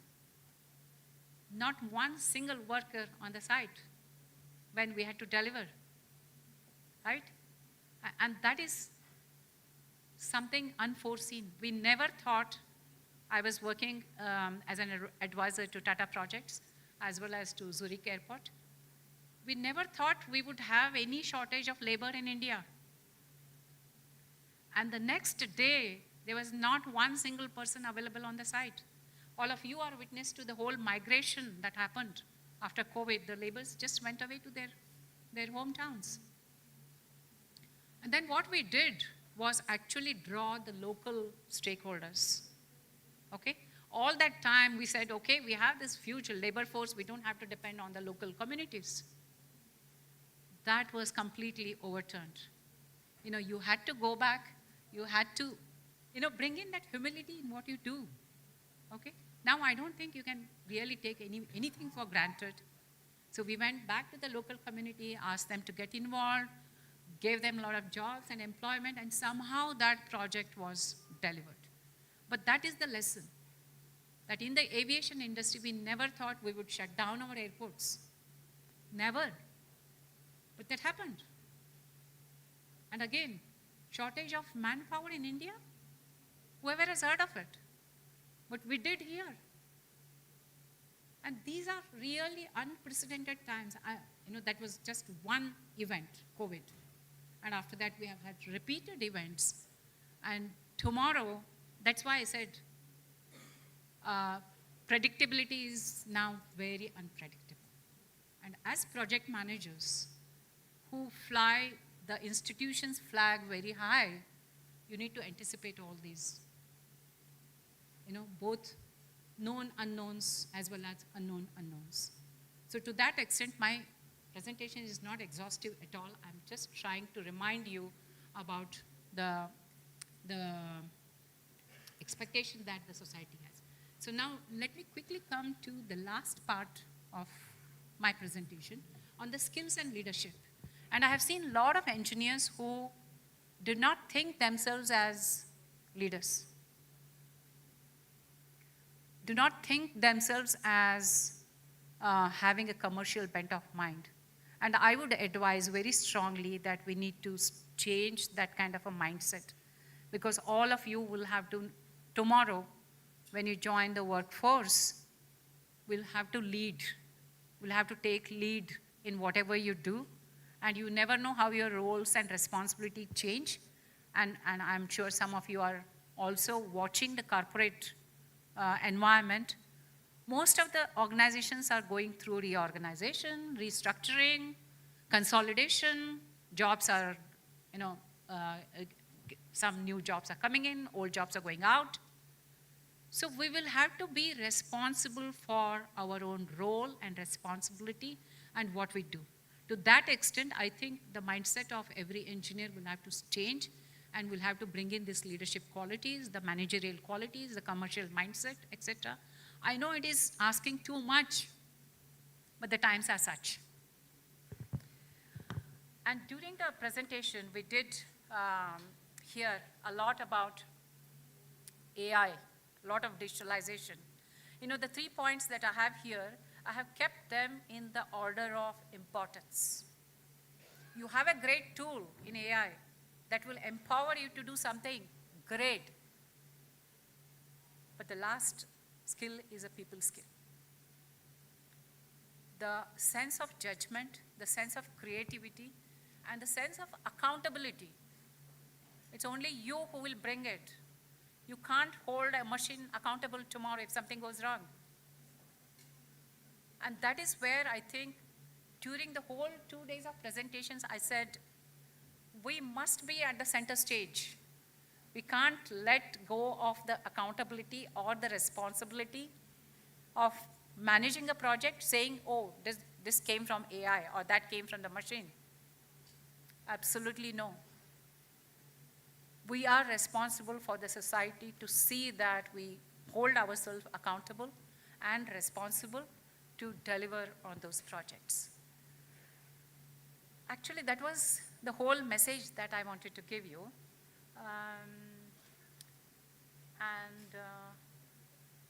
Well, just to wind up and how we need to prepare. Again, there's no manual for how we prepare in such uncertain times. We will have to just keep our eyes and ears open, be aware of what's going on in the world and in the industry, and decide with whatever information you have, and gather all the inputs that you can get from your network, your stakeholders, etc., and then act. I think not acting is not an option at all for a project manager. Let me skip this on how we handle these projects. But this is my takeaway message on spotting the risks early and keeping backup choices. Even if you have a great vendor who has served you for 30 years, it's best not to depend on just one vendor or just one manufacturer. You have to have multiple options. You will have to see a lot of local connections, local rootedness, and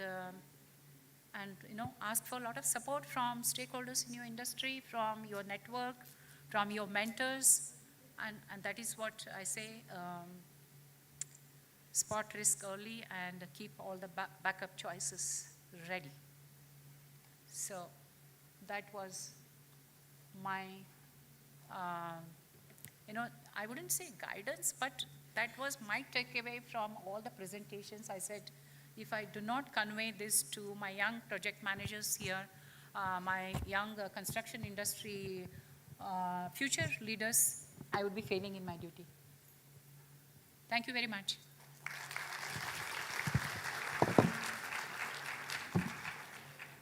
But it's also very exciting, isn't it, that we have such a great role that the times have brought upon us. And now is the time to build that great narrative about the construction industry. I know it's not a very attractive narrative that we have for our industry. A lot of youngsters still hesitate to enter construction industry. But I think now is the time to really show them what our industry can do for a resilient society. Thank you.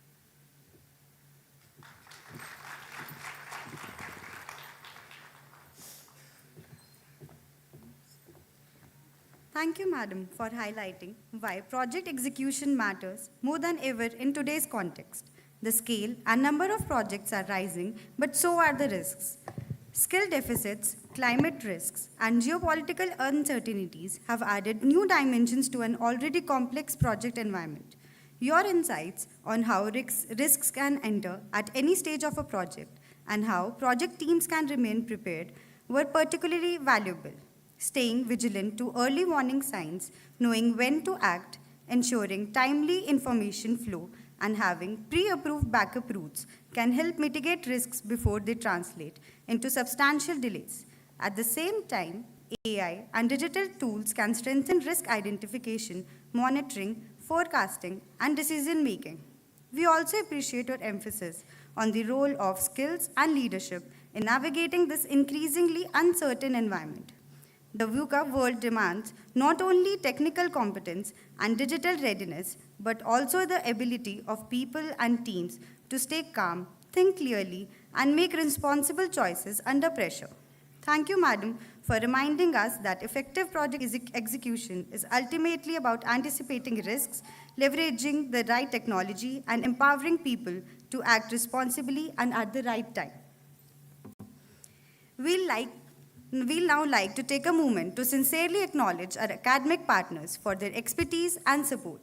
We are deeply grateful to our academic partners, Birla Institute of Technology and Science, Pilani, Indian Institute of Technology, Madras, Indian Institute for Human Settlements, Loughborough University, Maulana Azad National Institute of Technology, Bhopal, School of Planning and Architecture, Delhi, School of Planning and Architecture, Bhopal, University of Technology, Malaysia, University of West of England, Bristol, and Wentworth Institute of Technology.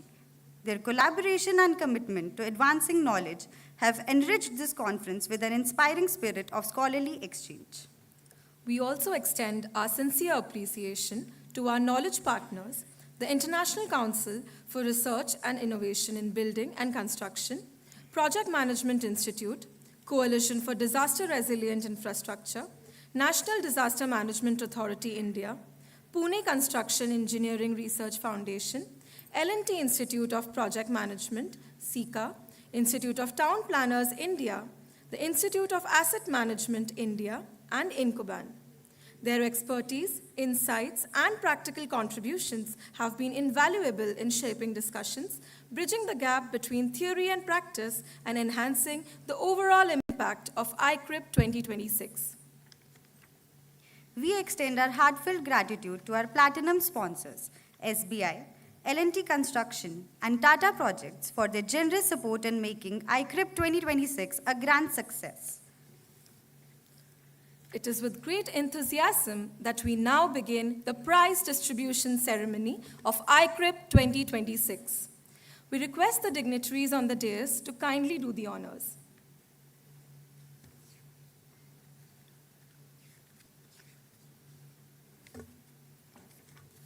Our first category is Best Research Paper Award, ICCRIP 2026. For this category, there are 2 second runner-ups, the first being Saras Pandey, Yash Chauhan, and Monu Kumari for the paper titled Comparative Rheological Evaluation of Palm Oil and Graphitic Carbonitride GC3N4 as Rejuvenators for PAV-aged VG40 bitumen. They win a certificate of merit and prize money of rupees 5,000. Please give them a warm round of applause.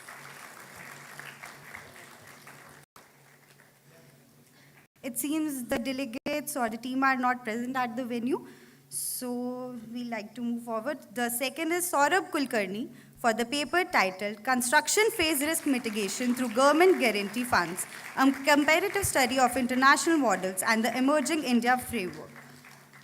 They win a certificate of merit and prize money of rupees 5,000.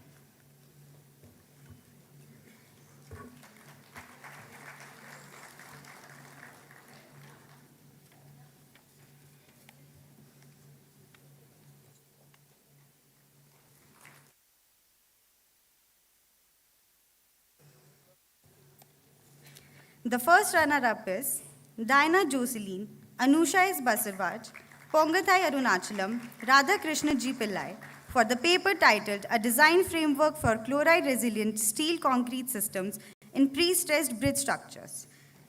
They win a certificate of merit and prize money of rupees 7,000.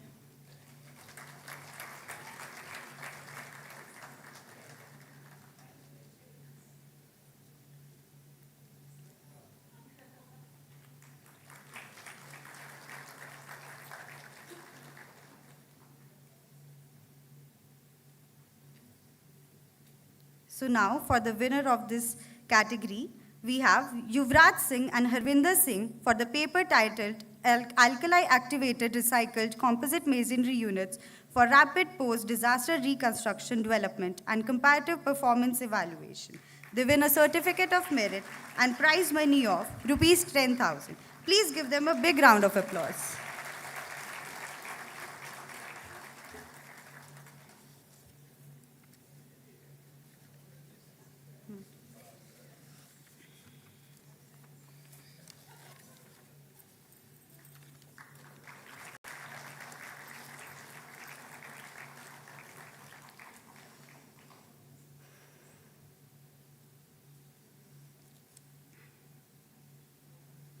We also have a special mention by the session chair, Devendra Kumar Jha, for the paper titled Successive Factors That Contributing to Achieve Basic Sanitation Coverage in Nepal Aligning with SDG 6.2. Please give them a big round of applause.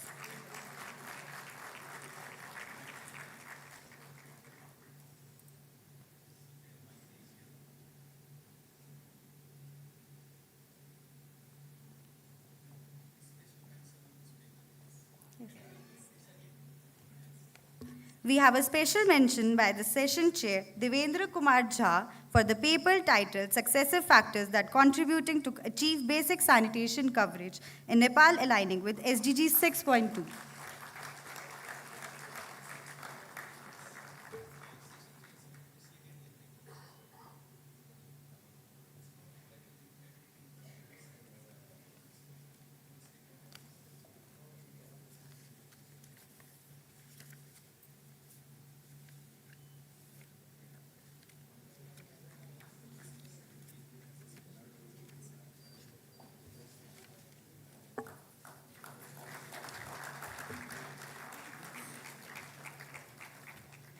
The next category is Doctoral Colloquium. The second runner-up is Amitava Sengupta, Devesh Tripathi, Dr. Aditya Sanyal, for the paper titled Water Loss, Climate Resilience and Urban Equity, a WASH-based framework for sustainable water governance in Indian cities. They win a certificate of merit and prize money of rupees 5,000. Let's give them a big round of applause.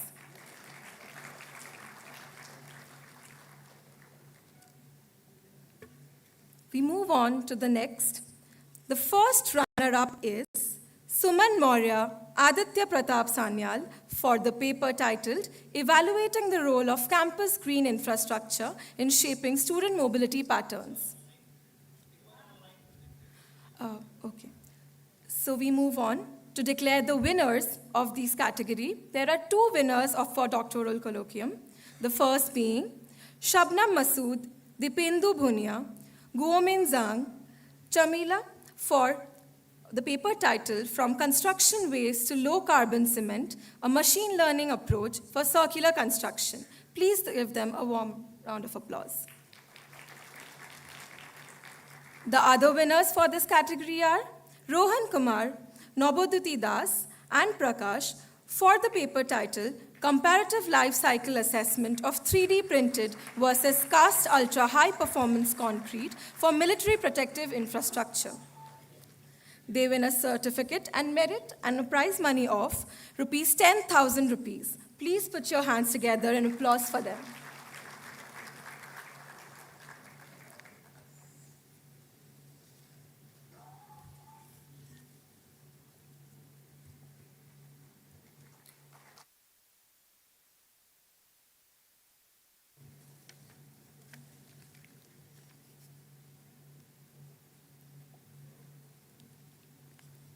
Moving on to the next category, the best case study. So the first runner-up is Gaurav Vakil, Yashima Jain, and Prasad Vaidya for the paper titled A Case Study of High Performance Building Design and the Challenge of Market Adoption in India. They win a certificate of merit and a prize money of rupees 7,000. Please put your hands together in applause for them.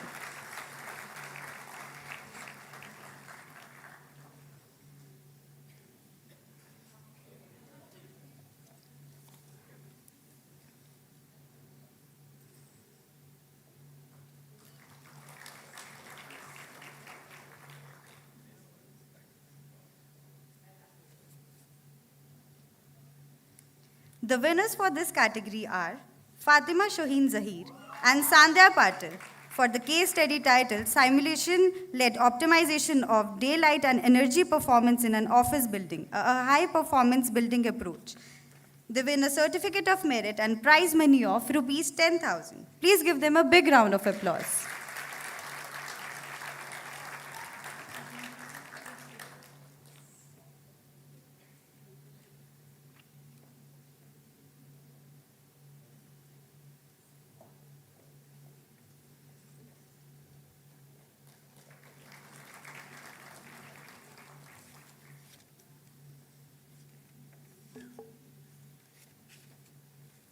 Moving on to the next category, we have the results of practitioners' perspectives.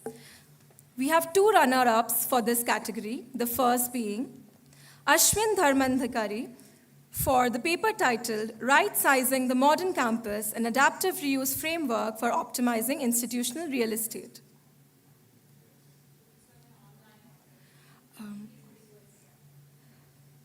Thank you. Now, for the runner-up is Jeevan M. Fernandez and Narasimhan R. for the paper, The Anatomy of Project Excellence, Practices that Create Differentiation. Please have a huge round of applause.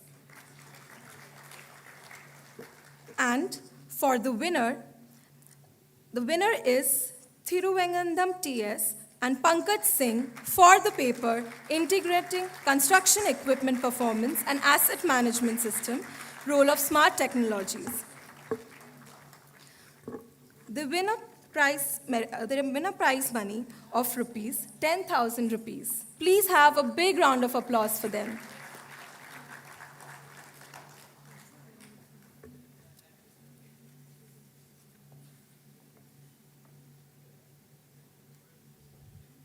Now, we would like to announce the winners of Hackathon.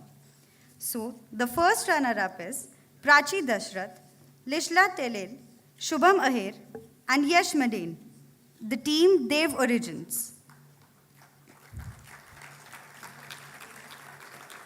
They win a certificate of merit and prize money of rupees 10,000. Please give them a big round of applause.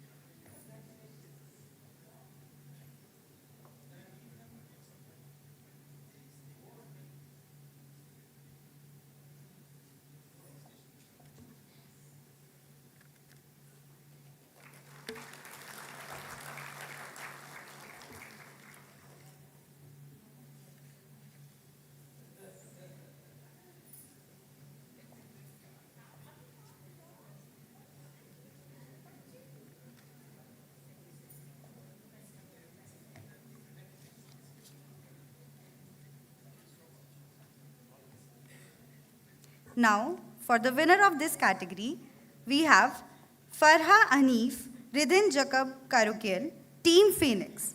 They win a prize money of rupees 15,000. Please put your hand together in applause for them.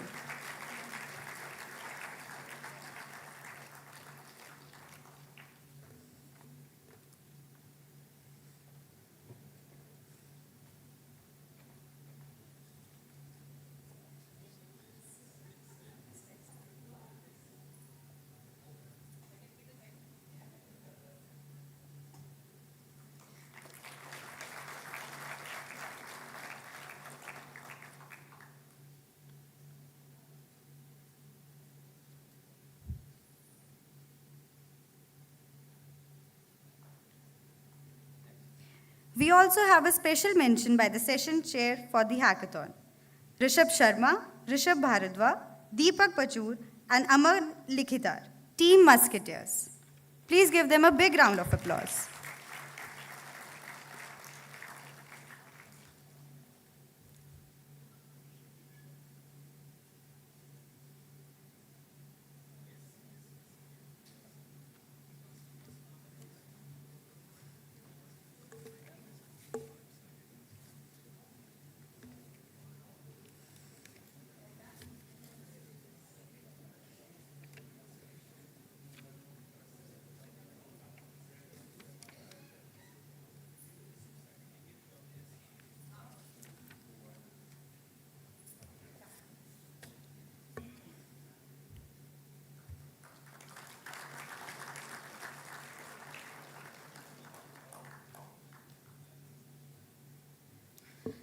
Our final category is Industry Showcase. The runner-up is Planex Solutions Private Limited. They win a certificate of merit and prize money of rupees 10,000. Please give them a warm round of applause.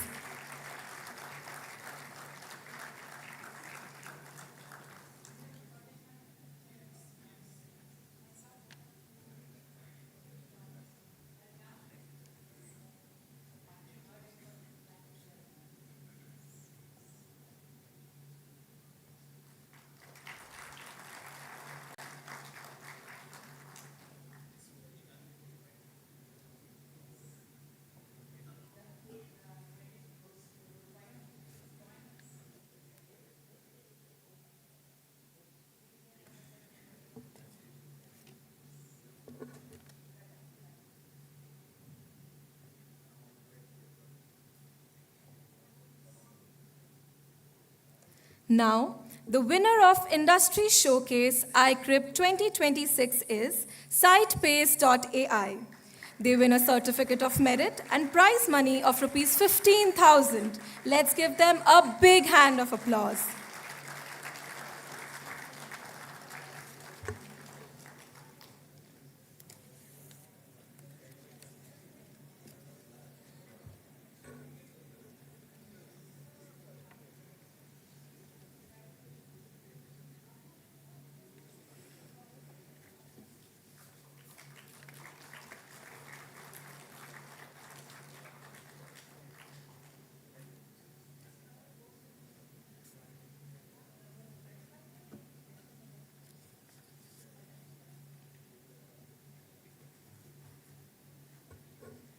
Thank you, esteemed guests. We now request Dr. Rajnikant Rajans, Conference Convener and Dean Research and Development, NICMAR University, Pune, to kindly propose the vote of thanks.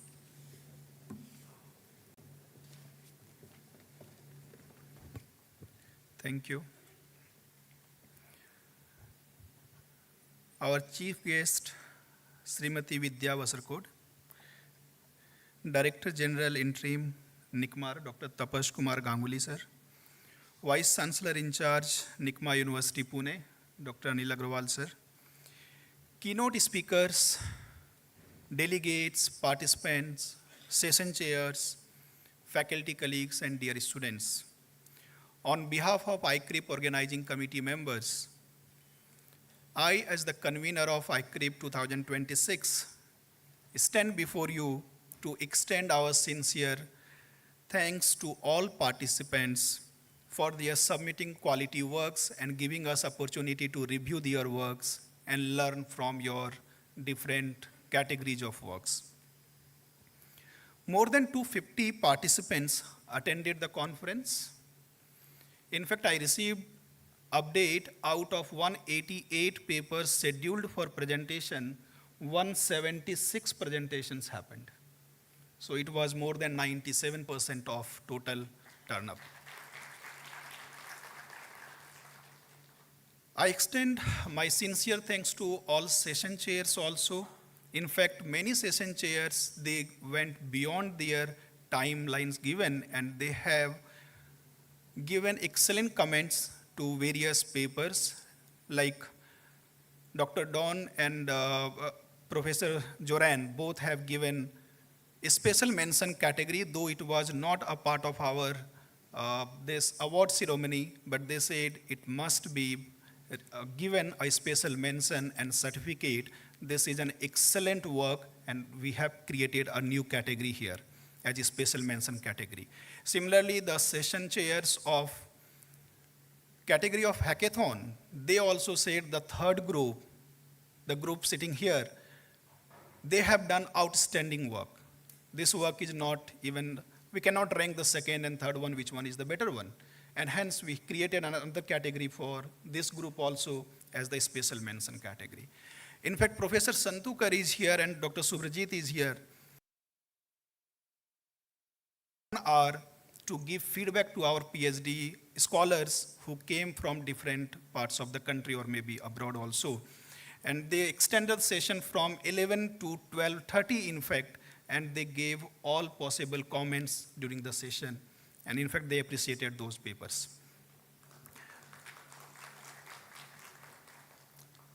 My sincere thanks to all chief guests, inaugural session, all delegates of inaugural session, chief guest, Mr. Jayanta Basu, guest of honor, Mr. Don Ward, along with the dignitaries of inaugural sessions, Professor Vijay Gupchup sir, President NICMAR University Pune, Dr. Tapash Kumar Ganguly sir, Interim Director General NICMAR.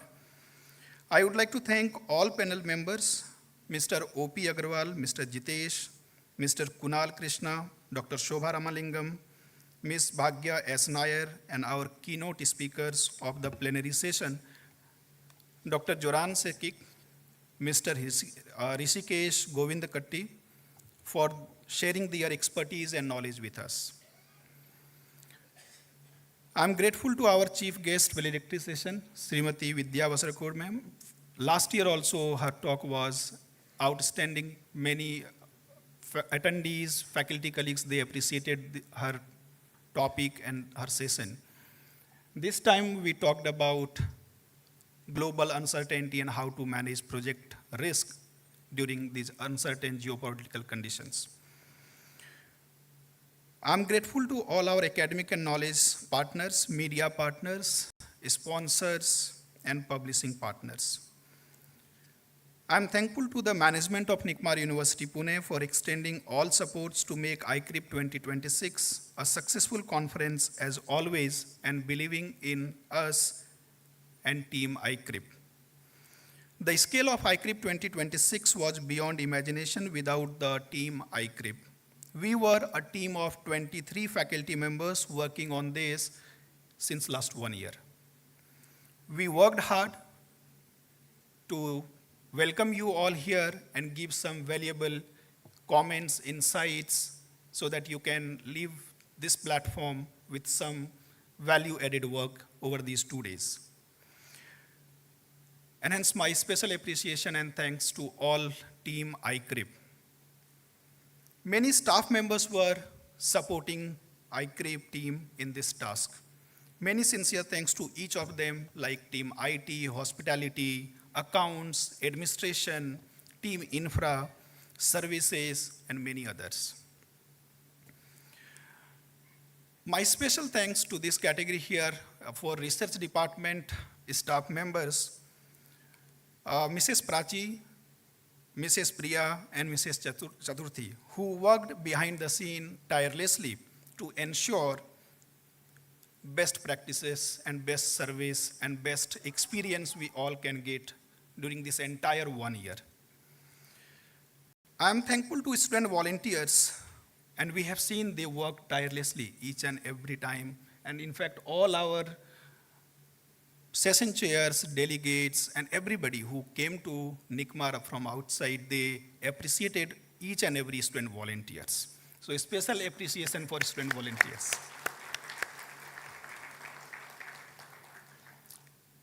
An event without great audience cannot be a successful event. So a special appreciation and thanks to each and everyone who came from different parts of the world to attend the conference, and they ensured that there will be a meaningful debate and discussion here. Thank you everyone, and goodbye.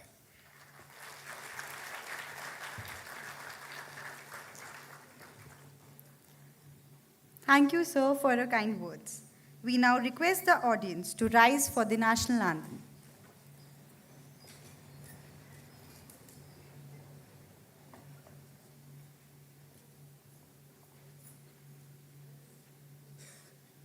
जनगण मन अधिनायक जय हे भारत भाग्य विधाता पंजाब सिंध गुजरात मराठा द्राविड उत्कल गंगा विंध्य हिमाचल यमुना गंगा उज्जल जलधि तरंगा तव शुभ नामे जागे तव शुभ आशीष मांगे गाहे तव जय गाथा जन गण मंगलदायक जय हे भारत भाग्य विधाता जय हे जय हे जय हे जय जय जय जय हे